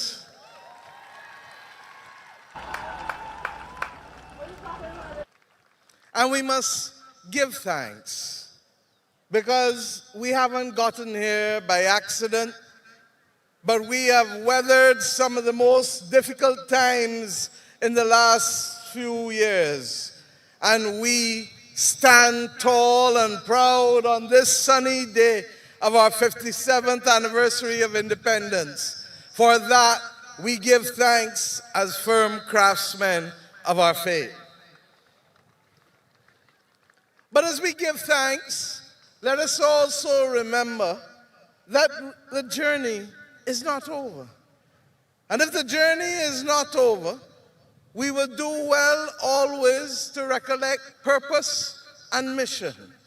We would do well to remember the principles that hold and unite our nation together. And I ask us to pay tribute to those principles, the commitment to pride and industry in our motto, to excellence, as we have seen in the distribution of medals and awards today. But in particular, you would forgive me if I salute the Immigration Department and its leader, Margaret Innes, and the Student Revolving Loan Fund and its leader, Ambrose Johnson, for showing what is possible in the public service to cater to the people whom we serve. It is a good and right thing that we should give thanks to you and to inspire all others to believe that we, as we plow in service of this nation, can achieve excellence as we give back to our people.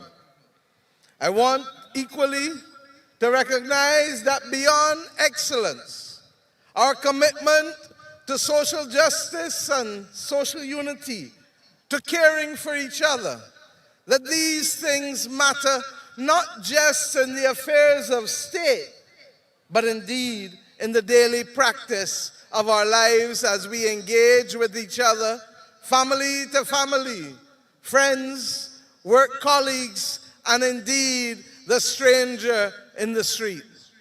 These are the principles that have sustained generations of Barbadians before us and must still do so today. As we equally remember that, we commit again to economic enfranchisement and economic resilience.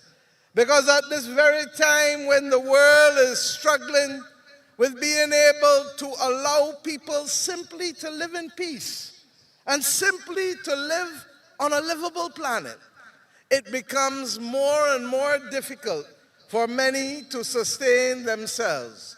And our pledge to each other that we should lift people out of poverty, but equally commit to wealth. Not just the earning of cash, but the generation of assets and wealth that can be passed from generation to generation.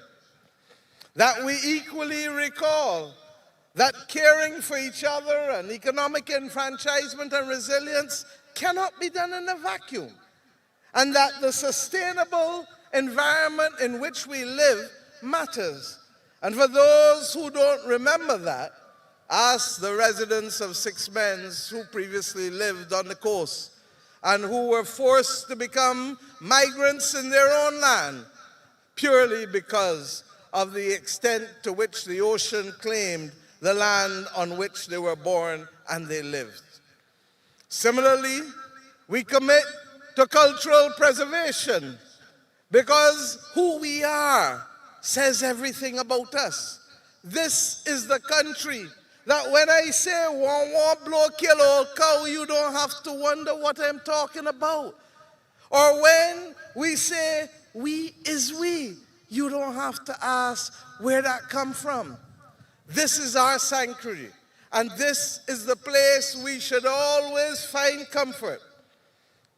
And as we do that, we remember that we don't live in this world alone. And diplomatic engagement, brotherly and sisterly relations will always be necessary as we live on this planet as part of humanity. I ask us, even as we meet today, to recognize that Barbados, despite its size, not only can be friends of all and satellites of none, but capable of providing leadership beyond our size to ensure that the world can become a better place. Indeed, as we speak here today at this ceremony, word has come from the UAE that the world's nations have finally not only settled on the loss and damage fund, but the capitalization of it has started this morning in earnest. And we thank the people of Barbados for playing the role that we have played in ensuring that this most essential item of justice can help level the playing field for those of us who have become victims of the climate crisis. Will we today or next week see the capitalization where we want it? No. But it is the beginning. And as we have learned, step by step, we can ensure that justice is delivered. But my friends, as we commit to this as a nation, many of you may be asking, but we keep going. We're tired. We're talking about this and we're talking about that. The reality is that in spite of the beauty of the sun, in spite of the gentle, caressing nature of the breeze, in spite of the wonderful nature of our environment, we live in a world that is precariously placed. And we therefore give thanks for the journey, but recognize that the journey is not the destination. This year, Barbados has been adjudged as the 5th fastest growing economy in the entire world. That has not come by accident.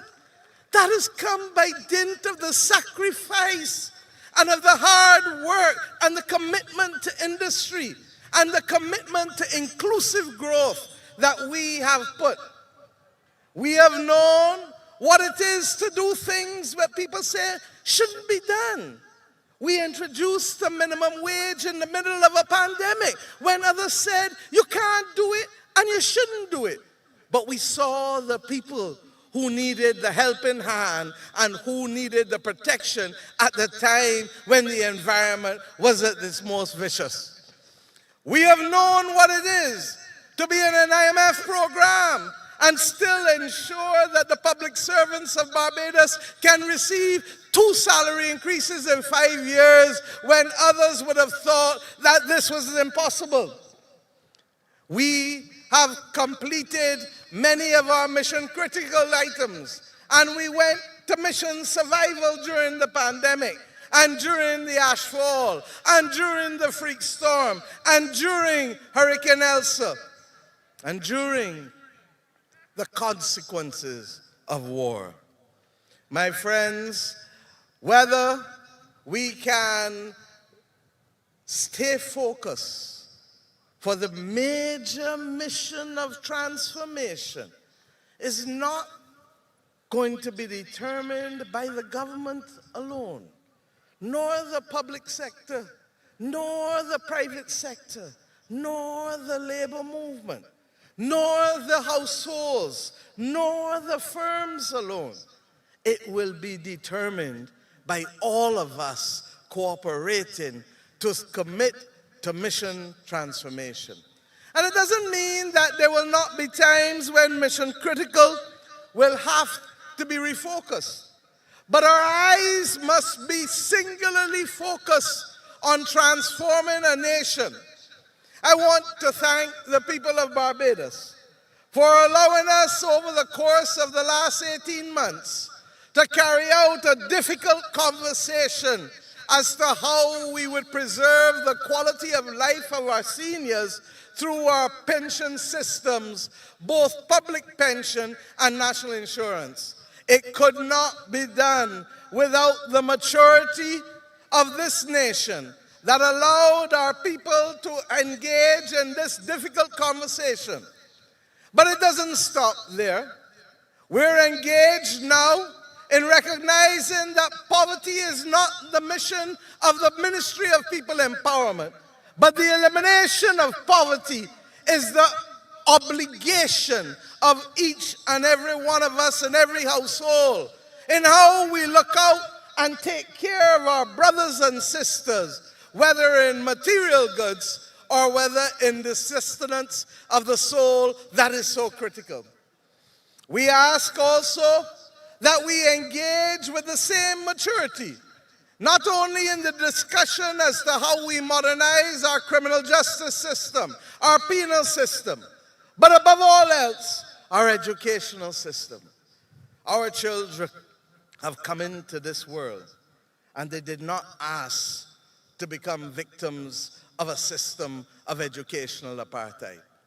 And if we continue to perpetuate it, believing that we should uplift 3 or 4 people and leave 5 or 6 behind, then we will be guilty of the greatest travesty that children of independence can be guilty of. We will not always agree on everything, but the essence of what we can do together to lay a pathway for our children is absolutely critical to the kind of society and the kind of inclusive growth that we can have as a people. So my friends, I understand that sometimes it's difficult, and that sometimes you may even be a little wary of the efforts that are necessary. But when you were a child and a teenager, there were things of which you tired too. But they were critical to your growth. They were critical to your sustenance. They were critical to give you the platform that could make you into adults, into a nation that would want to be inspired, exulting, free. Let us, therefore, understand that our lot, as I said in the last few years, is the lot to plant, to sow. And if we plant correctly, and if we nurture, others will come and reap. And some will reap a 3-week crop, and some will reap a 6-week crop, and some will reap a 3-month crop, and some will reap a 9 and 12 month. We will not all come in at the same time, but the importance of it is that we do not leave behind those who have not yet reached the destination. On this 57th anniversary, I ask us, therefore, as people of this proud nation, of this proud republic, that we remember the basics, be grateful, and be full of grace.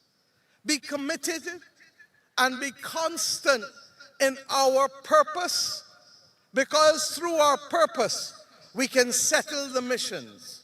Last year, we told you we were talking about them. This year, on the 1st of May, we signed and committed to them. And the journey of execution is not an overnight journey, but over the next 7 years, we will show ourselves and the world that we know what it is to preserve our blue and green, not just our blue, yellow, and black. That we know what it is to ensure that cleanliness is next to godliness, and that we can return to the old practices of taking care in front of us, because many hands do make light work.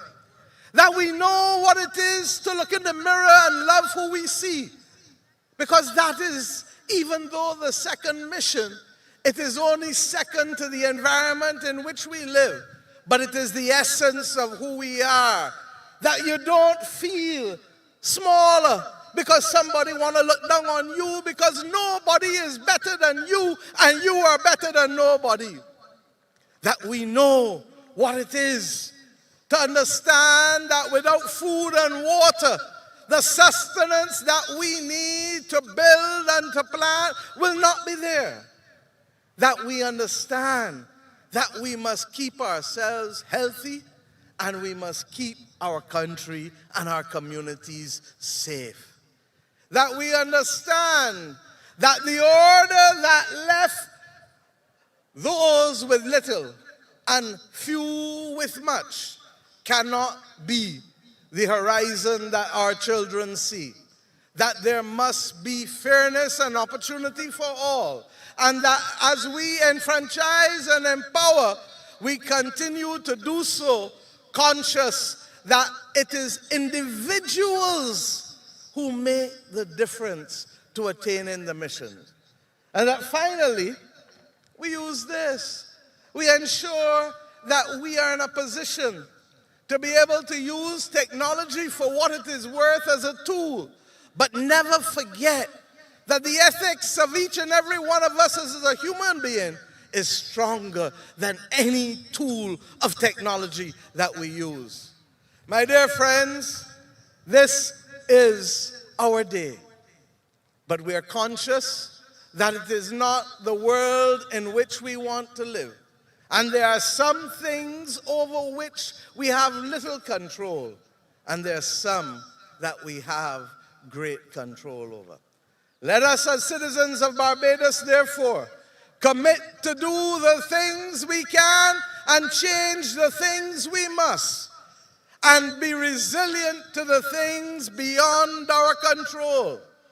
I leave to go to COP later this afternoon because the world is at a stage that if we don't limit the increase in temperatures, and our best chance looks like now controlling methane, if we don't do it, the season of superlatives that has come to us this year will cause more drought, will cause more floods, will cause more hardship and more migration. This is not what we want.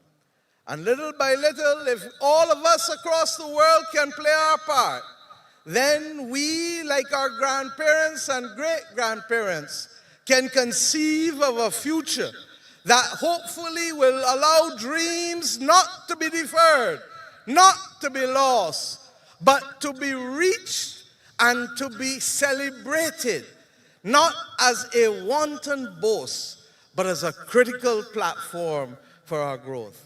I ask us now to stand and give 3 cheers to our great nation, and to remember those who could not be with us today, but to have them at the center of our thoughts, because Barbados is not only our country, Barbados is, and please forgive me, the best little rock that this world has ever seen. God bless BIM. Hip it! Can't hear you. Hip it!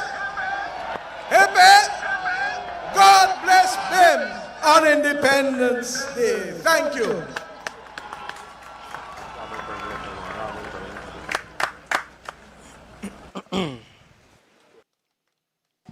The Independence Day message there from Mia Amor-Motley.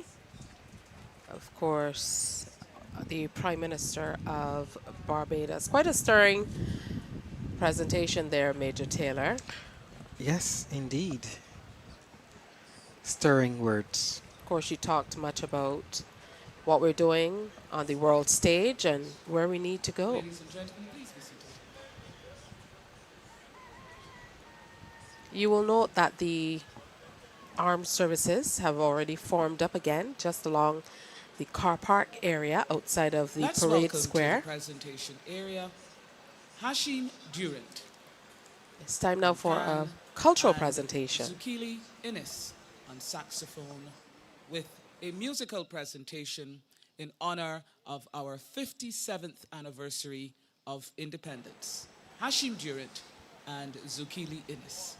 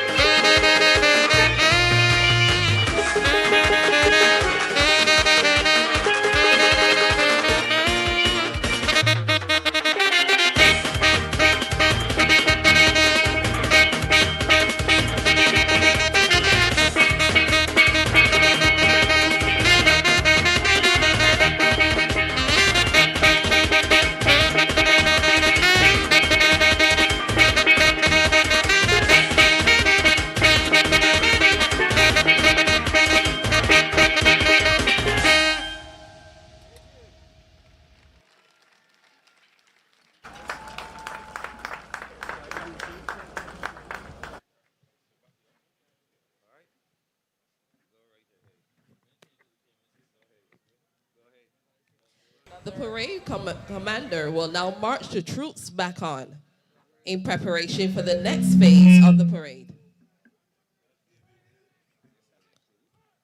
This will include Wonderful cultural presentation there. Some great music, sax and steel pan. How about that? And a few favorites as we get ready for the troops to do the salute to the nation. Yeah, I've been watching our young musicians, and I really believe every year they get more and more talented. But here we have the troops marching back on to prepare for the salute to the nation.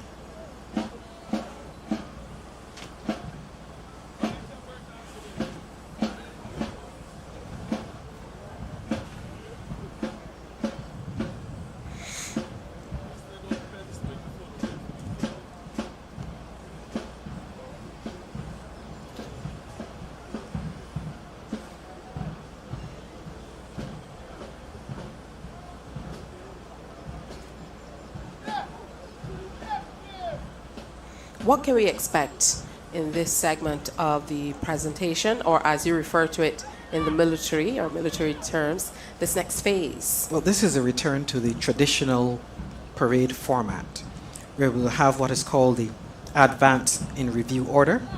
We'll have the 21 gun salute.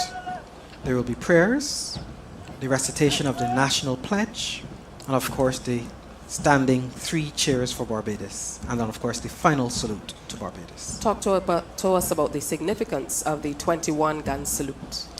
Well, gun salutes have traditionally been accorded to the highest dignitary of the land, and it has its roots in an old naval tradition. When ships were visiting a port, when they were previously thought to be unfriendly, they would fire off all of their excess cannon, get rid of all the ammunition as a signal that we come in peace. And that has kind of come down through tradition represented by a 21 gun salute, or indeed gun salutes of varying numbers depending on the level of salute. But 21 is agreed as pretty much standard for salute of the highest level. And of course you mentioned that they will now advance in review order. That just brings the parade a little closer to the front so that they can do their final salute and presentation. And this, of course, is not the end, as the members of the band, the combined band, now make their way back onto Mass the parade band square. bringing the troops on to proud Barbadian Sand Pebbles. Definitely some With classic a favorites. touch of spooge in the rhythm there of the band.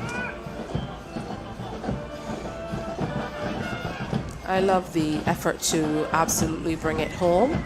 And of course, this is a showcase of who we are in many ways. It adds some of our British past, but with a true Barbadian flavor. Indeed. Traditional meets our own. And I think that's the way we'll have to approach many things in Barbados. We've had a very long colonial history. We've had now a long period of independence. And some of those traditions will of necessity be retained until we can find a way to recast them in our own image, as it were. But we can tell from the music today, you can tell from the colorful nature of the uniforms, that we are of age. We have a sense of what is Barbadian and how Barbadians do things without any sacrifice of the highest standard. Let's enjoy some of this now as the troops make their way back onto the parade square in review order. We are coming to you live from the Usain Bolt Sports Complex. Bridgetown in the background of that shot, just to show those of you who might not be aware how close we are to the capital city. Everything in Barbados is close, but what a gorgeous shot of the Usain Bolt Sports Complex and the surrounding environs. Support to the troops as they march to Carlton.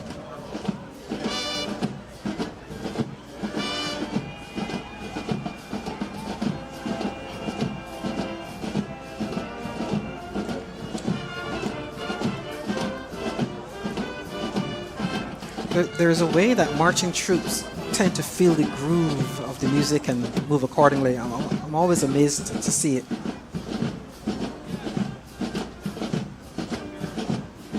And of course, the traditional march to the fallout point, and the bands typically crank it up a notch, which the troops have always enjoyed.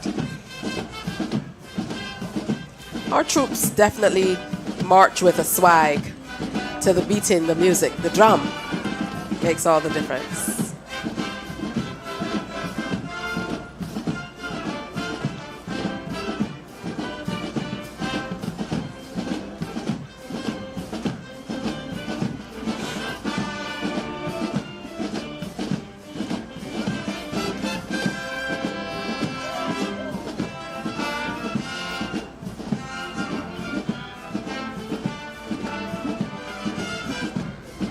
There's no denying our genetic heritage, so to speak, when we respond to the drum.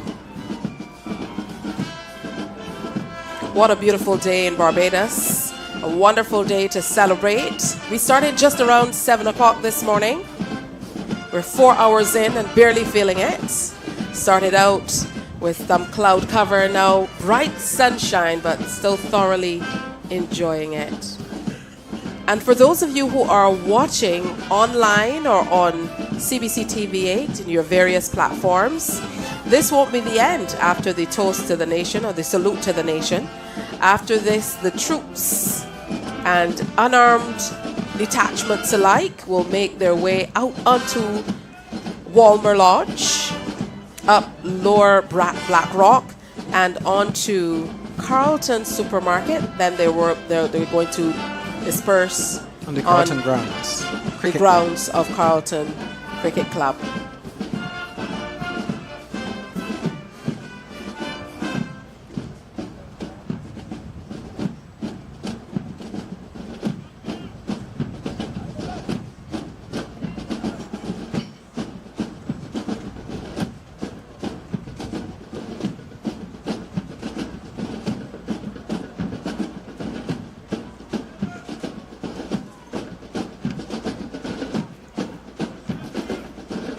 Just watching it, I can almost hear these synchronized steps as you see them move together.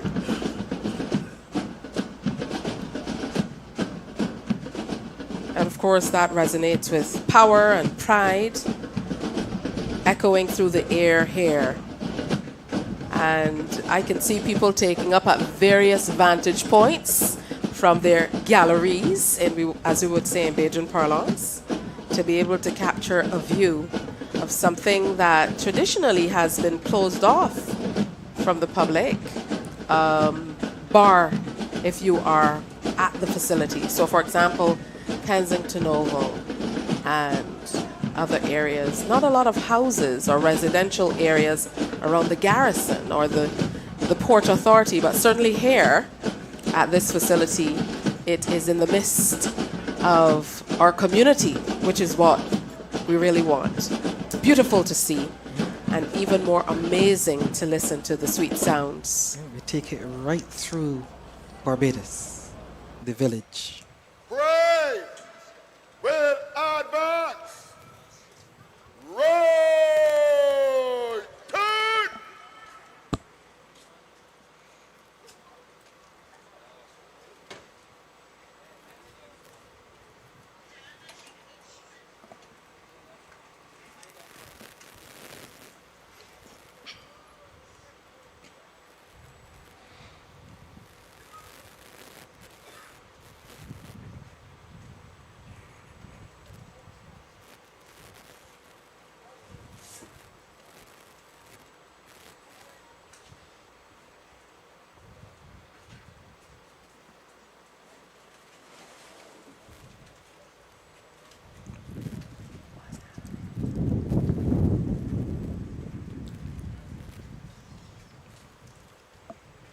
The troops will now be put back in their proper positions to prepare for what we call the advance in review order. Just taking the time to get everyone back in place.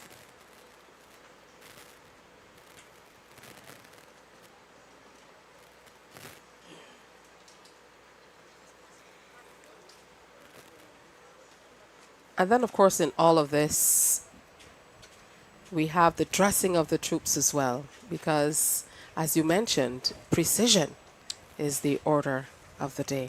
Those lines must be straight. Look at those faces. This is what we love to see. Right. Order! Arms!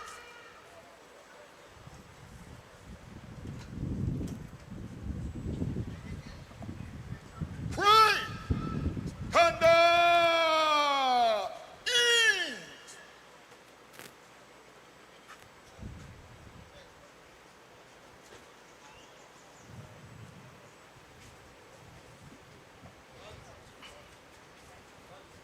Parade second in command, getting it all ready.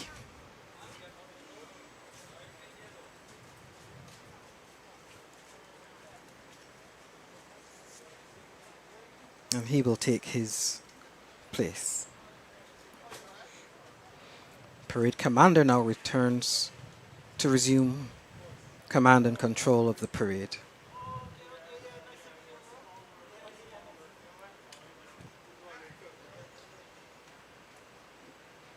Major Drakes would have done many, many, many parades in his time, Praise! coming through the ranks.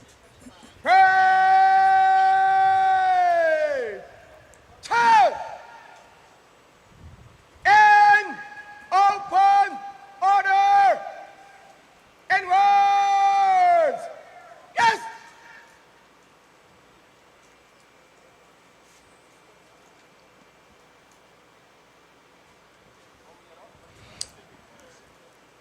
You see your military knowledge improving. You did predict that they would be dressed, and here it is.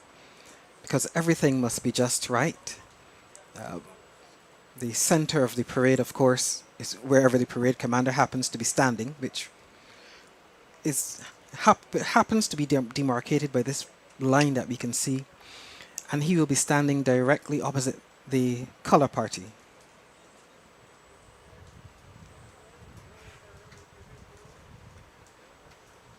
When the regimental sergeant major is satisfied that all is well, he will give the eyes front and we will carry on.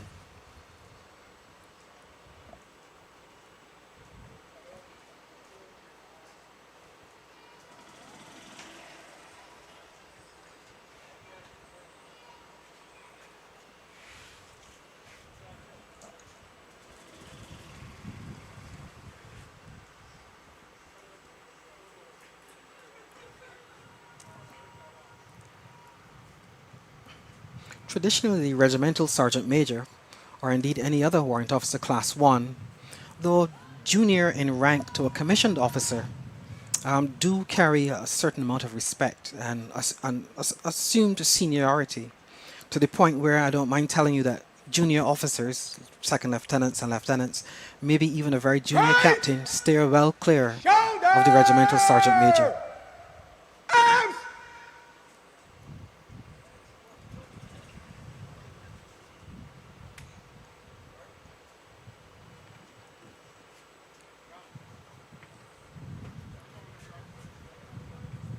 Arms! Unarmed units! Outwards! Turn! So the unarmed units on the outward flanks of the hollow square are turned to face the front so they can advance together. By the center! Ladies and gentlemen, please stand.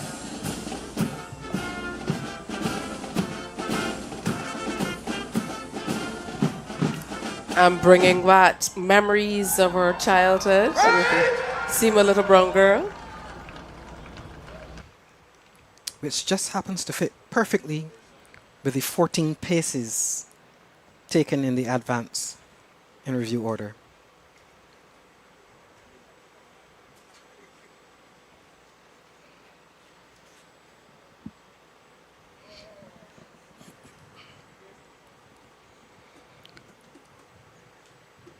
Her Excellency the President and the Honourable Prime Minister escorted to the parade ground to be part of the salute. Next will be the salute to the nation, a presidential salute, the playing of the national anthem of Barbados, along with a 21-gun salute.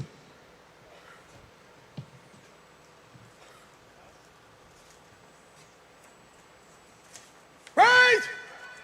Salute to Barbados! Present! Arms!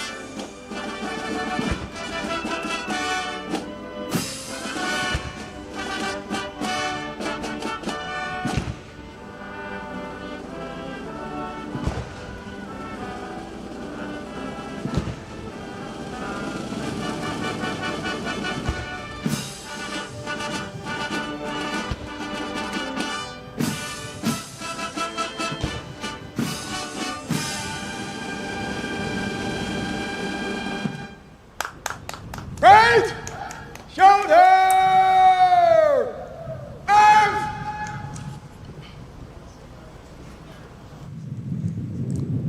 Order, arms. Right, left, heads bowed, stand up, hands. That was the salute to the nation of Remain Barbados, standing and now for the we go to prayers. Prayers for the nation will now be delivered by Reverend Wayne MacDonald Curtin, Rector of St. John the Baptist with Jesus, the Good Shepherd. Let us bow our heads in prayer as we invite God's blessing on us as a nation. Guide us, Lord, in all our doings with your gracious favor, and further to your continual help, that in all our works begun continue in you as a nation, we may glorify your holy name, and finally by mercy attain everlasting life, through Jesus Christ our Lord. Amen. Loving God, your Son Jesus Christ came that we might have life and have it abundantly. Pour out your blessing upon our nation. Where there's illness, bring your healing touch. Where there's fear, strengthen us with the knowledge of your presence. Where there's uncertainty, build us up in faith. Where there's dishonesty, lead us into truth. Where there's discord, may we know the harmony of your love. Guide and protect all heads of state and all who bear rule, especially in our land. Dame Sandra, our President, Mayor, our Prime Minister, and all members of Parliament. Direct those who administer justice and strengthen those who guard and protect our land. Enlighten with your spirit all places of education and learning. And Lord God Almighty, you have made all the peoples of the earth for your glory, to serve you in freedom and in peace. Give to the people of our nation a zeal for justice and the strength of forbearance, that we may use our liberty in accordance with your gracious will, through Jesus Christ our Lord, who lives and reigns with you in the Holy Spirit, one God, forever and ever. Amen. And together we say the Lord's Prayer. Our Father, who art in heaven, hallowed be thy name. Thy kingdom come. Thy will be done on earth as it is in heaven.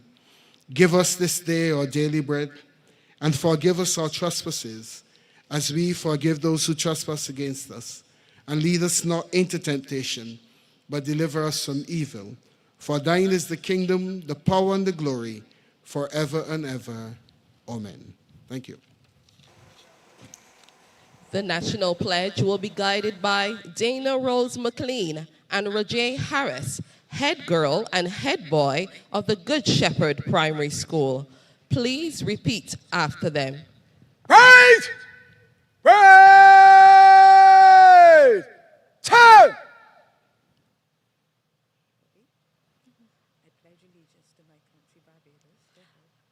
I pledge allegiance to my country, Barbados, and to my flag,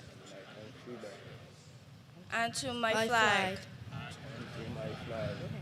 to uphold and defend their honor, and by my living, to do credit to my nation, wherever I go.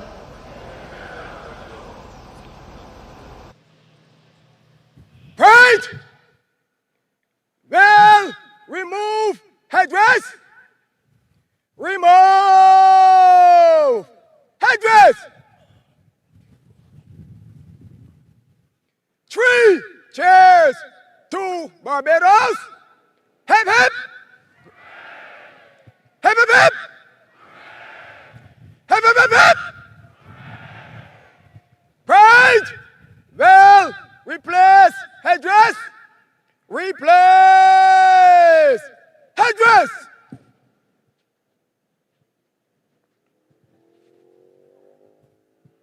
Shin.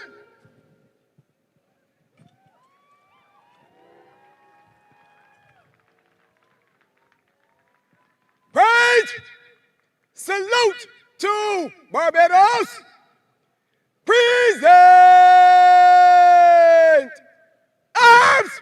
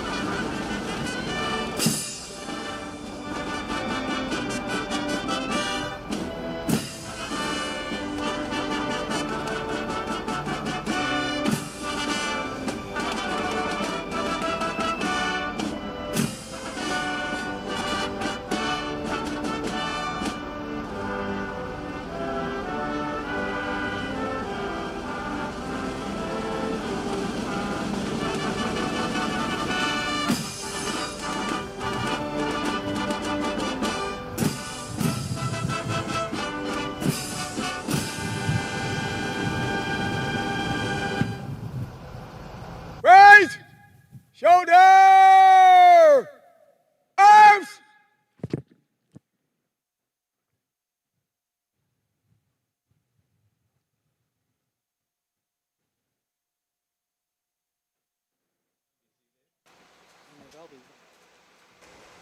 You may well be wondering why we had the national anthem twice.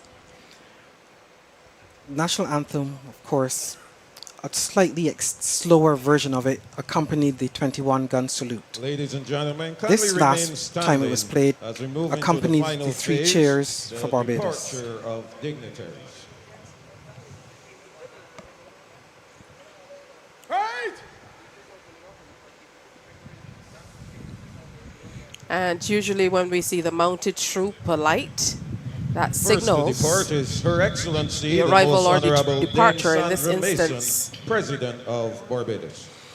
And we will hear the national anthem, or at least a shortened version of it, one more time as the final presidential salute. Present arms.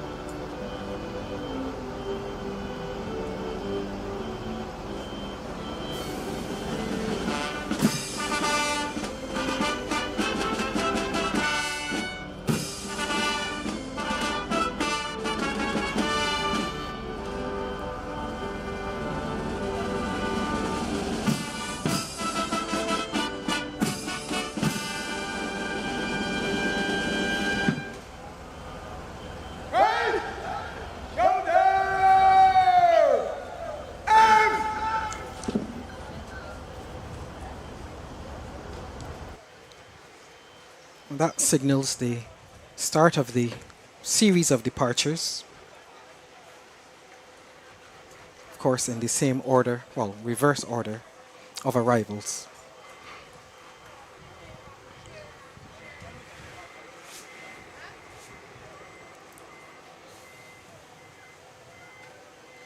And in as much as you can see the preparation for departures happening on the field and on screen, from our vantage point, we can see the various coaches preparing to pick up the dignitaries and other officials, especially invited guests who were ushered in to the compound for today's presentation.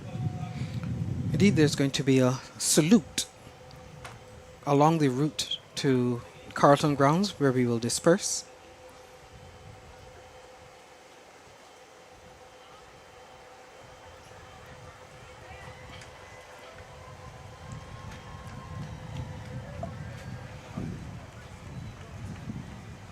But what an impressive array of skills we have in Barbados with the mounted troop. Absolutely. Please continue to stand for the departure of the Honorable Mia Amor Motley, Prime Minister of Barbados. Now, one of the four-legged members of the mounted troop wasn't quite complying, much to the delight of the spectators here at the grounds. The signature MP2 pulls up for Prime Minister Mia Amor Motley.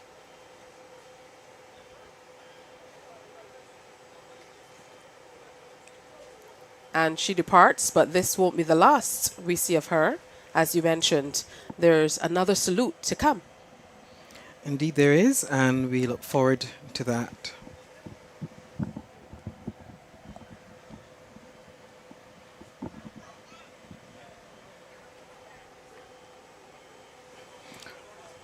So on that occasion, the troops marching down to the dispersal point will get a chance to look the Prime Minister square in the eye and pay their compliments. That's right.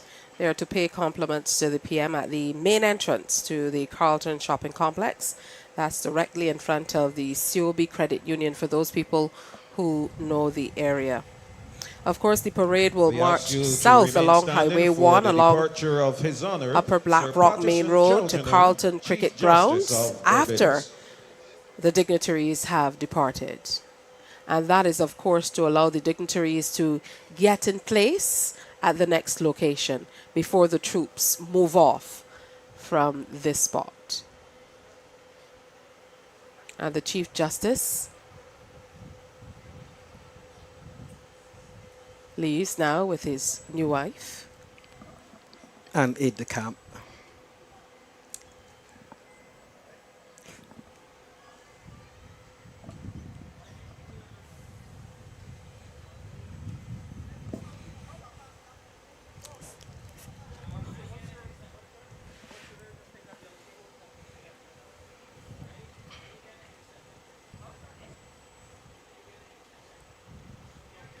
Saluted by the Chief of Staff and Commissioner of Police as he departs,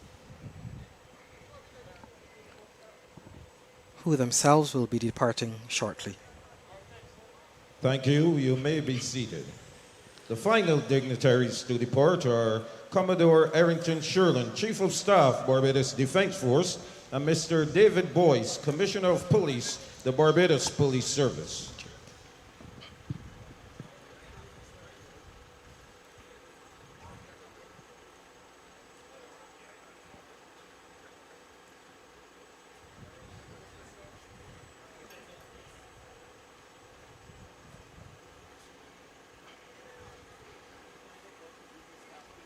We can say that the weather has been merciful thus far. Absolutely. Now getting a little more cloud cover as we feel the winds pick up here, but very welcome because it's a pretty warm day today. And Barbadians usually come out more on the formal note for Independence Day celebrations.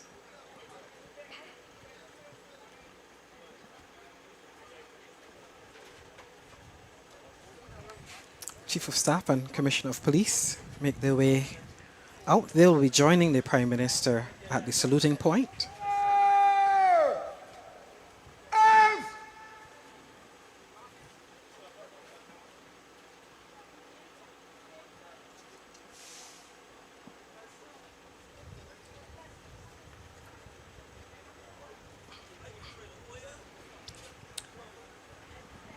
So at this point, once the dignitaries have all departed, that the various units will group themselves by association for the march. The bands will separate and The parade is being positioned for the march to Carlton Cricket Grounds. The Honorable Mia Amor Motley, Prime Minister, and her cabinet will take the salute in front of the City of Bridgetown Cooperative Credit Union in Blackrock. The parade will proceed to Carlton Cricket Ground, going south on Highway 1 along Upper Blackrock Main Road and making a right turn onto Brighton and continuing to the Carlton Cricket Grounds. Ladies and gentlemen, we have definitely enjoyed guiding you through this morning's parade as we continue this celebration of Barbados' 57th anniversary of independence. Kindly be safe, and we invite you to feel free to view the ceremonial march to Carlton Cricket Grounds anywhere along the route. On behalf of Second Lieutenant Lisa Holmes, I am Captain Michael Jules, wishing you all a very happy Independence Day. What a commendable presentation it has been today. And as the parade commentators make their way out, so too do all of the technical crew who are here positioned and getting ready for that march up Black Rock, because it doesn't all end here. It continues along the route, and I feel that there will be much energy as we move through the Black Rock community. There are lots of people already lying in wait just to get a glimpse of the passing parade. yes, I think we've had a very successful parade. All the elements of it well executed. And this is, in my view, the fun part about to happen. Now, you mentioned that for many years you were a part of parades like these, being on the field, playing your clarinet as a member of the band. What would you be feeling at this stage where the bulk of it is past you, but now you get to show off what you've been doing and really practicing for after all these months? Absolute relief that the hard part is done and the fun part is about to begin. And of course, we saw what Barbadians love to do on holidays like this just a moment ago as we took that big shot of this beautiful location. A little bit of sailing. I know lots of Barbadians will be heading out to the beach and various picnic spots and so on later on as we acknowledge the 57th anniversary of the independence of our beloved country. Lots to do and see. Some might opt to rest, but whatever you're doing, we'd of course love to thank you for tuning in and sharing with us over the last few hours. I expect the roads along Black Rock will be lined with onlookers, and some lucky people may get to view the parade from the comfort of their home. I can guarantee you they will, having grown up in the Black Rock area. Lots of amazing vantage points along the way, but I must tell you that water looks truly divine, and that is what Barbados is made of. If you're watching online, I know lots of people from across the diaspora usually tune in as well. This is what we enjoy every single day, and as we make our way up to Carlton, I'm sure that you're going to see some other amazing sights and people all along the way. This is Barbados. The sea, the green. All of our services are representatives thereof lined up, formed up, demonstrating that we are solid. We are a good people. And there we go as the band strikes up. Usually there was a famous broadcaster who would say, strike up the band, we're going home. Strike up the band, we're heading up Black Rock. So that's where we're going. If you are close by, come out and show our troops, as well as the unarmed detachments, your love and appreciation for all of the work they do for us and with us throughout the year, and that they will continue to do even after this. see the Guard of Honor from the Barbados Regiment, first out of the blocks, as it were. They'll be accompanied by the band of the Barbados Defence Force, with wonderful support from the band of the Barbados Cadet Corps.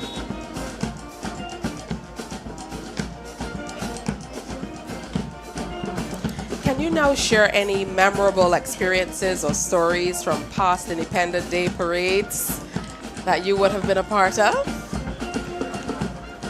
Wow, that's a good question. Of course, I did Independence parades in the band from as early as maybe 13 or 14 years old. So I remember being a young cadet and being absolutely honored to be playing in the big band under, at the time, the Director of Music, Dr. Christopher Atherley. The parades are always somehow different, but there is a consistency about them that's reassuring. And I recall some parades were very warm, some parades were very wet, but all the parades were fun. I love that.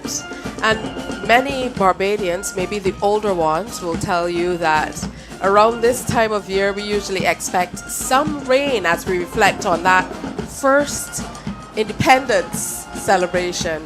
It was a wet time at the Garrison Savannah, so we usually expect some showers of blessing around this time.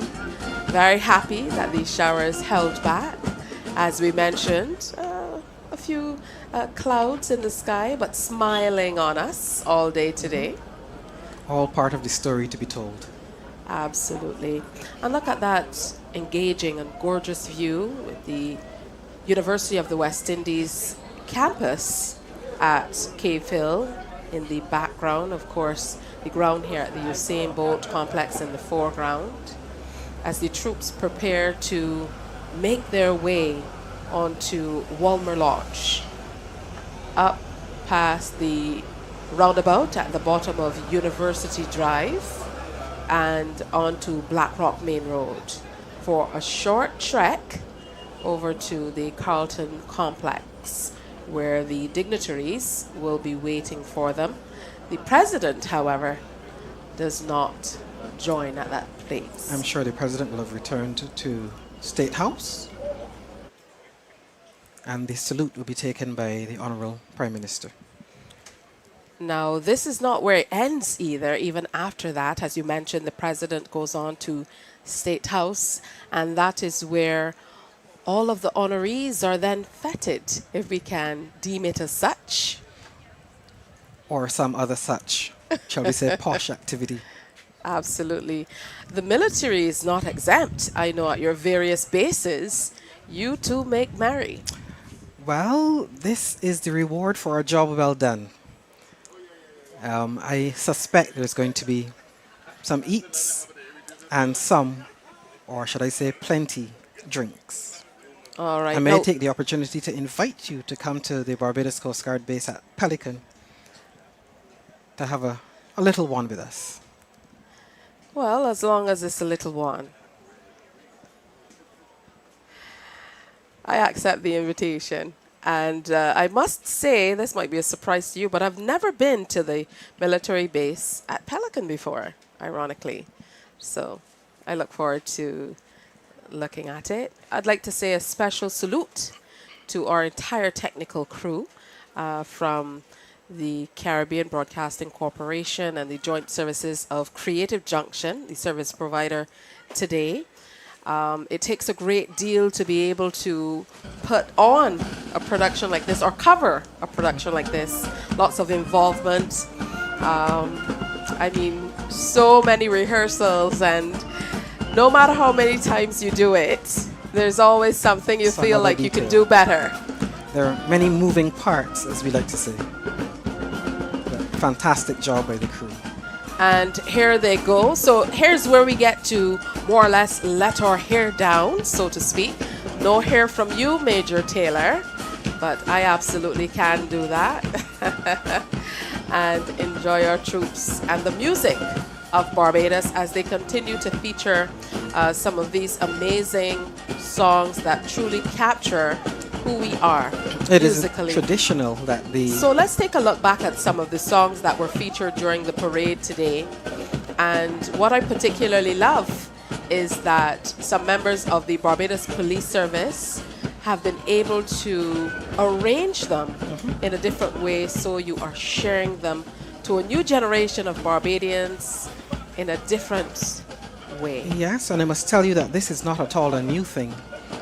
We've had many of our musicians compose marches and all sorts of other music. But today is the first time that I recall that just about everything on the program has been written by a member or former member of the bands, apart from the traditional folk songs. And even as they move, look at the precision yes. with which they make their way out of the compound to join the main road, Highway 1 on Walmer Lodge. These songs truly embody who we are as a people, and in a number of instances take us back to our collective and individual childhoods. Yes, in fact, whenever I hear the folk songs like Pack Your Back and Bromley, you know, you can't help but remember childhood days. But the use of these very almost characteristically Barbadian songs really adds a touch of something special to the ceremony here. And then, of course, we have the more contemporary music written in the style of a traditional march, but of course, very much Barbadian in content.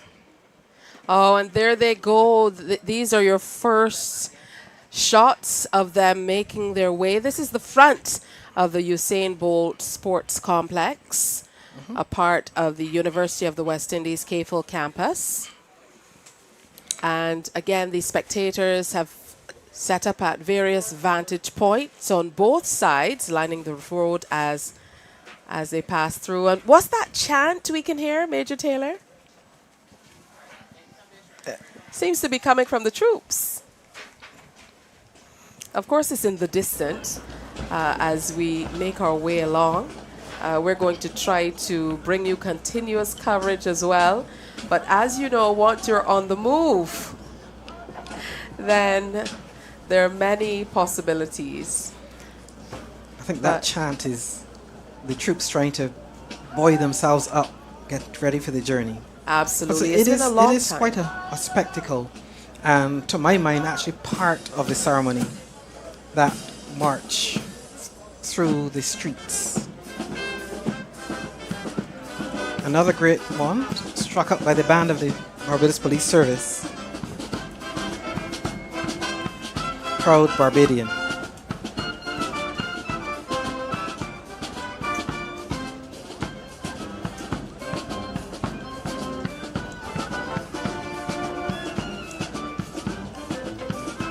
And it's going to be like this for the entire route. Calypso after calypso after calypso. Do the troops have a hand in selecting the songs that are played? Is it out for a vote, or is it decided? Well, yes and no. The director of music will generally choose the program. But if the troops don't like it, it's not played again. So, you know, you gauge the feedback of the troops. And I've heard it said, in fact said to me directly, that I didn't like that one so much, but that one really made me feel like going.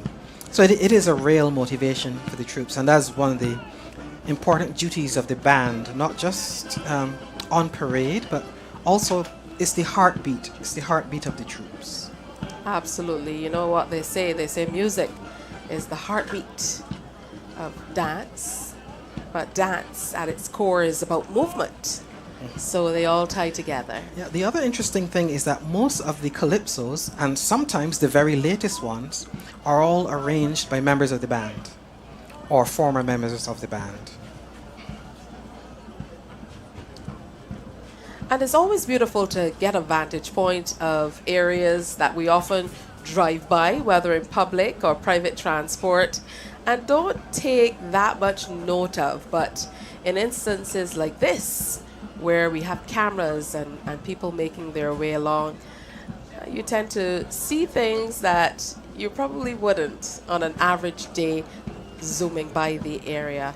As you can see, the area just outside the facility already closed off to vehicular traffic. So if you're heading out, you might want to plan an alternate route.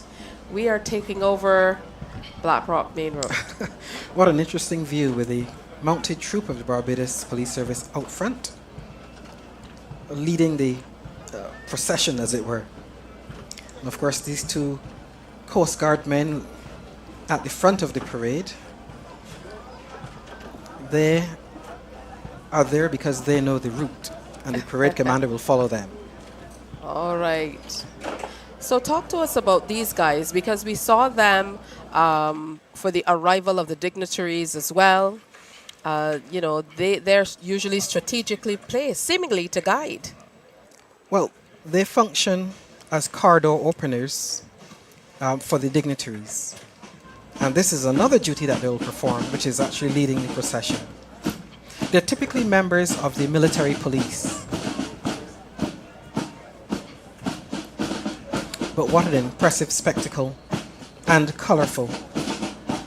And sometimes we forget, even in urban Barbados, how pristine, how green it is around our communities. Of course, green space is very, very important to our livelihood in more ways than one.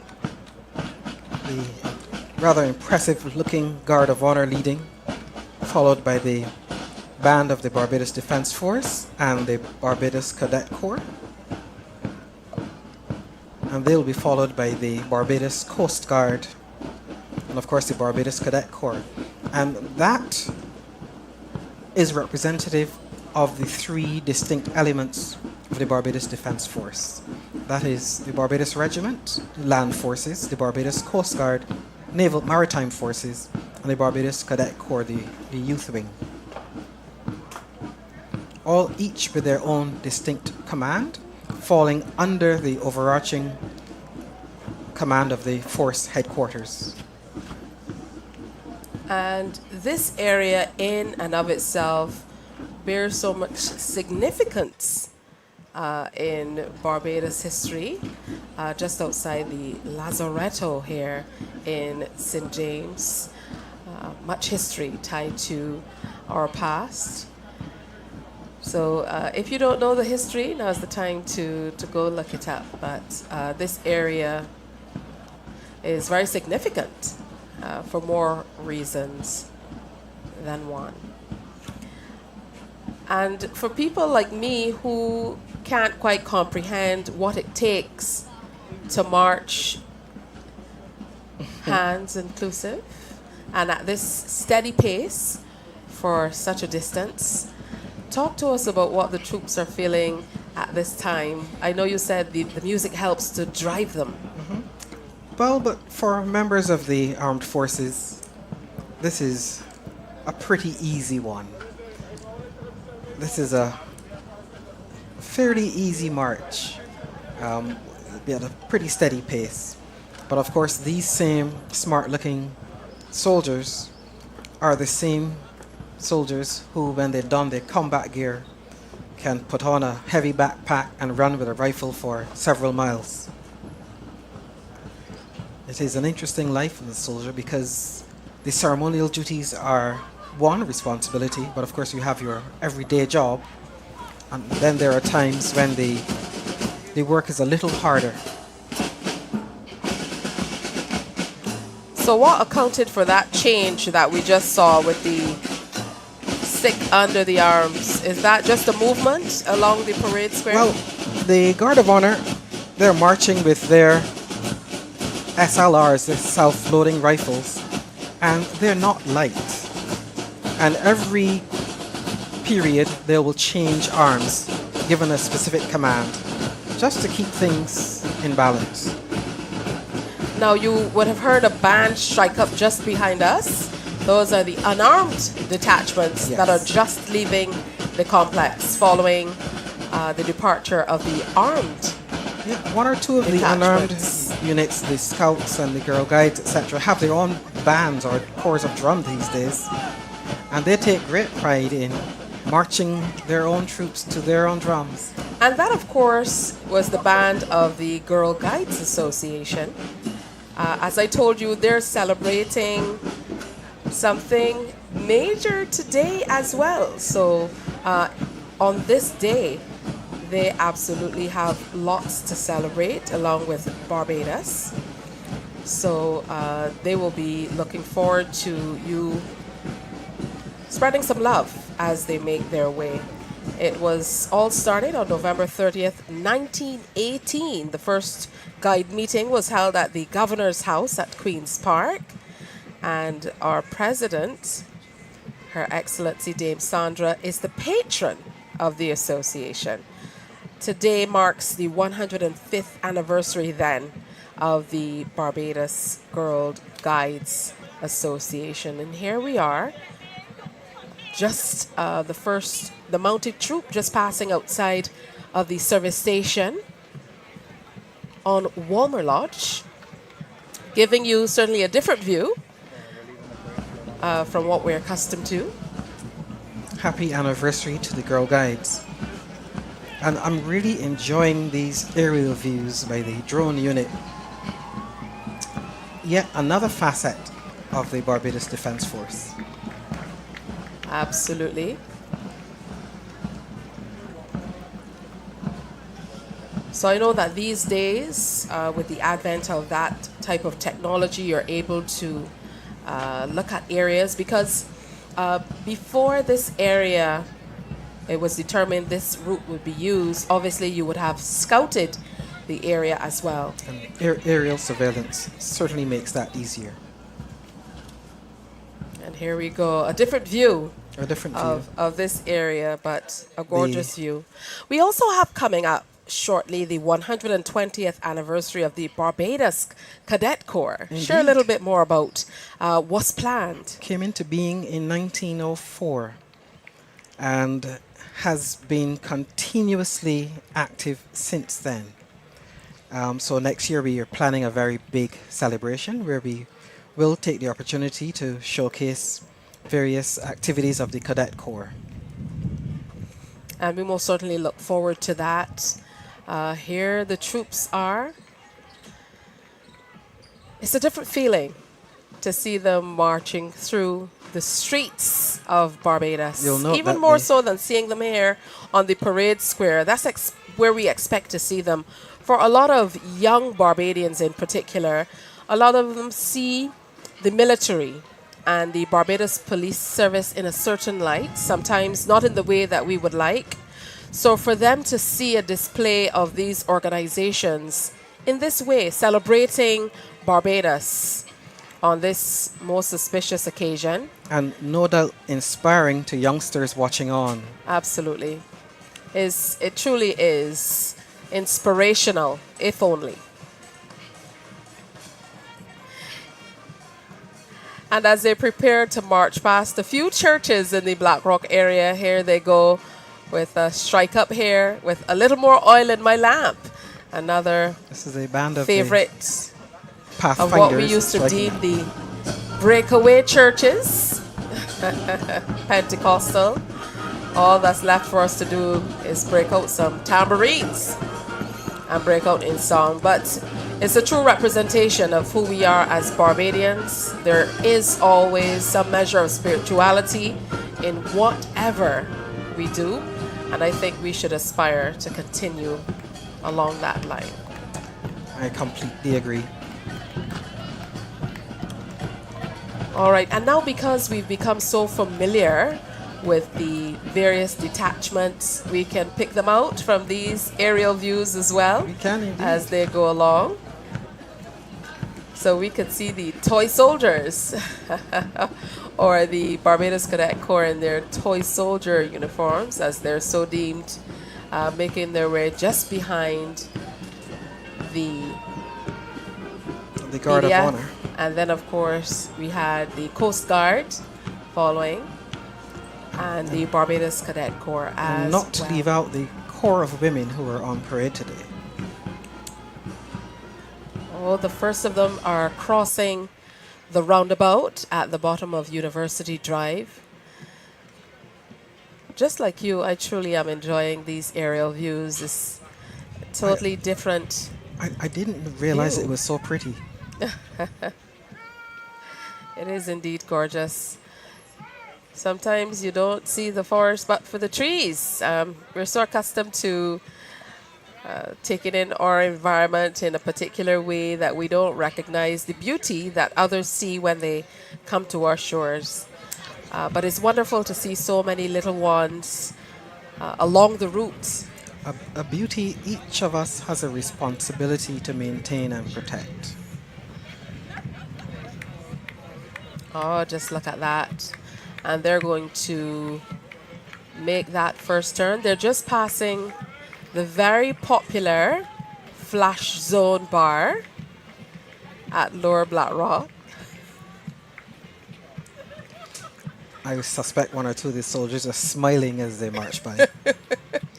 As we told you, this is the opportunity to kind of let their hair down. I mean, they won't break ranks, or they most certainly, won't step out of line. There will be no bad behavior, but however, this certainly is very different from what we've experienced here on the parade square. And there are some people, most people aren't just taking a stationary vantage point. They're kind of walking along with the troops as well as they make their way up Black Rock or down Black Rock, depending on how you look at it. There will be many well-wishers and family members and friends and supporters of various troops on parade who will follow them along the route and get a wave if they can. And here's where we get to the point where we can see the adjacent Mighty Griner Highway, the traffic flowing in the opposite direction, some of it on pause, obviously, for the troops and unarmed detachments to go by. And what a beautiful country we live in. These aerial views are absolutely stunning. And we've lost a bit of the music, but we're absolutely still enjoying the presentation. Indeed. And we're expecting to see some closer shots as well. There we are. What the team has done is they've all loaded onto a nice little golf cart and they're making their way up Black Rock as well. So we are picking up some of the sound from the band. I like the way that the troops have opened themselves up in spacing and have commanded the whole road. And of course you can hear the well-wishers giving them some positive words of encouragement, even applause as they walk by, march by. Note how in a smart soldier-like and uniform manner they change arms. Explain further. Because the rifles are a little heavy, and in fact I'm feeling a little sympathy for the members of the Cadet Corps who are carrying the old 303 rifles from World War I days, and those things got a little heavy after a while. And so to prevent unwanted wear and tear on your hands and fingers, the arms are changed periodically along the route. Change the side. Now we've doubled back as we zoom Unarmed out units are to making get a their way view down. of the unarmed detachments who are making their way all the way up And through Black Rock. And not to be outdone, they have spread out and taken over the entire road. Well, it truly is beautiful to see. How do you feel when you see the public support and appreciation during parades like this? Well, I can tell you it is very reassuring for the soldiers because you do this as a matter of duty, but to have it appreciated by your people, by your friends, by your family, gives it that extra special meaning. On a personal note, though, what does it mean for you to serve the nation on such a significant day? I know you're not on the parade square right now, but you most certainly have guided us through this process. Well, I have spent the vast majority of my life in uniform in the Barbados Cadet Corps, as a member of the Barbados Regiment Reserve, as a member of the Barbados Defence Force and full-time element, and I vowed that I would not be wearing any uniform after age 50. That didn't work out very well, and here I am still in uniform and having the honor to be part of the administration of the Barbados Cadet Corps, so that the next generation can have the benefit really of what I experienced. I can make my contribution in that way. How would you say your engagement with the Barbados Cadet Corps at this stage, having experienced such a long and illustrious career with the Barbados Defence Force, talk to us about the subtle and stark differences? Long, I'm not sure about illustrious career, but certainly working with the Cadet Corps, particularly coming out of the COVID interruption, has been very interesting because we've had to get a number of things going again. It has been very heartening to see the enthusiasm of the young first formers entering school and signing up for the Cadet Corps, and watching the ones who are already in move up the ranks and develop their skills in all kind of activities, including leadership. And I think that is the main aim of the Cadet Corps, to develop the next generation of leaders. Absolutely beautiful. So as you can see, we're practically on our own here at the Usain Bolt Sports Complex, as all of the detachments and spectators alike have left us for greener pastures. That means they're along the route trying to get every vantage point, and they themselves are making that trek as well up Black Rock Road. Yeah, I'm sure there will be friends and family members and well-wishers of the soldiers, their cell phones out just trying to catch a little video of the activity. Yeah, but they're moving quite quickly. My goodness, look at this view. Fantastic. Never thought I could see my neighborhood in this light. It just shows you that when you look through a larger lens, it gives a totally different perspective, and that can be applied to all areas of life. Indeed, that is a very good analogy for all sorts of things. And I must confess, I had no idea that the area was so large. And this is just where I grew up, right here, opposite the Nazarene Church on Black Rock. So a special good morning to everybody in that area, Danesbury, Freehill, St. Stephen's Hill area, Retreat Terrace, everyone in that area. We absolutely love to see it. Good stuff. We lost contact there for just a moment, but I'm sure we're going to be back shortly. It certainly is beautiful to see what's happening as the troops make their way to the Carlton shopping complex, where dignitaries, members of cabinet, and of course Prime Minister Mia Amor-Maudsley will be waiting for that final salute. Once they get there, though, tell us exactly what will happen. How will they form up? Are they going to keep the form that they have, and you know how they'll spread out? Will they come closer? Yes, they how will it occur? Give the salute pretty much in the same formation that they're in. Then they will proceed to the point where they will dismiss and disperse. And I'm sure they'll be looking forward to some refreshment. Absolutely. You know, after all of this, when the troops head back to home base, and you enjoy a little refreshment and some fellowship, then are you able to go off and rest, or is it work as usual once you're finished with this? Well, traditionally on a day like today, it is a long period of refreshment. Most of the various elements of the force, whether it be the officers or the warrant officers and senior non-commissioned officers, or indeed one of the bands, they each have their own little get-togethers. Now here's Prime Minister Motley.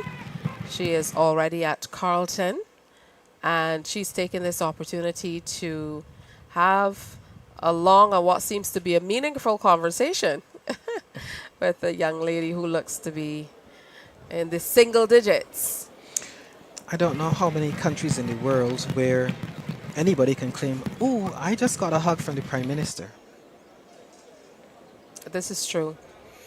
I remember years ago experiencing the shock of a number of students who were visiting Barbados, and they saw the then Prime Minister drive up in his personal vehicle, alight from the vehicle, wave, stop, and talk to a few people, and they were pretty surprised. And they were from right here in the Caribbean region too.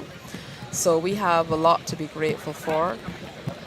So many people hanging around and waiting, and all bedecked in their national colors. It's always wonderful to see that it's not too hard to encourage Barbadians to get out in their blue, yellow, and black around this time of year. From the tiniest ones to the ones of more mature years, everybody's out today celebrating. A few Barbados flags And are being flown as well. Number of schools, etc., had their own Independence Day parades with a pretty high standard, actually. Oh, of that's course, it's the absolutely time when beautiful. the youngsters learn all the folk songs and get to do their skits and things to keep Oh, to be Barbados caught on alive. candid camera. I am seeing some of the CBC crew in the background of this picture, and they're usually the ones donning the cameras. This time they're caught off guard. So this is just outside of the Carlton complex, and as you mentioned earlier, Major Taylor, some people, they don't even have to leave their homes, the comfort of their homes, to be able to see what is happening. But the troops are in the general area of the St. Stephen's Parish Church. There we have the mounted troop up front and leading the charge. So they're literally just moments away from the final salute. And then for us to close up, certainly this aspect of today's presentation. It truly has been a long day. It's just after midday here in Barbados, and we got started officially on air just around 7 this morning, but it doesn't feel like it's been such a long time for some reason. I guess you know what they say, and here they come, some showers, I guess, at the right time. It doesn't feel like we've been here for a very long time because I believe we had a good time. The parade was engaging. The awards ceremony, the Prime Minister's address, all of it quite engaging. So it truly has been a wonderful presentation. Of course, we had the presentation of leadership badges and national awards. Certainly wonderful to hear some of the names that were awarded and recognized today from all areas. There were a few from the cultural and literary, media, judiciary, legal rather. So very, very interesting lineup for the national honors and insignia for today. And of course, we also had a cultural presentation in honor of the 160th anniversary of the Barbados Landship. So that was a beautiful presentation that featured over 10 schools and members of the Barbados Youth Advance Corps. Here the troops come. They're making their way along Black Rock. And as mentioned, you can see the old St. Stephen's School buildings over to the right of your screen as they make their way along Highway 1, heading past now the St. Stephen's Churchyard and St. Stephen's Church, with Carlton just literally around the corner from here. We are literally very, very close to the end of today's presentation. Rather impressive. You mentioned the Landship and their 160th anniversary. Just a few weeks ago, they put on a very impressive show, a very impressive display. And they were supported by Abeds and Company Limited, etc. But what I liked about it is that there's a real effort to keep the Barbados Landship very, very Barbadian idea and very sort of iconic about what Barbados can do for itself. So I'm very pleased, and I was really touched to see the little ones from primary schools beginning to form their Barbados Landships in various places. There was a time when there was a little concern that it might die, but I'm really pleased to see the effort revived. The troops just marching past Straker's Tenantry in Black Rock, heading towards now the bottom of St. Stephen's Hill as they make their way to the Carlton complex. People taking up every vantage point and wearing their Barbados shirts proudly, as they should. Just waiting for a glimpse at the superstars for today. Our troops. Our troops. Here the mounted troop camp.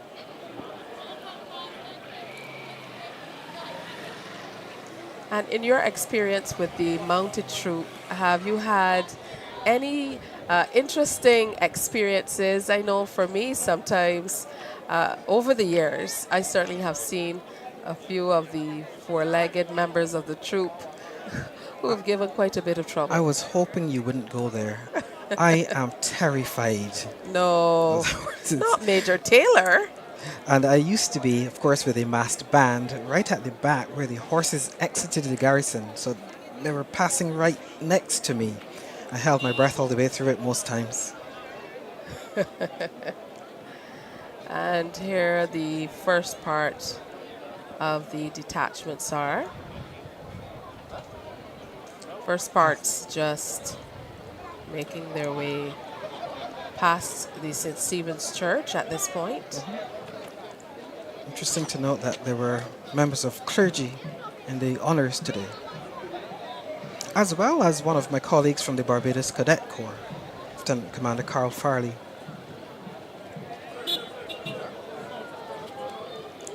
And another acquaintance from a place I won't mention, but I will just say it's near Waterford. Okay, we're preparing now for the salute. So there is a bit of a stall here as the mounted troop, I would imagine, wait for the other members of the armed detachments to catch up just a bit. I think they have a facility to move a little faster than the others. And here we go with the Prime Minister, flanked by some familiar faces of her cabinet. And there they give their salute. Fantastic horsemanship and control.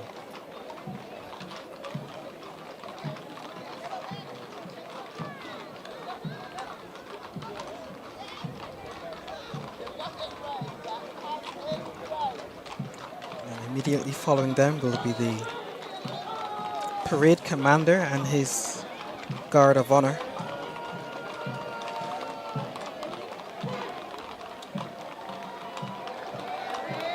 Which aren't just troops on parade, but must be present when the president is attending. And this is truly a remarkable display of respect and admiration as they raise their hands and swords in some instances in a crisp salute. Yeah, they given a smart eyes right. And they are ideally to make eye contact with the dignitary if they can.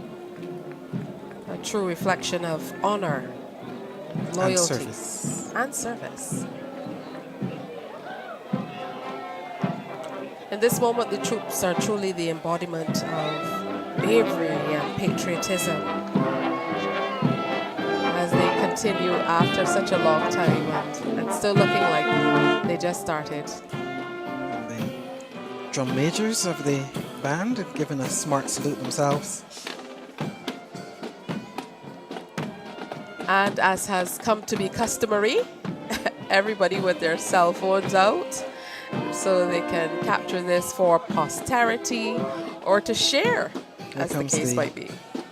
sailors of the Barbados Coast Guard led by Lieutenant Hazelwood and Company. Master Chief Petty Officer Waldron at the front there. And the sailors looking proud. Absolutely. What a beautiful day it has been. Not to be left out, the Corps of Women of the Barbados Defence Force and members of the Barbados Regiment Reserve.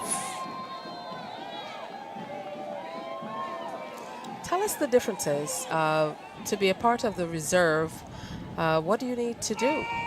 Well, the process for signing up and the process of training is pretty much the same as for the regular army, except that the reservists will have their regular jobs and only give military service maybe once or twice per week and 1 or 2 weekends per month. But I assure you they're trained to pretty much the same standard. Moving from where we were here at the Usain Bolt Sports Complex and seeing the Prime Minister standing literally in the heart of the Black Rock community, taking a salute from the military of cadets and Barbados. others. What does that mean to you? Because these various nuances, we've experienced changes over the years, and true to who we are, Barbadians usually, they voice their opinions through whatever means or soapboxes that are available to us. It's called freedom and democracy, Absolutely. which must always be accompanied by a sense of purpose and loyalty. This is true. But how does it make you feel to be able to experience the PM in this country in such an informal setting and feeling confident and comfortable enough to stand amongst the people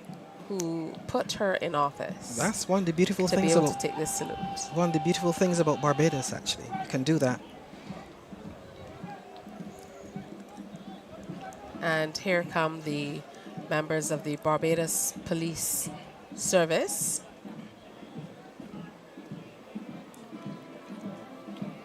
The Prime Minister with her signature nod. I think that's a Bajan thing. Even if you don't say good day, you nod your head.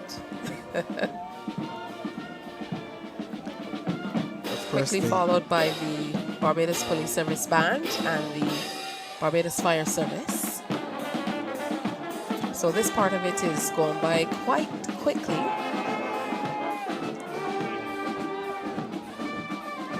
Oh, again, look at these very proud faces as they go by. Nice arm swing and proud look from the Barbados Prison Service in their red tunics. And I know it's truly beautiful to see these uniforms on display, but it's become quite warm outside. So I would imagine that it would have become quite difficult for them to keep moving. We here under a tent are already feeling the effects of the midday sun. So it must be multiplied a couple times for them. Well, in earlier times, the uniforms were imported from the United Kingdom or elsewhere, where the weather is, shall we say, somewhat different. But most uniforms, especially for the fire service and the prison service, are made by local tailors who have a better sense of what would be required to keep our uniforms a little more comfortable. Now, I know you said that when you get ready, there is an internal inspection of sorts. Tell me what that entails, because your uniforms all have some quite intricate, some of them tiny pieces to make them all come together. And it's easy to forget a piece or two, which is why you get inspected.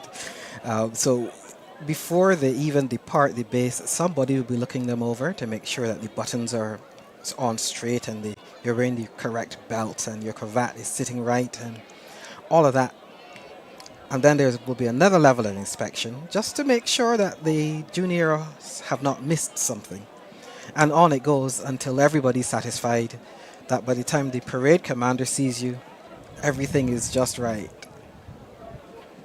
All right, here are some other detachments making their way along the Black Rock Road, and members of the Barbados Fire Service just turning off at Brighton Corner. They're going to make their way over to the Carlton cricket ground. Having executed their final duty for the day, but I'm sure they're looking forward to a more relaxing time a little later on. And this detachment just making it to the Carlton complex area. So they too will prepare to salute the PM. So it has been quite a wonderful day, and as we wind down the day's presentation with the rest of the unarmed detachments making their way along, we'd certainly like to thank you for joining us for the 57th anniversary of our Independence Parade of Uniformed Organizations and the National Honors Ceremony at the Usain Bolt Complex, and of course the march to Carlton Cricket Ground live on numerous platforms. There we are with the Boy Scouts. Yes, and indeed we mustn't leave out the unarmed units at all. The armed units, because they have perhaps the trickier items to execute and the more elaborate uniforms, tend to get a bit more attention, but we must recognize the effort and the contribution of the unarmed units.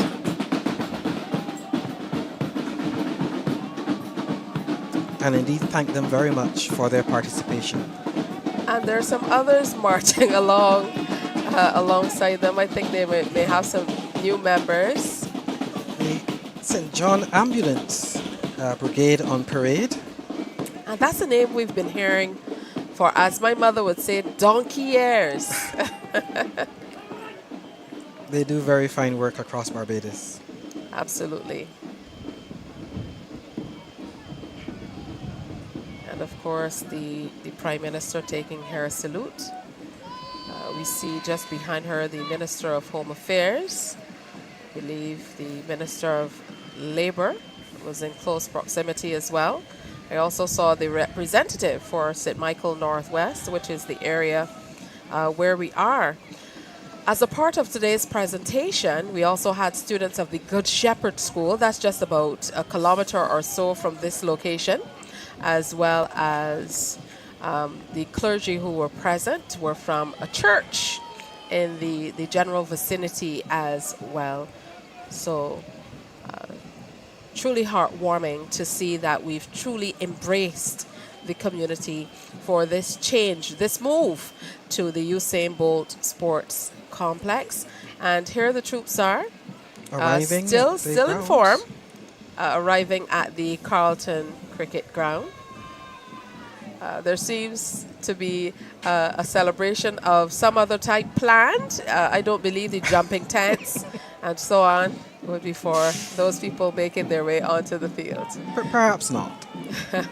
But that's to be expected on what we deem a bank holiday here in Barbados. And from this vantage point, you can see lots of people looking on. Now here we go with the Girl Guides Association of Barbados making their march past. In years gone by, we could have as many as 100 Girl Guides on parade.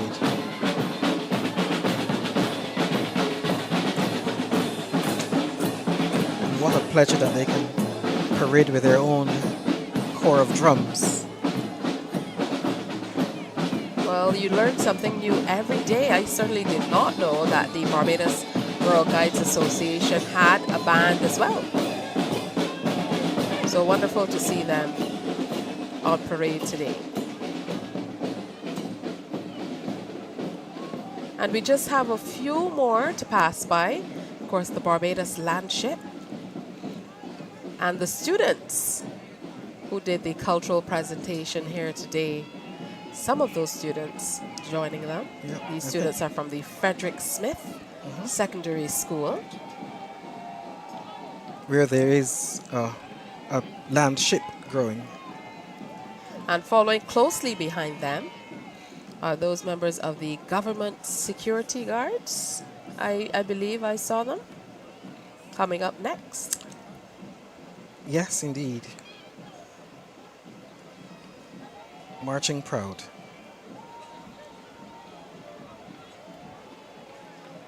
Well, we certainly are nearing an end. We have to thank you for spending the last several hours sharing this with us, but this truly is a wonderful way to get our independence celebrations going, not only here at Barbados, but across the region and wherever Bajans are. You know what we say, Bajans are everywhere. So wonderful to be able to share with you in this manner.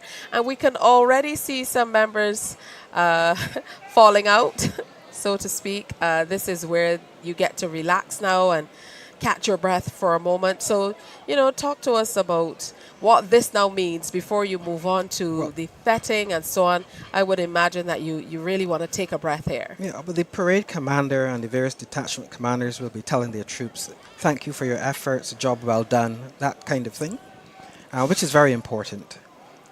Because motivating your troops as a leader is one of the first essentials. So they would have been warned ahead of time that we got to get this right. But after the fact, they'll be thanked sincerely for making the effort and for Look at pulling these it young off. people from the Barbados Youth Advanced Corps. It's so heartwarming to see them marching through the streets of Barbados, paying salute to our Honorable Prime Minister in two distinct detachments, large enough to carry their own sway, the young men and the young women. I think it's important for us to find ways to keep our youth engaged. What's the old saying? The devil finds work for idle hands. That's absolutely true. And with such pride on their faces.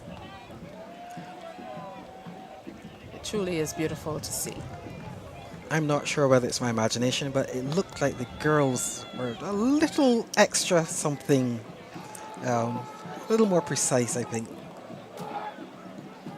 But these aerial views do justice to the work that they're doing. And they've truly kept form.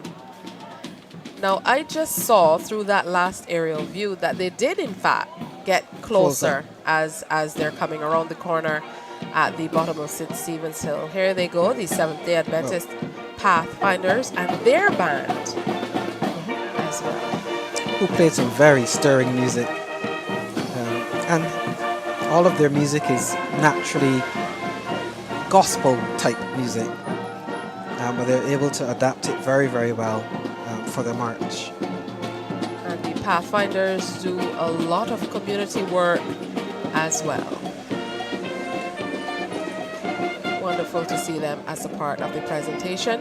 And did someone say branded Bajan memorabilia? Today is the day for that. From t-shirts to hats and umbrella hats, just about everything. So here's where we bid you adieu. It truly has been a wonderful day, a showcase of unity and pride. It all shone as it came together, brighter than ever, right here as Barbados stands tall and ready to celebrate the magic, the pride, and the unforgettable moments that truly make us who we are as we celebrate the 57th anniversary of our beloved nation. It was a pleasure spending time with you. I love Barbados, so I love to serve Barbados, and this has been a fantastic display. And I want to say on behalf of the Chief of Staff, officers and members of the Barbados Defence Force, thank you for having us and wish Barbados a wonderful day. Well, thank you, Major Taylor, on behalf of the combined technical services of the Caribbean Broadcasting Corporation and Creative Junction, and all of the other agencies that came together to make this a possibility today. We'd like to thank you for viewing and wish you a happy Independence Day as we take you out on the beautiful overhead views of our country. Good Happy afternoon. Independence.